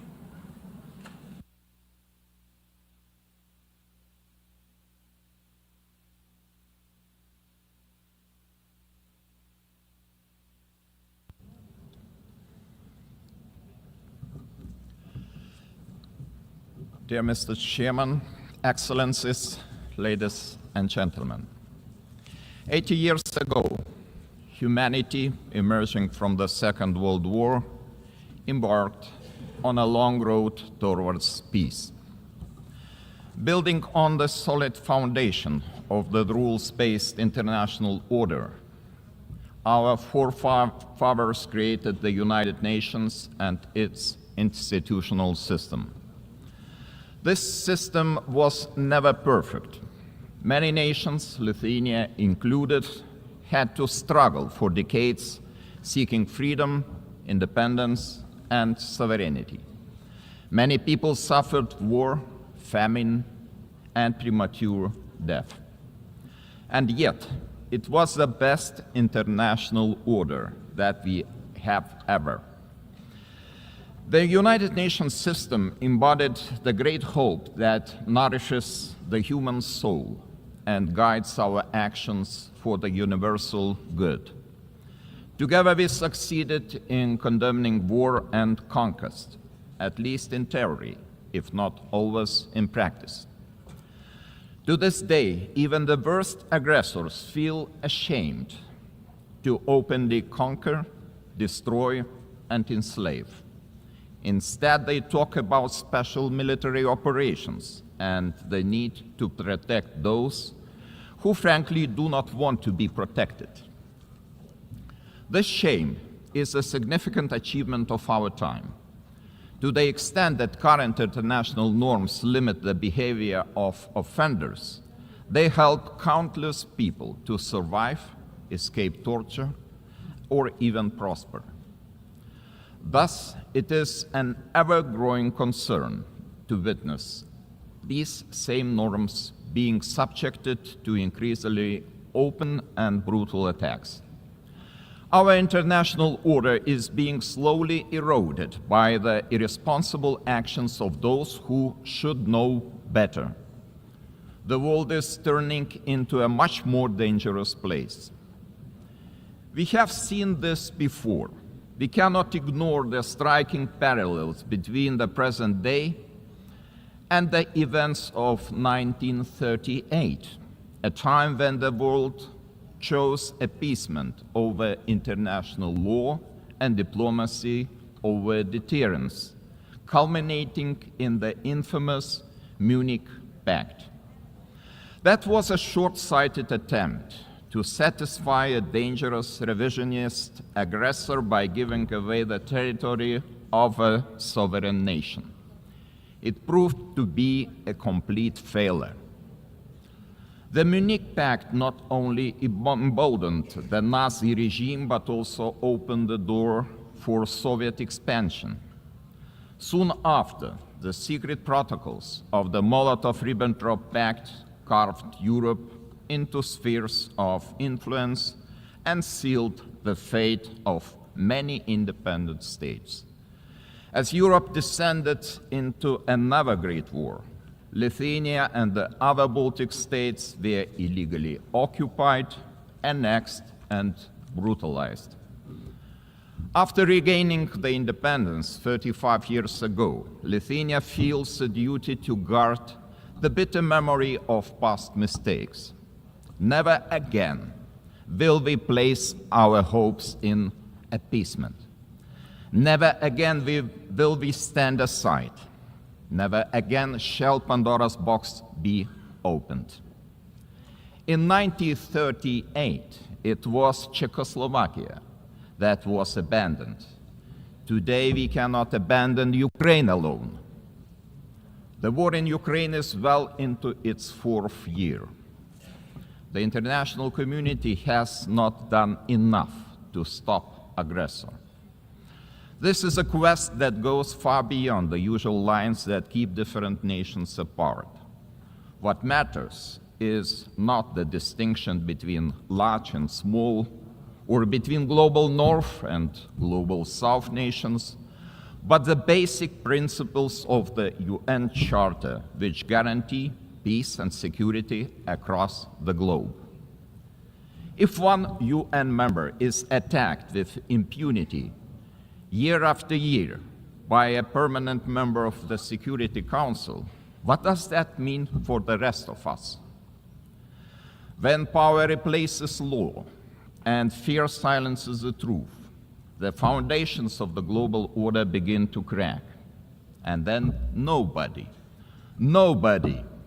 can feel safe anymore.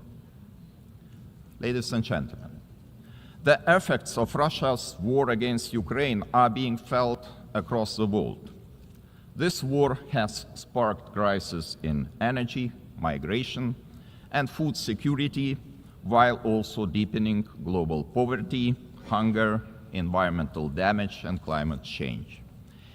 It all began with the illegal occupation of Crimea in 2014 and escalated into a full-scale invasion marked by systematic war crimes. The targeted destruction of civilian infrastructure, indiscriminate missile attacks, and the forced deportation of thousands of Ukrainian children are not isolated abuses. These are calculated efforts to erase Ukraine's identity and undermine its sovereignty and territorial integrity, all in open defiance of the United Nations Charter. Let me be clear, Lithuania will never recognize Russia's illegal occupation and annexation of Ukrainian lands. Ukraine's borders are not up for negotiation. Attempts to redraw them by force are unacceptable. The United Nations Charter is not a menu to pick from. It is a binding foundation of international order. Ukraine is also not the only target. Russia continues to occupy two Georgian regions, destabilizes Moldova, and uses proxies and mercenaries to spread instability across the Sahel, the Middle East, and beyond. These are not isolated episodes. They are part of a calculated policy to undermine international norms and export chaos for strategic gain. Russia is not acting alone. The countries enabling Russia's war against Ukraine also violate international law. They prolong the war and deepen unnecessary suffering. Their actions damage us all, every sovereign nation. Lithuania therefore calls on the international community to maintain strong political, military, humanitarian, and economic support for Ukraine. Having already provided more than 1 billion euros in assistance, half of which for reconstruction and long-term recovery, we are setting an example to follow. It is equally vital that the international community stop buying Russia's energy resources. Without all that oil and gas money, Moscow's war machine would finally stop. If history is any indicator, Russia will never stop using energy for its geopolitical goals. Wherever Russian energy resources flow, corruption, blackmail, and sabotage will follow. Let me remind you, this is a country that understands only the language of force. Ukraine's ability to deter aggression will be the decisive factor in the future. Moreover, peace will never be sustainable without justice. Russia's numerous war crimes, from mass killings and attacks on hospitals to the abduction, deportation, and indoctrination of children, demand accountability. My country strongly supports the Special Tribunal for the Crime of Aggression under the auspices of the Council of Europe. We call on all states to endorse this initiative. Accountability must have real consequences, legal, political, and financial. As a co-founder of Register of Damage for Ukraine, Lithuania calls on all eligible states to join this vital effort. Russia's frozen assets must eventually be used to help Ukraine defend itself and rebuild. I also cannot stress strongly enough that the return of all deported Ukrainian children and illegally detained civilians must be a global priority. We urge all states and institutions to strengthen international efforts and to ensure their safe homecoming. Ladies and gentlemen, as crucial as Russia's war of aggression against Ukraine is, it is only part of the broader global upheaval. Lithuania watches the current situation in the Middle East with deep concern. We join the international community in calling for the full and immediate implementation of the ceasefire in the Gaza Strip. To prevent starvation, humanitarian aid must be allowed to reach those in need without obstruction.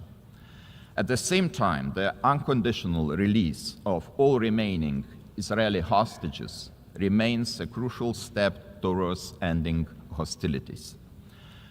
Lithuania is firmly committed to a just and lasting peace in the Middle East. We condemn all the actions that undermine this goal. The ongoing mediation efforts led by the United States, Qatar, and Egypt deserve our full support. There is no alternative but to revitalize a credible political process towards a two-state solution, ensuring that the state of Israel and an independent, democratic, contiguous, sovereign and viable state of Palestine can live side by side in peace, security and mutual recognition, with Jerusalem as the future capital of both states. Sadly, many states remain trapped in cycles of conflict, crisis, and long-term fragility. It is our shared responsibility to support those in need as destabilization spreads far and wide across international borders, regions, and continents. Our attention must also focus on the growing challenge of disinformation, which is increasingly being used to undermine democratic institutions and destabilize entire nations and societies. Lithuania calls on all members of the international community to defend truth as the supreme value and to fight attempts to rewrite history. Historical memory must be preserved. Ladies and gentlemen, as we face high global uncertainty, one choice remains entirely clear. Either we will repeat the mistakes of history, or we will find the resolve to defend the core principles of the United Nations. Today, Lithuania chooses to act. We call on the international community to respond to today's challenges with unity and determination. We call on the United Nations to return to its founding purpose, to prevent the scourge of war, to protect human dignity, and to uphold the rights of nations large and small. Together, we must ensure that no permanent seat on the Security Council grants any state permanent impunity. We must support those who defend the very principles of the UN Charter. In this spirit, I welcome the Secretary General's UN-80 reform agenda, a timely blueprint for adapting this institution to the realities of today's world. His call for a more inclusive, effective, and accountable United Nations deserves our broad support. Lithuania stands firmly behind these efforts to reimagine multilateralism. We call on all states to strengthen our collective ability to act across all three pillars: peace and security, human rights, and development. Our message must be simple and straightforward. Aggression cannot win, and the principles of the UN Charter must prevail. Let us rise to the demands of this moment. Thank you very much.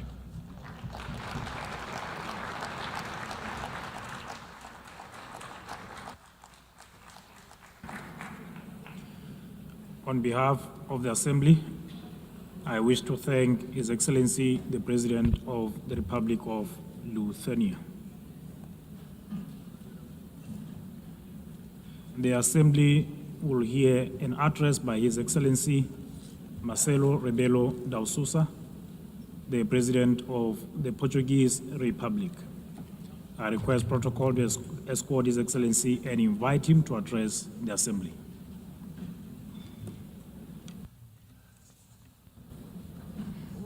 Mr. Chairman, Excellencies, symbolic moment this one for United Nations, the celebration of 80 years and for us, Portuguese, 70 years of membership.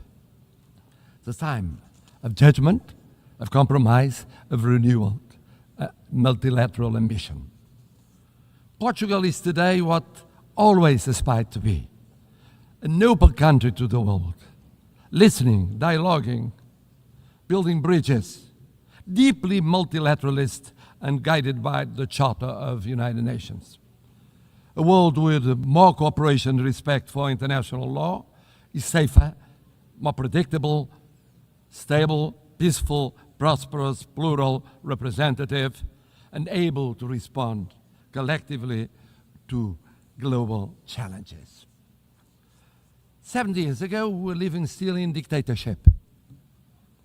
And we found in this community the space to rediscover the real values and contributing to global solutions. And even now, in the changed world, fragmented, polarized, unpredictable, this community is a key community to defend basic principles of a coexistence between nations, cultures, civilizations. And it is with this coherence and the sense of responsibility, with the conscience of the need of contributing, acting, and deciding, guided by values and principles, that will be candidates to the Security Council in 27-28, a decision we formalized in 2013. Excellencies, let me pay tribute to the former President of the General Assembly for his support to the adoption of the Pact for the Future. Let me congratulate the present President of this session, wishing the success in her term. But I would very specifically, and in Portuguese this time, say a word about the remarkable work of the Secretary-General António Guterres. O seu humanismo. His humanism, devotion to international law, the reforms he has championed. 2017, que inclui agora, now including UN 80 and the Pact for the Future, are testaments to his work and will be his legacy. É orgulho para mim, having a Portuguese as Secretary-General of the United Nations, ter português como Secretário-Geral das Nações Unidas. Someone is projecting a Portuguese way of acting in international relations, uma forma portuguesa de estar nas relações internacionais. He will always be supported by Portugal. Contará sempre com o apoio de Portugal. And I must congratulate him for his speech, because he said, I will never give up. I know him ever since we were teenagers. He never gave up, ever. And he's right. It's true we live at a time of multiple crises and persistent crises. Division, polarization, violations of international law, cleavage between power exercise and responsibility, technology and ethics, urgency of crisis and capacity of response and action. United Nations faces an existential moment. Without change, without renewal, the United Nations will be marginalized, and we could be left to the law of force. No G1, no G2, no G3, no G1 plus 1, 1 plus 2, or 2 plus 1 will be an alternative. No absence of multilateralism will avoid the need of multilateralism. The world is multipolar, will be multipolar. Just think of the situation in Ukraine or the situation in Middle East. In Ukraine, for years, and now for months, for 8 months, one is waiting the mediation of the most powerful in the world. Do we have a ceasefire? No, we don't. In the case of Middle East, we waited and waited for the intervention of the most powerful in the world. Did we have a ceasefire?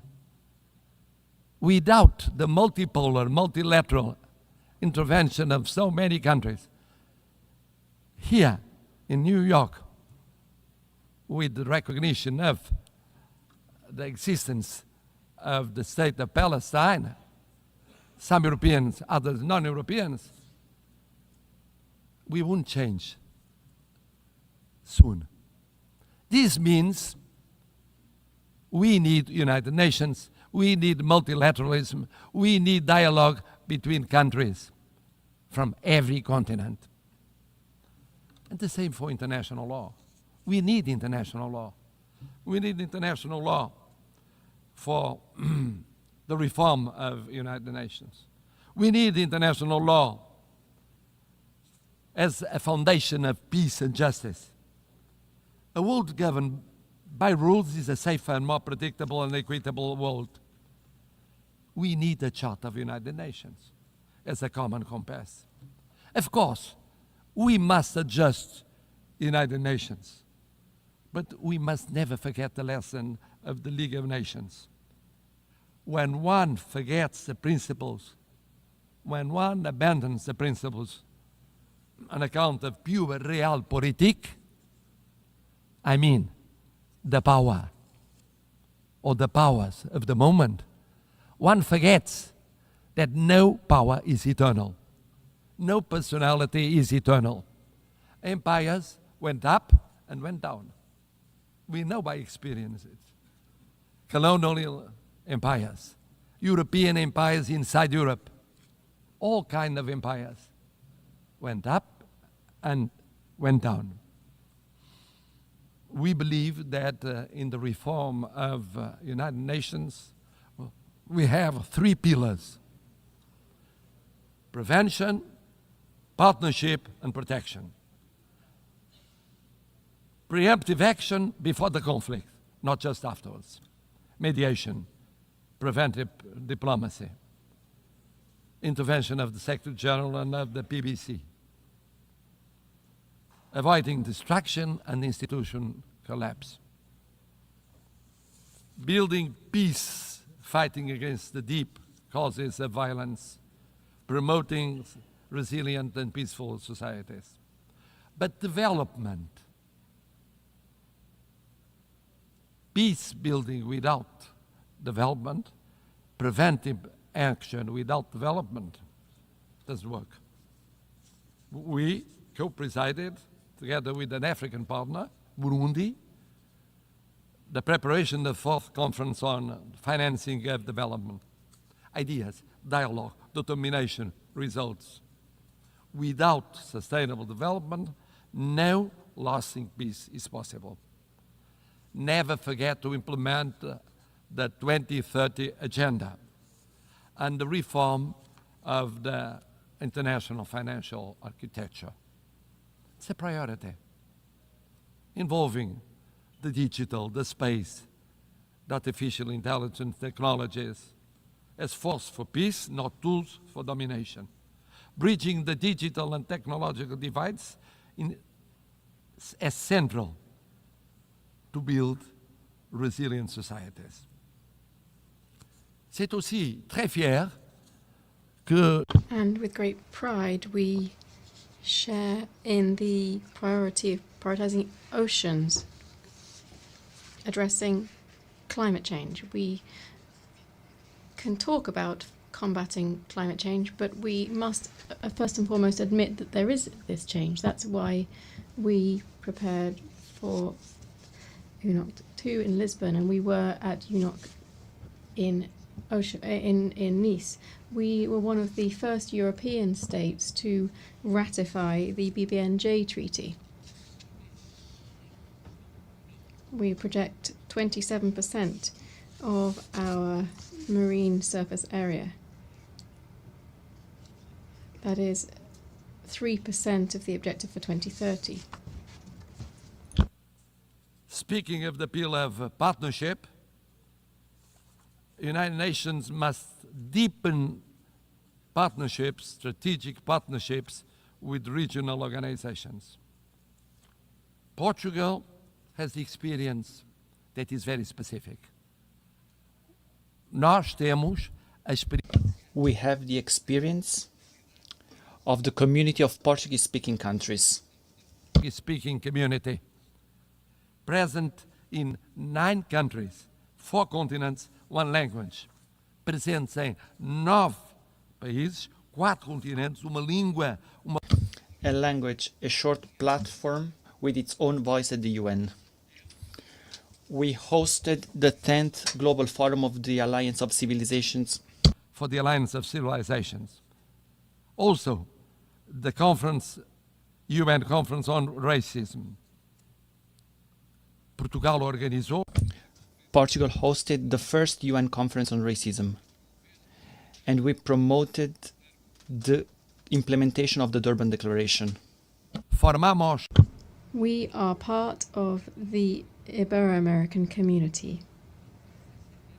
Indeed, Portugal feels like a kindred spirit of Latin America. We share common priorities, such as inclusive multilateralism, sustainable development, and social cohesion. A nossa parceria. Our South is made of respect and solidarity. Lançamos as primeiras. We launched the first EU-African Union summits. Initiative of the first and second summits between European Union and African Union. We cooperate actively with the PMA, CITES, and LLDC. At the same time, we think that protecting means also protecting the role of women, youth as agents of change, the access to education, leadership, political participation. The world needs more women and more youngest as leaders in the procedures of decision. Third pillar, protection. We participate for 65 years in peacekeeping. Thousands of armed forces and security forces participated in 25 missions in 4 continents, mostly in Africa. Peacekeeping now with 4 peace operations, a quick reaction force, punctual payment, example of intervention in every continent, defense of a predictable and stable financing, including for the missions that are promoted by Security Council or accepted by Security Council, but initiative of African Union. This year, we celebrate the 25th anniversary of the additional protocol to the Convention of Rights of Children involved in armed conflicts. It's a drama. It's a drama. Children going on being victims in every war scenario. We have the legal duty, the political and the moral duty of protecting them.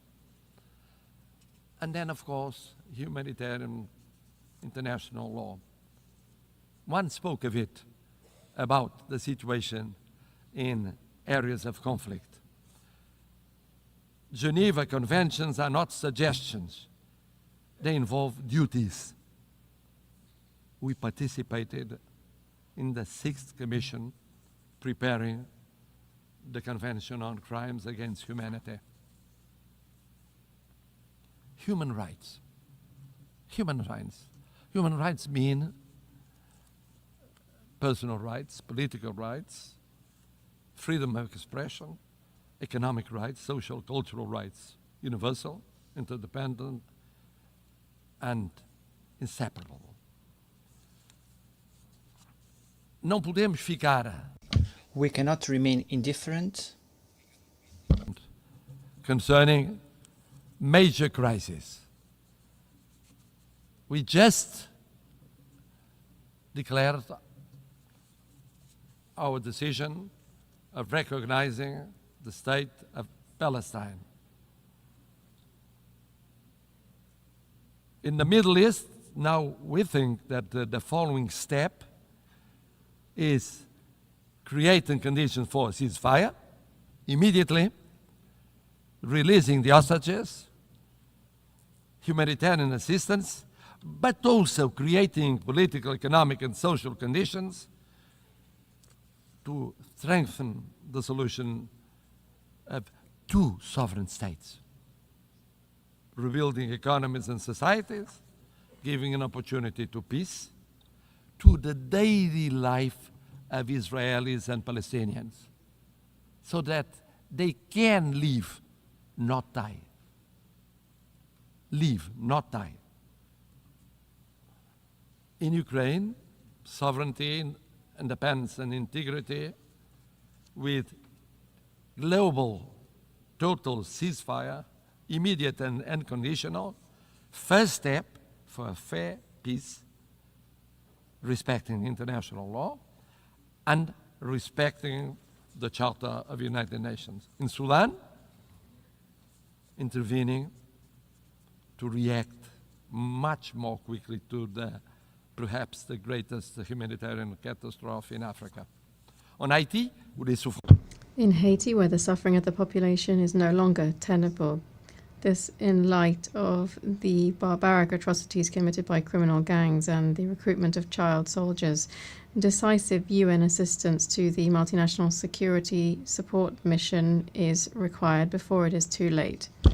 Excellencies, at a time when we are witnessing the largest number of armed conflicts since the creation of the United Nations, Portugal is ready to take on greater responsibilities and represent a global voice in the Security Council, bringing the experience of almost lessons learned in recent decades and proximity to all the states here represented, without discrimination.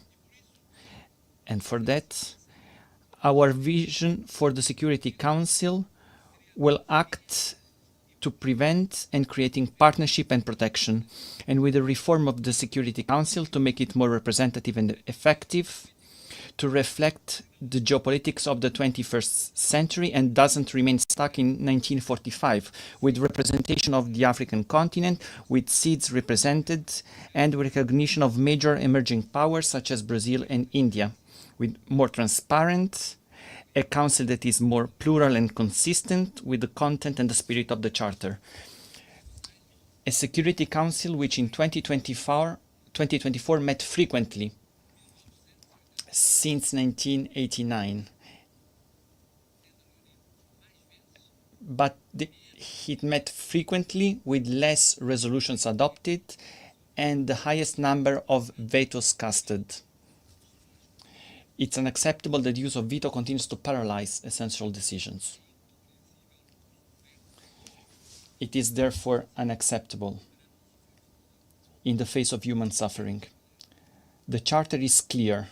A party to a conflict shall not be the judge of its own case. Portugal supports the ACT Group's code of conduct, measures to restrict the use of veto, and all initiatives that strengthen transparency and accountability within the Council. A last word. Portugal is presenting itself to the Security Council without hidden agendas, but rather with an agenda aligned with the values and objectives of the UN, with humility, but with confidence, contributing to a council that is more effective, representative, and close to those who expect protection from it. We are a predictable country, a bridge builder, a reliable partner, an uncompromising defender of the UN Charter. It is in this spirit that we want to serve, that we reaffirm our commitment to the United Nations today, and that we hope will earn your trust for the future of the United Nations, but mostly for the future of the world, more peaceful, more just, more respectful of dignity, human dignity, in so many conflicts that represent a shame for all of us. Thank you.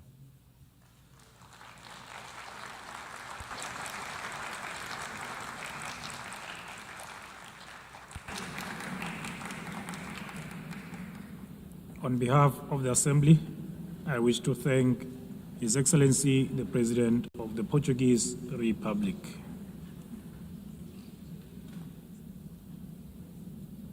The Assembly will hear an address by His Excellency Yomandu Usi, President of the Eastern Republic of Uruguay. I request protocol to escort His Excellency and invite him to address the Assembly.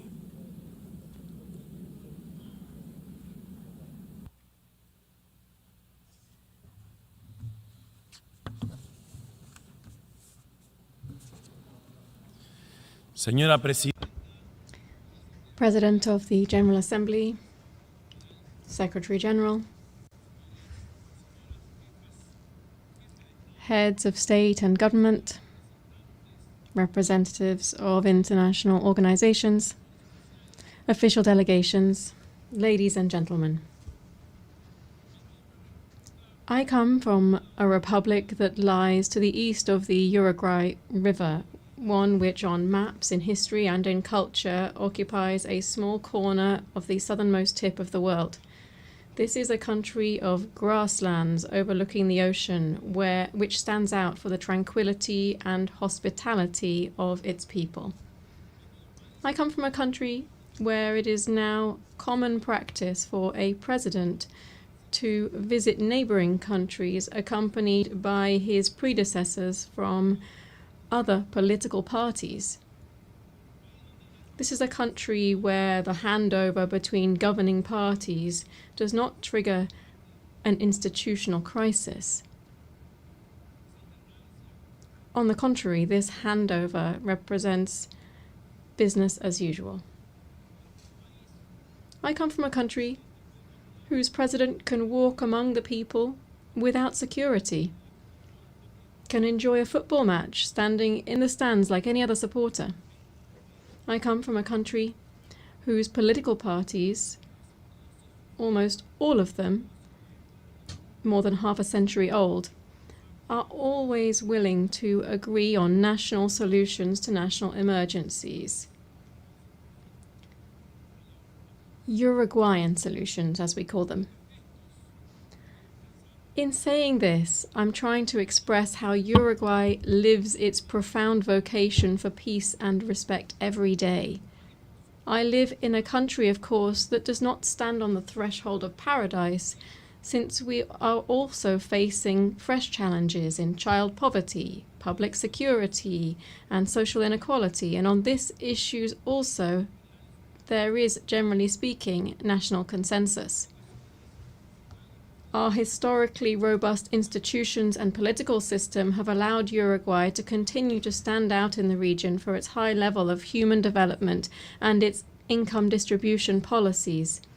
It has allowed us to be a country with stable rules, where contracts are honored, where international commitments are respected, and where macroeconomic stability is a state policy.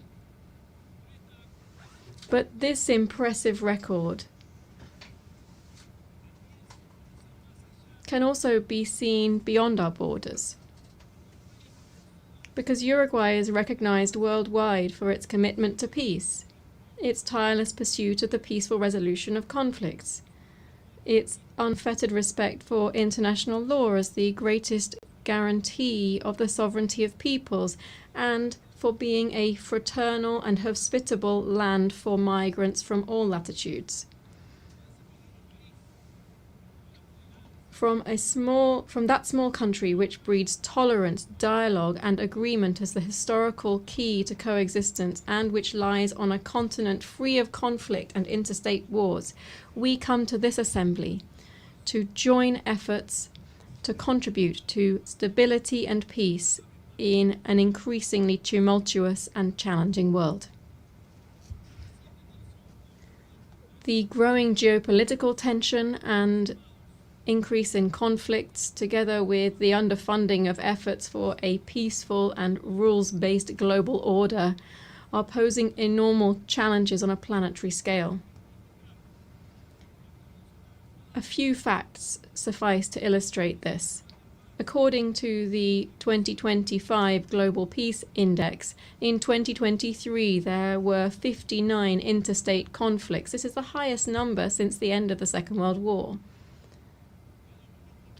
In 2024, global military expenditure rose by almost 10% in real terms when compared to 2023.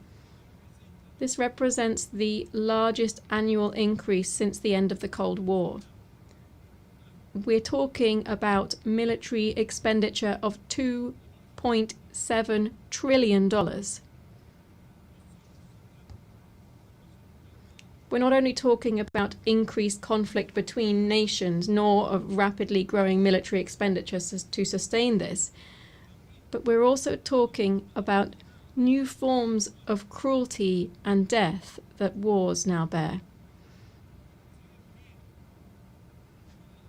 We are well aware that since the very birth of civilization, the absence of violence or war has perhaps been nothing more than a pipe dream. But in our time, technological progress has unleashed other, much more perverse means of waging war, such as the use of military practices aimed at sowing fear, terror, and death among the civilian population. Let it be very clear. We condemn all forms of terrorism, since it constitutes, among other things, a despicable act of cowardice. There is another perspective, a current perspective, one that leads us to believe that the main objective of current wars seems to be the systematic practice of extermination. The end has never justified the means. We must banish that old precept that war is the continuation of politics by other means. All war is criminal, irrespective of where it occurs, irrespective of the God invoked to justify it, and it will always deserve our most visceral condemnation. It is true that every nation has the right to its own territory and government. It's true that they have the right to establish a level of self-determination that allows a nation to coexist with other peoples. And the value of the United Nations is precisely to ensure that these principles are realized in a peaceful and civilized manner. No state that claims to be democratic and to live under the rule of international law can, even under the legitimate right to defend itself against terrorism, exercise barbarity against any civilian population, least of all against especially vulnerable and defenseless persons. Since 1948, Uruguay has maintained a consistent and steadfast position in line with the principles of self-determination and peaceful coexistence. Our historic stances on the main global conflicts, especially that currently underway in the Middle East, are well known. In this regard, Uruguay has always maintained the position of two states, two peoples. The Uruguayan government hence takes very seriously the reports produced by the international community concerning the Palestinian territories and urges the implementation of the recommendations made by the United Nations. At the same time, we urge the immediate suspension of military operations of death. We urge the suspension of death of innocent civilians. And we request the release of the hostages. In our world, at the same time, there are other persistent and worsening, more widespread and permanent tragedies. to such an extent that the Universal Declaration of Human Rights, adopted in this very assembly 77 years ago, stands as a revolutionary manifesto in the times that we are living through.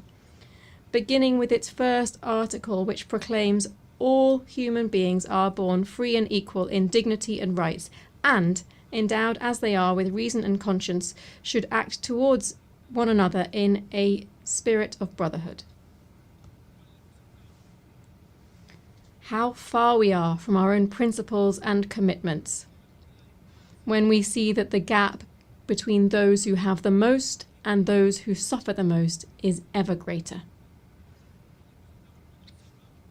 How far we are when we see that the principles of freedom and equality are increasingly estranged, and we hear much more talk of a supposedly free individual than of egalitarian societies in terms of income or the enjoyment of rights. How far we are from human sensibility when we forget that our main calling must be to stand with the majority, listening to every problem or anguish of our people and understanding even and fundamentally those who think differently.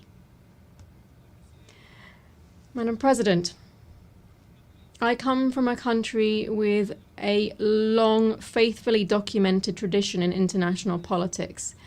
This tradition includes staunch support for multilateralism in all of its facets, political, economic, cultural, as the best and only way to face the challenges to which I have referred. It also, of course, includes a permanent commitment to international law, a commitment to dialogue and to the building of peace as one of our greatest contributions in the context of a fragmented and polarized world. My country's entire political system is proud to contribute decisively to global tasks such as the maintenance of international peace and security, the consolidation and development of international law through participation in normative bodies and in international courts, through our support for disarmament, food security, global health, and commitment to addressing climate change. In this context, I wish to highlight my country's historic commitment to the multilateral peacekeeping system.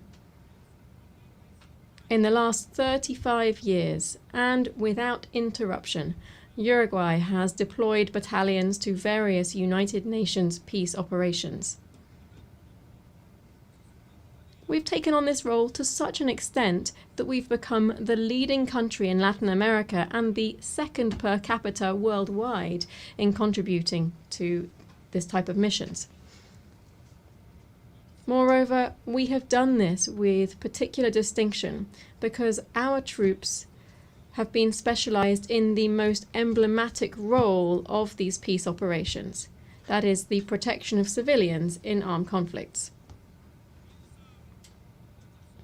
The nations represented in this assembly are well aware that my small country is very far from standing out for its military might or its economic dominance. And it is there, paradoxically, that our strength lies. Because we are incapable of standing in anyone's way. On the contrary, our strength lies in intangible capacities that this world greatly needs, because we are a country that can be relied upon to promote dialogue and peace. Firstly, because those principles define us as a republic and are evident in our respect for the separation of powers and the rule of law, the strengthening of our democratic system, and our respect and promotion of human rights and social equity, among other things. Secondly, because this is how we have historically conducted ourselves on the international stage. As early as in 1907, for instance, my country took a firm stance at the Hague Conference on Arbitration, seeing it as an essential and obligatory mechanism for resolving conflicts between states. Just a few years later, in 1921, Uruguay was the first state in the world to accept the jurisdiction of the Permanent Court of International Justice, the predecessor of the International Court of Justice, On the basis of these and other historical precedents, I hereby reaffirm that Uruguay is in an excellent position to be able to offer itself to the world as a host for negotiations, as a promoter of networks of dialogue and mediation, leading to the construction of peace and the prevention of conflicts. Believe me, we are prepared for this ever more urgent and necessary challenge. Among other reasons, because we have learned, as my country's former president José Pepe Mujica said, that tolerance is the foundation for peaceful coexistence. Thank you.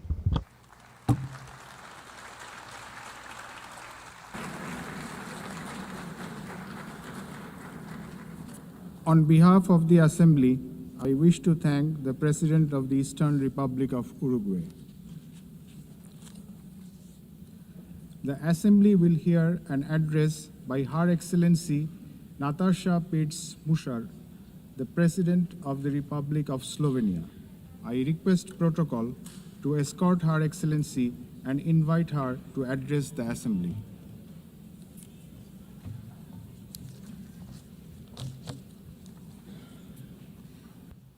Madam President, please accept my warmest congratulations on your election at this historic 80th anniversary of the United Nations.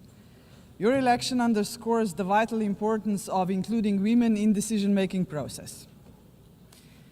Ladies and gentlemen, Excellencies, in 1945, the end of the Second World War was greeted with celebrations, and hopes were placed in a new era of peace and cooperation, embodied by the creation of the United Nations. However, those hopes were soon overshadowed by the onset of the Cold War. When it ended in 1991, we once again dared to believe that this would pave the way to the vision of lasting peace, security, and cooperation as enshrined in the UN Charter. Sadly, that vision has not materialized. In fact, the situation has worsened, and here is why. Firstly, the Security Council, envisioned as the very pillar of collective security, is failing to meet the expectations of the world, if it ever has. The Permanent Five were supposed to be role models for the rest of the world working for peace. Some work in their own interests instead. Secondly, the promise of the Sustainable Development Goals is faltering. Progress is lagging, and with cuts in development assistance, millions of the world's poorest are pushed further away from the access to even the most basic services. Thirdly, international law appears to stand at the precipice of irrelevance. The independence of elected international judges, the integrity of human rights institutions, personal security of human rights defenders, and the authority of this organization are under siege. Fourthly, the Genocide Convention risks becoming a relic of the past. Some states have put the International Criminal Court to its greatest challenge ever. Its prosecutors, whose only duty is the pursuit of justice, and its judges, whose responsibility is to uphold the law, our international law, now face sanctions and intimidation. As if the states that sanction them would prefer to shield the alleged perpetrators of atrocities rather than confront the truth and help deliver justice.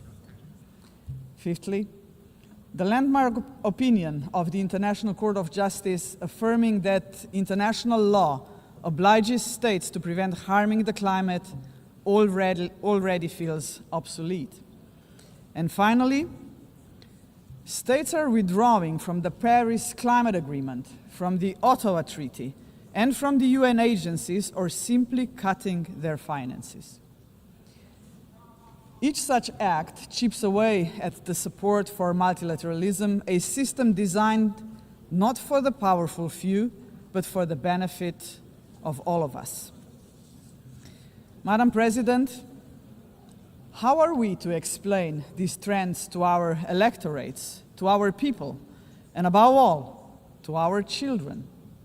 Shall we tell them that this is the new normal, that might makes right, that the strong may seize what they want because they can, that they can kill with impunity because they can, that they may pollute, wage wars, and trample on international law just because they can?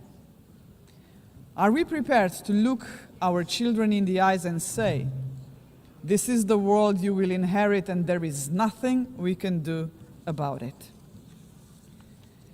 With the adoption of the Pact for the Future last year, we have charted a path toward a stronger, more forward-looking United Nations. But we must now create the conditions to fulfill our commitments. One way forward is to establish a permanent advocacy network to give the Pact unconditional, sustained political support. To this end, I propose the creation of a global forum for the future, an inclusive movement of states committed to multilateralism, mutual respect, and the defense of our shared vision. A movement determined to stand up for the Pact and drive its implementation at every level. As states consider how to implement the Pact for the Future, some solutions may be seen as inconvenient today, but in the long run, ladies and gentlemen, they are not optional. They are systemically necessary. The first example is the reform of the Security Council. We all recognize that it is the principal organ entrusted with the maintenance of international peace and security. But what it is not, and must never be, is a body that stands above international law to defend the interests of some at the expense of others. Jus cogens norms must be safeguarded as a matter of principle. If the prohibitions against genocide and crimes against humanity are accepted as jus cogens norms, can any permanent member claim a legitimate veto right in such circumstances? Member states have attempted to address this question through many reform proposals, but with minimal progress. This is why we must dare to go further now.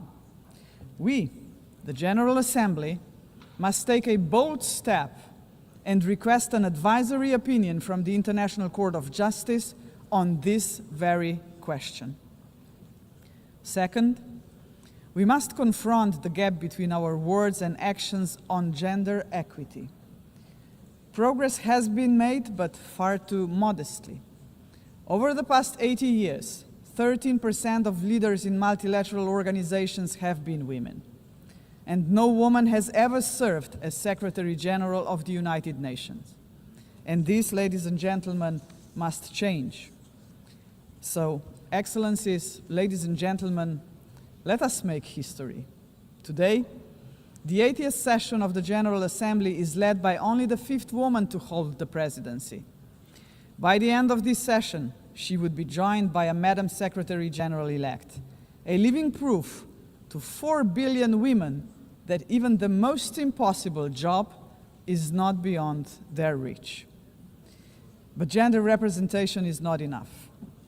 What we must achieve is actual gender equity because it benefits not only women and girls, but entire societies. True equity requires systemic change, and so women's empowerment must remain at the heart of our global agenda. International organizations must weave a gender perspective into every strand of policy making. And that should be a result of effective participation of women and girls themselves. Electing a Madam Secretary General would be historic, but it must only be the beginning of a much deeper transformation. Madam President, the Pact for the Future sets out clearly what must be done to change our world for the better. I have mentioned only two of the many challenges we must confront decisively. But we can only succeed as a community if we accept that there is no future for humanity without a fundamental change. The mandate of the Global Forum for the Future would be to push towards such a change. This is why it must be inclusive. It must not be merely a coalition of countries. It must inspire hundreds of millions of people. For when it comes to human dignity, the constituency of like-minded individuals is vast, diverse, and knows no borders. Human dignity is indivisible. We must fight for it no matter how great the obstacles are. And there are many, we know that. Think of hunger. Time and again, humanity rose across continents to confront the scourge of hunger, to no avail. Worse still, hunger is now being weaponized, turned into a tool of war. We receive reports on a daily basis of how women and children are starved because they are marked as legitimate targets, as enemies. How cruel, how inhumane is that, ladies and gentlemen? We cannot allow this to happen any longer. 40 years ago, musicians stood against hunger. Instead of guns, they, the Band 8, used music. The world heard them, but they were not loud enough, as hunger has not been eradicated. Today, we have science. We can address on a scale beyond imagination not only hunger, but every act of violence against human beings and all human fears. Granted, science, technology, and global connectivity are too often twisted by cynical leaders and warmongering regimes. But they can also be harnessed for the common good. Artists, influencers, and visionaries with audiences of millions can join forces with the governments of like-minded nations. Together, their voice in defense of humanity could become irresistible. Together, we can demand real action by all governments, all world and community leaders on the Pact for the Future, and hold to account those who betray human dignity to its very core, through wars of aggression, genocidal policies, and crimes against humanity. If we join forces and make ourselves heard, nobody can ignore us, not even the most arrogant governments and individual politicians. Of course, such initiatives cannot emerge out of thin air. They require leadership, strong, inclusive, and fearless leadership. We, the leaders of today, are only transient custodians of power. Some of us may not be here after the next election, but that is precisely why we must act now. Our responsibility and destiny will be judged by how we treat our planet and its people today. We simply cannot afford silence, ignorance, or passivity, not while we hold power and possess the power of the word. Hesitation is not an option, Madam President. For most of us, members of the UN, is not might that makes right. It is the opposite. We must not allow the powerful few to ignore us. We must not surrender to a world where power alone prevails. We, the majority of United Nations members, must be role models. We must work for a different world. The Global Forum for the Future can be a platform for the much-needed transformation in which partnerships with non-state actors and companies are indispensable. Profits must finally serve development for all. Innovation and sustainability must drive tolerance, mutual respect, and inclusive dialogue. Is that too much to ask? If we, the leaders of this planet, can offer nothing but terror, conflict, pollution, fear, inequalities, and war to 8 billion people, then we must confront the truth. We are complicit in crimes against our civilization and our planet. And not just us, heads of states, but leaders of international institutions, CEOs, and every individual with the power to make a difference share this responsibility. None of us can claim ignorance of what is at stake. If we believe in human dignity for all, We must deliver more. A world that fulfills lives, not threatens them. We must say yes to inclusive multilateralism and a resounding no to multipolarism. Let us show that this General Assembly can and will make a difference, as it has often done before. Let us demonstrate that we reject arrogance, hatred, and willful blindness to a lack of equality and justice, to wars of aggression, crimes against humanity, and genocide, because they tear us apart for generations. And let us proclaim in all seriousness and sincerity that we embrace personal and collective responsibility to uphold humanity, sustainable development, and international law, because this will keep us together as a civilization for generations. And Madam President, let me end on a personal note. For the sake of future generations, to fulfill our responsibility as human beings, to ensure that we are on the right side of the history, we should do the right thing. We did not stop the Holocaust. We did not stop the genocide in Rwanda. We did not stop the genocide in Srebrenica. We must stop the genocide in Gaza. There are no excuses anymore. None. Ladies and gentlemen, thank you very much. On behalf of the Assembly, I wish to thank the President of the Republic of Slovenia. The Assembly will hear an address by His Excellency Kasim Jomart Tokayev, the President of the Republic of Kazakhstan. I request protocol to escort His Excellency and invite him to address the Assembly.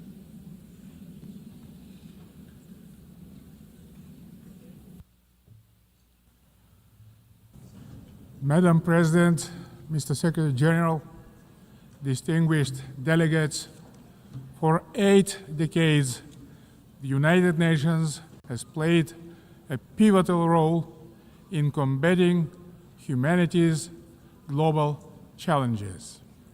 Over that time, it has led our common efforts on collective security, nuclear non-proliferation, peacekeeping, development, poverty reduction, sustainability, and human rights.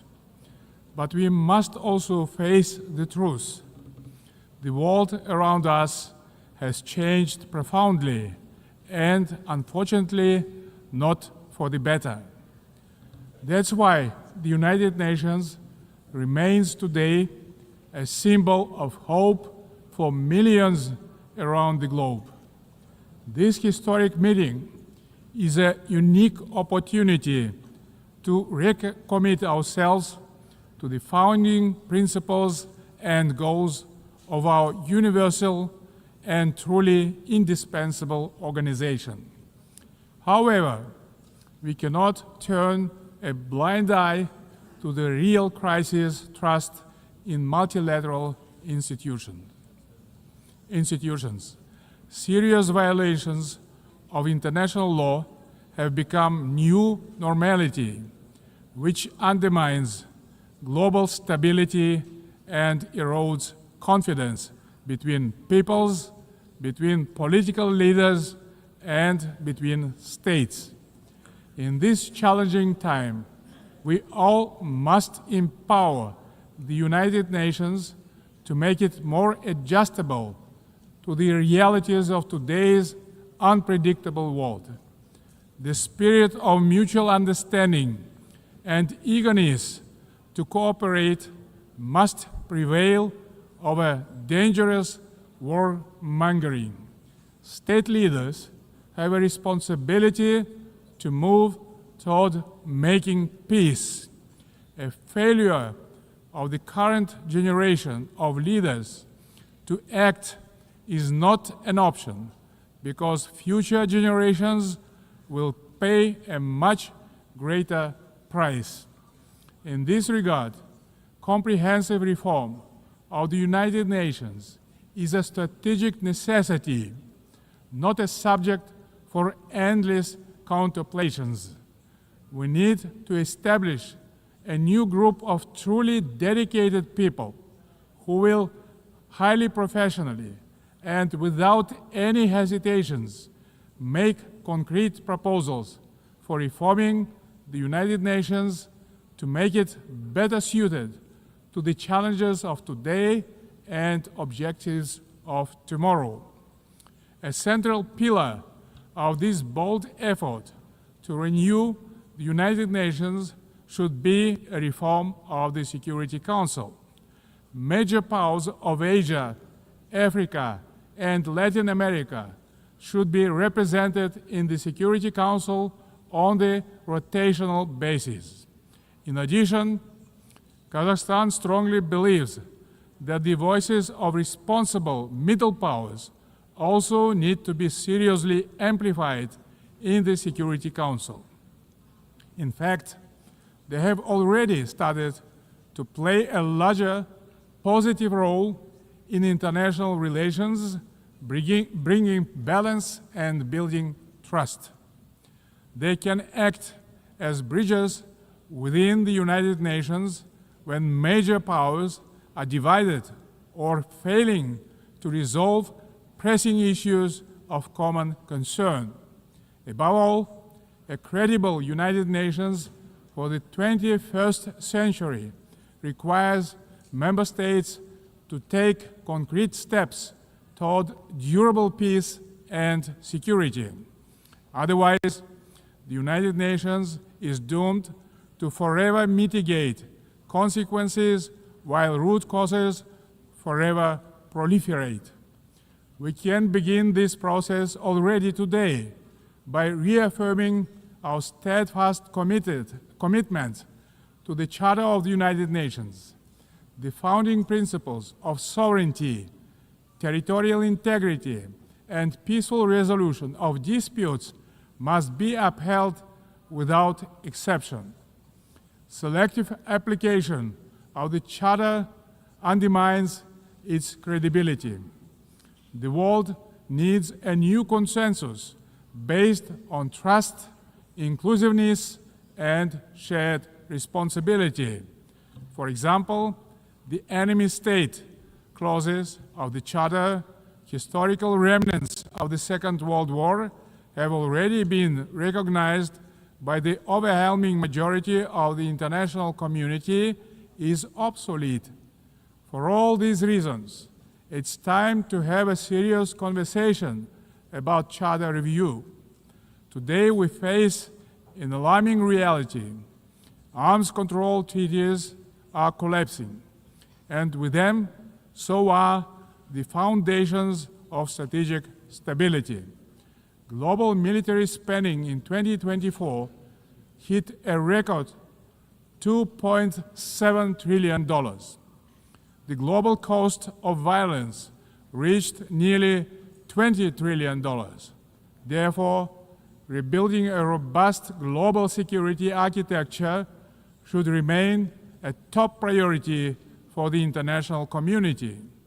We advocate relaunching high-level dialogue among nuclear powers and stronger multilateral action to drastically reduce the looming threat of nuclear weapons.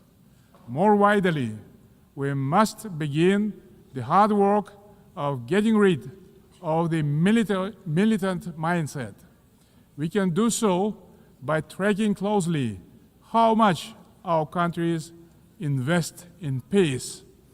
Kazakhstan is ready to host a new dialogue on nuclear disarmament and non-proliferation. We can focus on informal, inclusive exchanges that reinforce the NPT and support progress toward the CTBT. We also call to advance our proposal to establish international agency for biological safety and security. Kazakhstan remains concerned by the Ukrainian crisis, which continues to seriously harm civilians damage global trust and undermine the Ukrainian crisis, which continues to seriously harm civilians, damage global trust, and undermine international security. Nonetheless, bilateral and international diplomatic efforts on this conflict should continue along with political flexibility to meet the long-term interests of both states. Territorial disputes are never easy to resolve and require mutual restraint and responsibility for the sake of future generations. The psychology of animosity drags all involved in conflicts to the abyss, leaving no chance to reach peace. The humanitarian crisis in Gaza has reached a disastrous scale that cannot be ignored. This conflict stems from a complex historical background. We cannot ignore the root cause of this belligerence. Kazakhstan calls for full protection of all civilians and unhindered humanitarian access in strict compliance with international humanitarian law. We reaffirm our support of the two-state solution, with the United Nations playing a central role. Kazakhstan acknowledges diplomatic initiatives aimed at regional reconciliation in the Middle East, including the Arab Peace Initiative, the New York Declaration, and the Abraham Accords, and others. They demonstrate that leadership and political will can turn division into cooperation and shared benefit. We also welcome the normalization of relations between Azerbaijan and Armenia under the mediation of the United States President. It shows that even entrenched conflicts can be settled through diplomacy and common sense. Guided by this principle, Kazakhstan consistently favors diplomacy over escalation and dialogue over force. Current geopolitical tensions sometimes tempt some leaders to claim that a clash of civilizations is inevitable.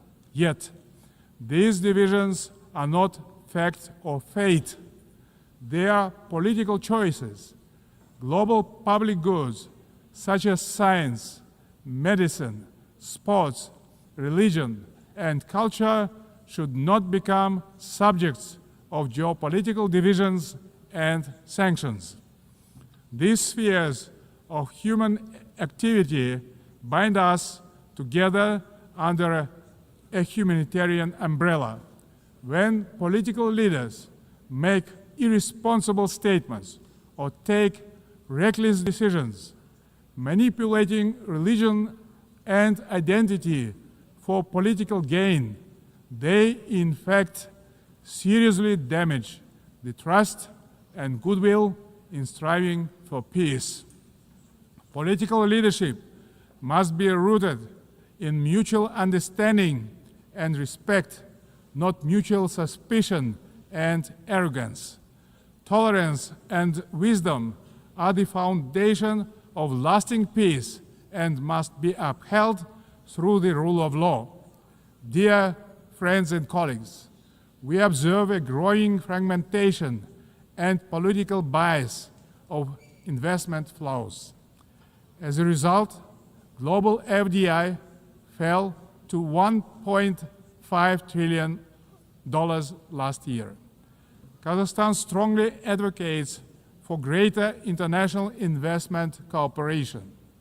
More than $400 billion have been attracted to our economy within 30 years of independence. Our commitment to open market principles is absolutely firm and will remain a cornerstone of our state policy. Located in the very center of Eurasia, Kazakhstan is poised to play a crucial role as a logistic hub, handling 80% of all overland transit between Asia and Europe. We are investing tens of billions of dollars in our transport and transit infrastructure, including the Belt and Road Initiative, the North, South, and Trans-Caspian transit corridors. Kazakhstan will continue to develop regional supply chains that are the heart of the emerging global transport network. By 2029, we plan to build 5,000 kilometers of new railway lines. Kazakhstan has made the Sustainable Development Goals a core pillar of its national agenda, integrating their targets into state planning and budgeting. With the support of the United Nations Secretary General and partner states, Kazakhstan now hosts the new United Nations Regional Center for SDGs for Central Asia and Afghanistan in Almaty. Today, Central Asia is demonstrating a renewed sense of unity and mutual trust. It is emerging as a proactive contributor to international peace and progress. The Central Asian Five are strengthening cooperation, proving that regional solidarity can be a powerful force for development and security. This has enabled our region to engage key global partners in the unique Central Asia Plus dialogue format. Kazakhstan believes that inclusive development in Afghanistan is a basis for long-term regional peace and stability. We continue to support the Afghan people through humanitarian assistance and cooperation in trade, food security, infrastructure, and transport connectivity. Distinguished delegates, last year was the hottest year in human history, and Central Asia is warming at twice the global rate.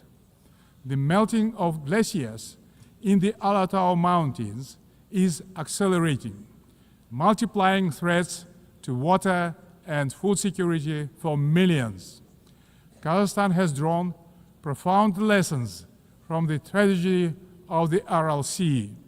Thanks to our consistent efforts, including at the international level, we succeeded in preserving the northern part of the sea. As the current chair of the International Fund for Saving the Aral Sea, Kazakhstan will continue to play a proactive role in this common priority. Meanwhile, the Caspian Sea is rapidly shrinking. It is no longer just a regional concern. It is a global warning signal. Therefore, we call for urgent steps to preserve the Caspian water resources with our partners across the region and the wider international community. Last year, Kazakhstan co-organized the One Water Summit with France, Saudi Arabia, and the World Bank. Looking forward, stronger coordination, investments, and sustainable solutions are urgently needed to prevent future water crises. To help advance this agenda, Kazakhstan will host a regional ecological summit in Astana in April next year, to be convened in partnership with the United Nations and other international organizations.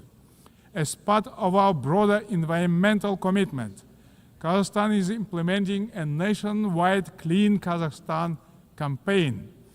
This national movement mobilizes millions of volunteers in cleanup actions, waste reduction, and eco-education.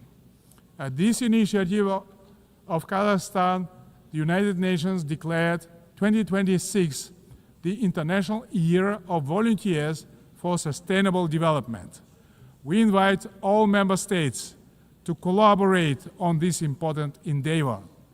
In this spirit, I propose that the General Assembly adopt a resolution proclaiming April 22 as the International Day of Greening the Planet.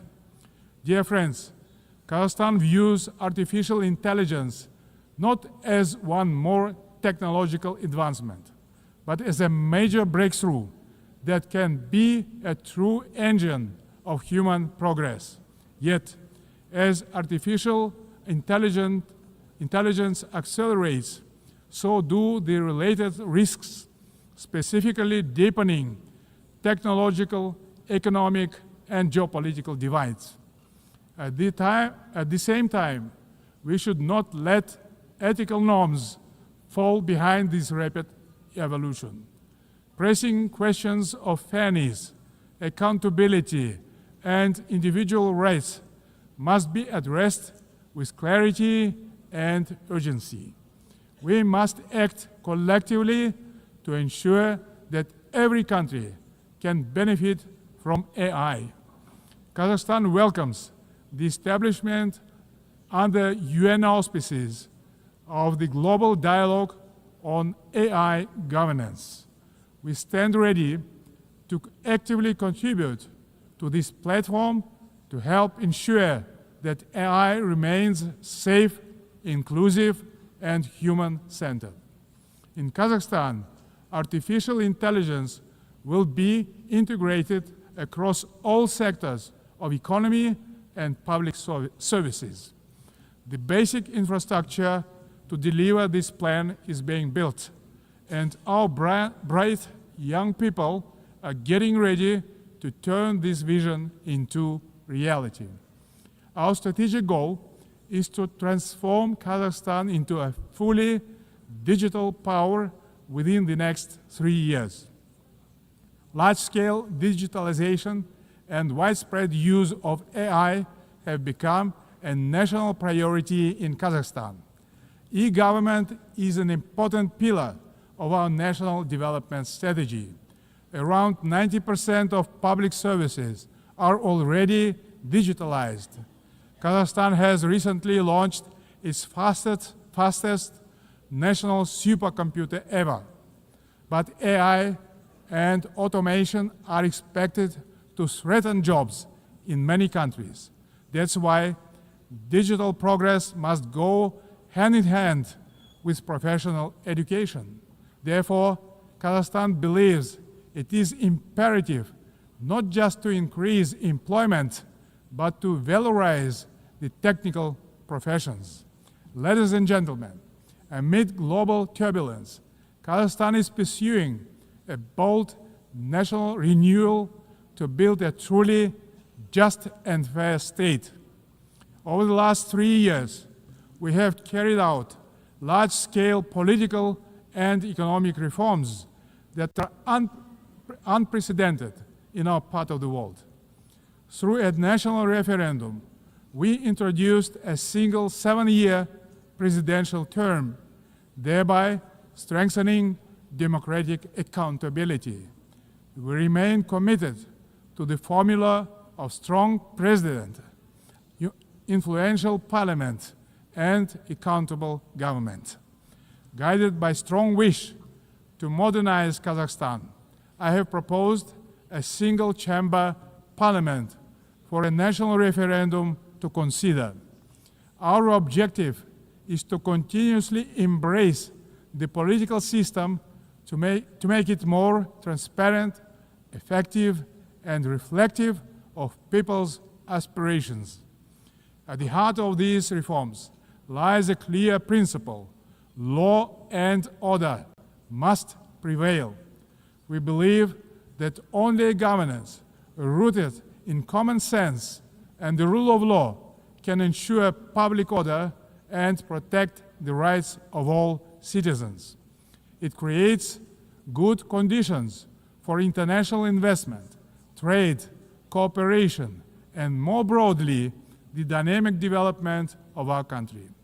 The interests of law-abiding people and decent citizens must always come first, maintained through justice, accountability, and mutual respect. Kazakhstan's economy is showing clear signs of sustainability and resilience. This year, economic growth is expected to exceed 6%, underscoring the sustainability of our economy as the largest in our part of the world. But we are not complacent. We will continue our efforts to ensure a long-term growth. Kazakhstan's energy strategy is based on 4 pillars: oil and gas, coal, uranium, and critical minerals. These precious assets are the basis of reliable energy partnerships. Climate change and the green agenda cannot be accepted by all countries that have huge deposits like coal, which nowadays can be cleaned up by advanced technologies. That's why we have committed to decarbonize our country in 35 years. Renewable energy is not the single solution to all energy problems. Agriculture is another driver of our development with huge potential for global markets.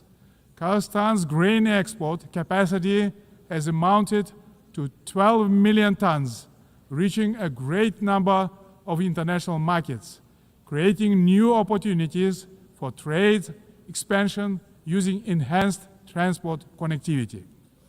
We will continue our cooperation with all major international partners and regional stakeholders to further diversify our external trade and economy, making it more inclusive and resilient.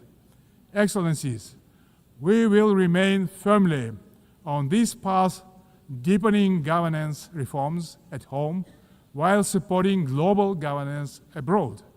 Kazakhstan will continue to serve as a bridge builder and peacemaker. It will also continue to choose balance over domination, cooperation over confrontation, and peace over war.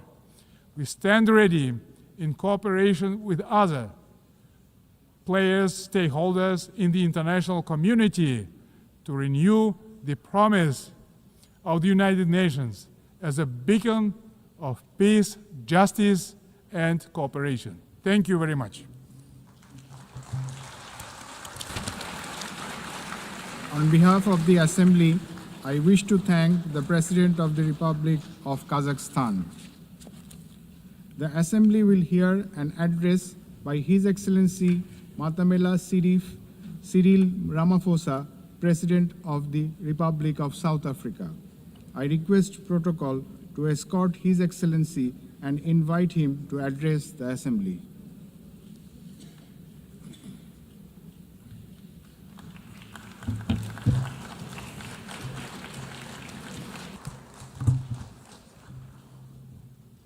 Thank you, President of the 80th session of the UN General Assembly, United Nations Secretary General, Excellencies, heads of state and government, and ladies and gentlemen.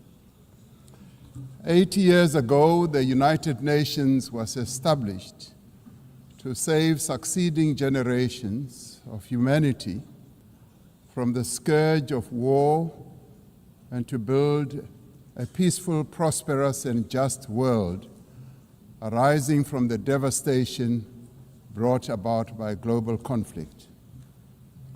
Through the UN Charter, the nations of the world pledged to uphold peace, development, and human rights, which would be underpinned by international law. Now more than ever, we are called upon to uphold the values and advance the purpose of the United Nations. we are also called upon to advance cooperation and solidarity between nations. We are called upon to promote multilateralism and safeguard the institutions that enable it. South Africa's engagement in the international sphere echoes our domestic imperatives of eradicating poverty, reducing unemployment, and addressing the root causes of inequality. Our foreign policy is guided not only by the needs of our people, but also those of the continent of Africa and the global South. Inspired by our own history, South Africa strives to maintain world peace and also the settlement of all international disputes through negotiation and dialogue and not through war. We therefore welcome the strong partnership between the African Union and the United Nations in promoting peace, security, and stability on the African continent. This year, South Africa is honored to preside over the G20. This is the first time that G20 Leaders Summit will be held on the African continent, the cradle of humanity. South Africa's G20 presidency is guided by the theme equality, solidarity, and sustainability. To give full meaning to our theme of equality, solidarity, and sustainability, we have invited the G20 countries to join us in prioritizing the following areas. Firstly, in discussion to strengthen disaster resilience and response by addressing the increasing frequency and impact of climate-induced natural disasters. Secondly, to ensure that we have debt sustainability for low-income countries by crafting innovative ways to support countries to have low levels of debt to maintain economic stability. Thirdly, to discuss how to mobilize finance for a just energy transition by encouraging investments in renewable energy and sustainable technologies, without foregoing what we would call baseload energy sources. Fourthly, by harnessing critical minerals for inclusive growth and sustainable development through the value addition processes, that is, beneficiation of these minerals at the source where the minerals are extracted, to foster the development of communities where these minerals are found. These priorities reflect South Africa's commitment to addressing global challenges and promoting inclusive growth and sustainable development. Our country's G20 presidency is a significant opportunity for South Africa to advocate for Africa's development agenda and to amplify African voices in global economic governance for a continent that is irreversibly on the rise. As member states of the United Nations, we have all adopted the Sustainable Development Goals. However, many of these goals remain elusive. There are many reasons that hold many countries back from fulfilling and implementing these development goals. Some of these reasons are lack of sufficient financial resources that can finance the advance that these countries need to make to fulfill those goals. Many countries with developing economies, especially in Africa and the global South, do not have adequate capital to finance their development goals. They are indebted and are paying much more on debt servicing than they do on health and education. In fact, these countries pay much more than countries in the North for their debt. Yet through global solidarity, by having fairer lending rules, especially for several of the global South countries, we can achieve our shared commitment. Through the G20 process, we are working towards building consensus on how this problem can be tackled, including the reform of international financial institutions, particularly multilateral development banks, to better tackle global challenges that many countries face. The multilateral trading system needs to be reformed as we reconfirm that the World Trade Organization remains the only multilateral body that is capable of managing differences and coordinating positions in global trade. Trade is one of the most important instruments to mobilize domestic resources for development. It is concerning that geopolitical shocks and unprecedented trade policy volatility are destabilizing the global economy and jeopardizing a critical source of development finance. In fact, the economy and jeopardizing a critical source of development finance. In fact, trade is now being used as a weapon against a number of countries in the world. We must redouble our efforts to strengthen the link between trade and development. Unilateral trade practices and economic cohesion have a detrimental impact on many nations. This includes the economic embargo against Cuba, which has caused untold damage to the country's economy over the years. This unfair embargo must be lifted, and we want it lifted sooner rather than later.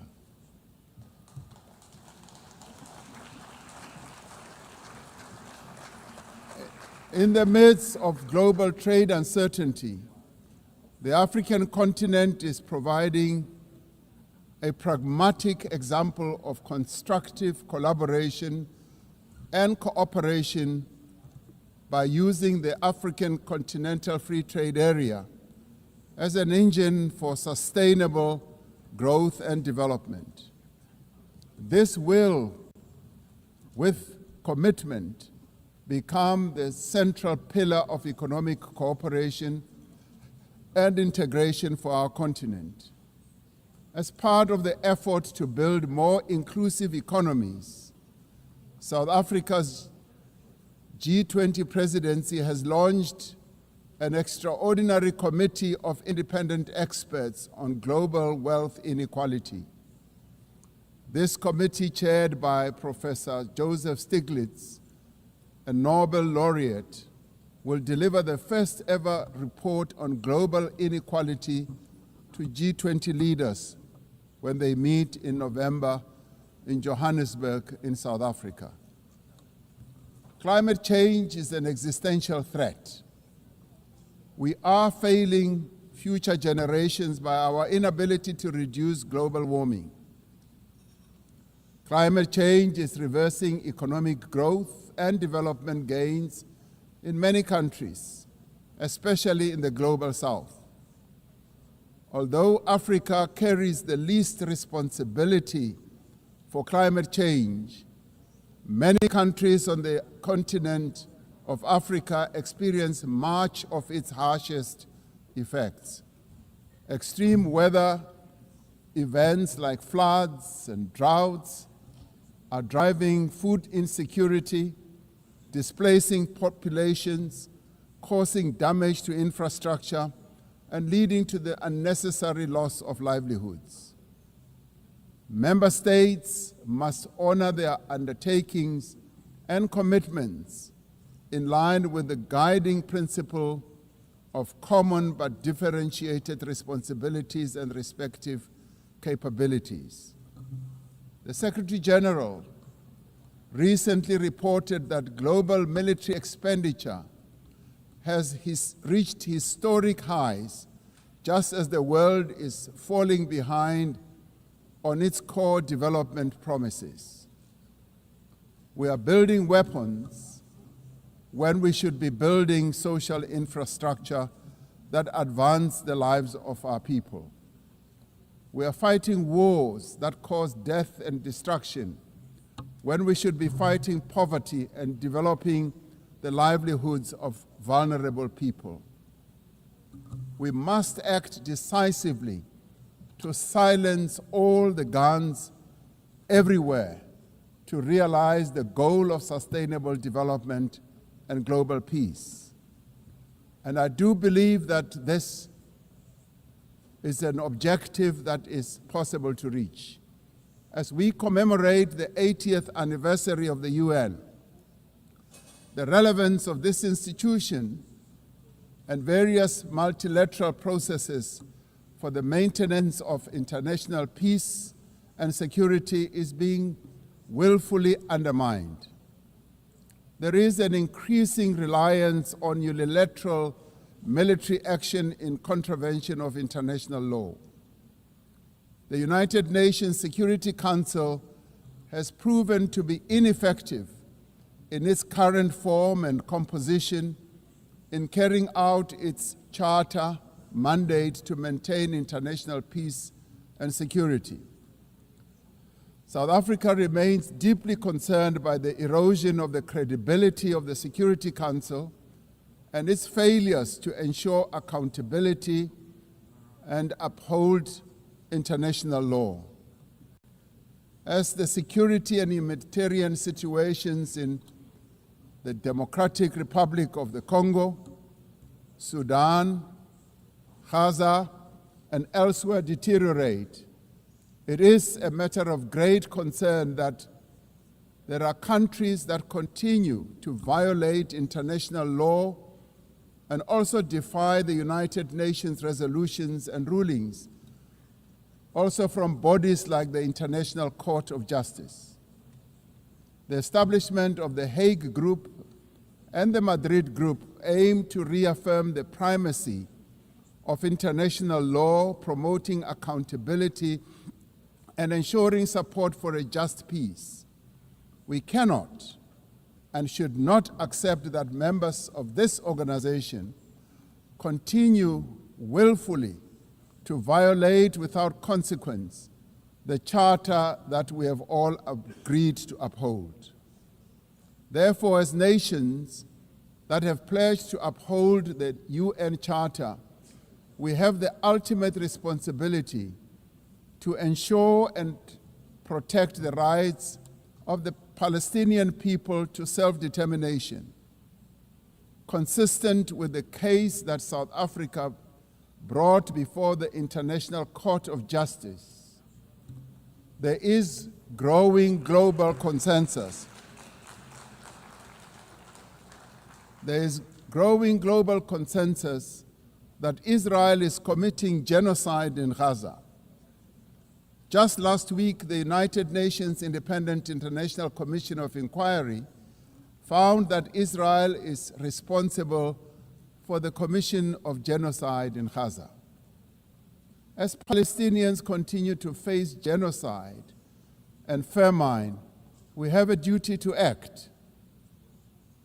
South Africa has acted in the interest of saving lives by insisting that the International Court of Justice should make a ruling that indeed genocide is being committed in Gaza and that it should stop.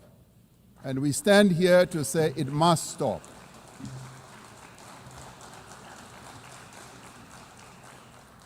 We welcome the historic high-level meeting held yesterday on the two-state solution yesterday in this very chamber. This reflects the determination of the global majority, a global majority that now stands at 142 and more countries, that Palestinians deserve a peaceful state alongside a peaceful Israel. Many nations in the world are calling for that, and that is the voice that we believe that Israel should heed, and those powerful nations that can make a two-state solution viable and possible and implementable should act in that regard. The long overdue announcement by increasing number of countries to recognize the state of Palestine is testament to this determination. We have a responsibility as the member states of the United Nations to reaffirm the right also of self-determination of the people of Western Sahara.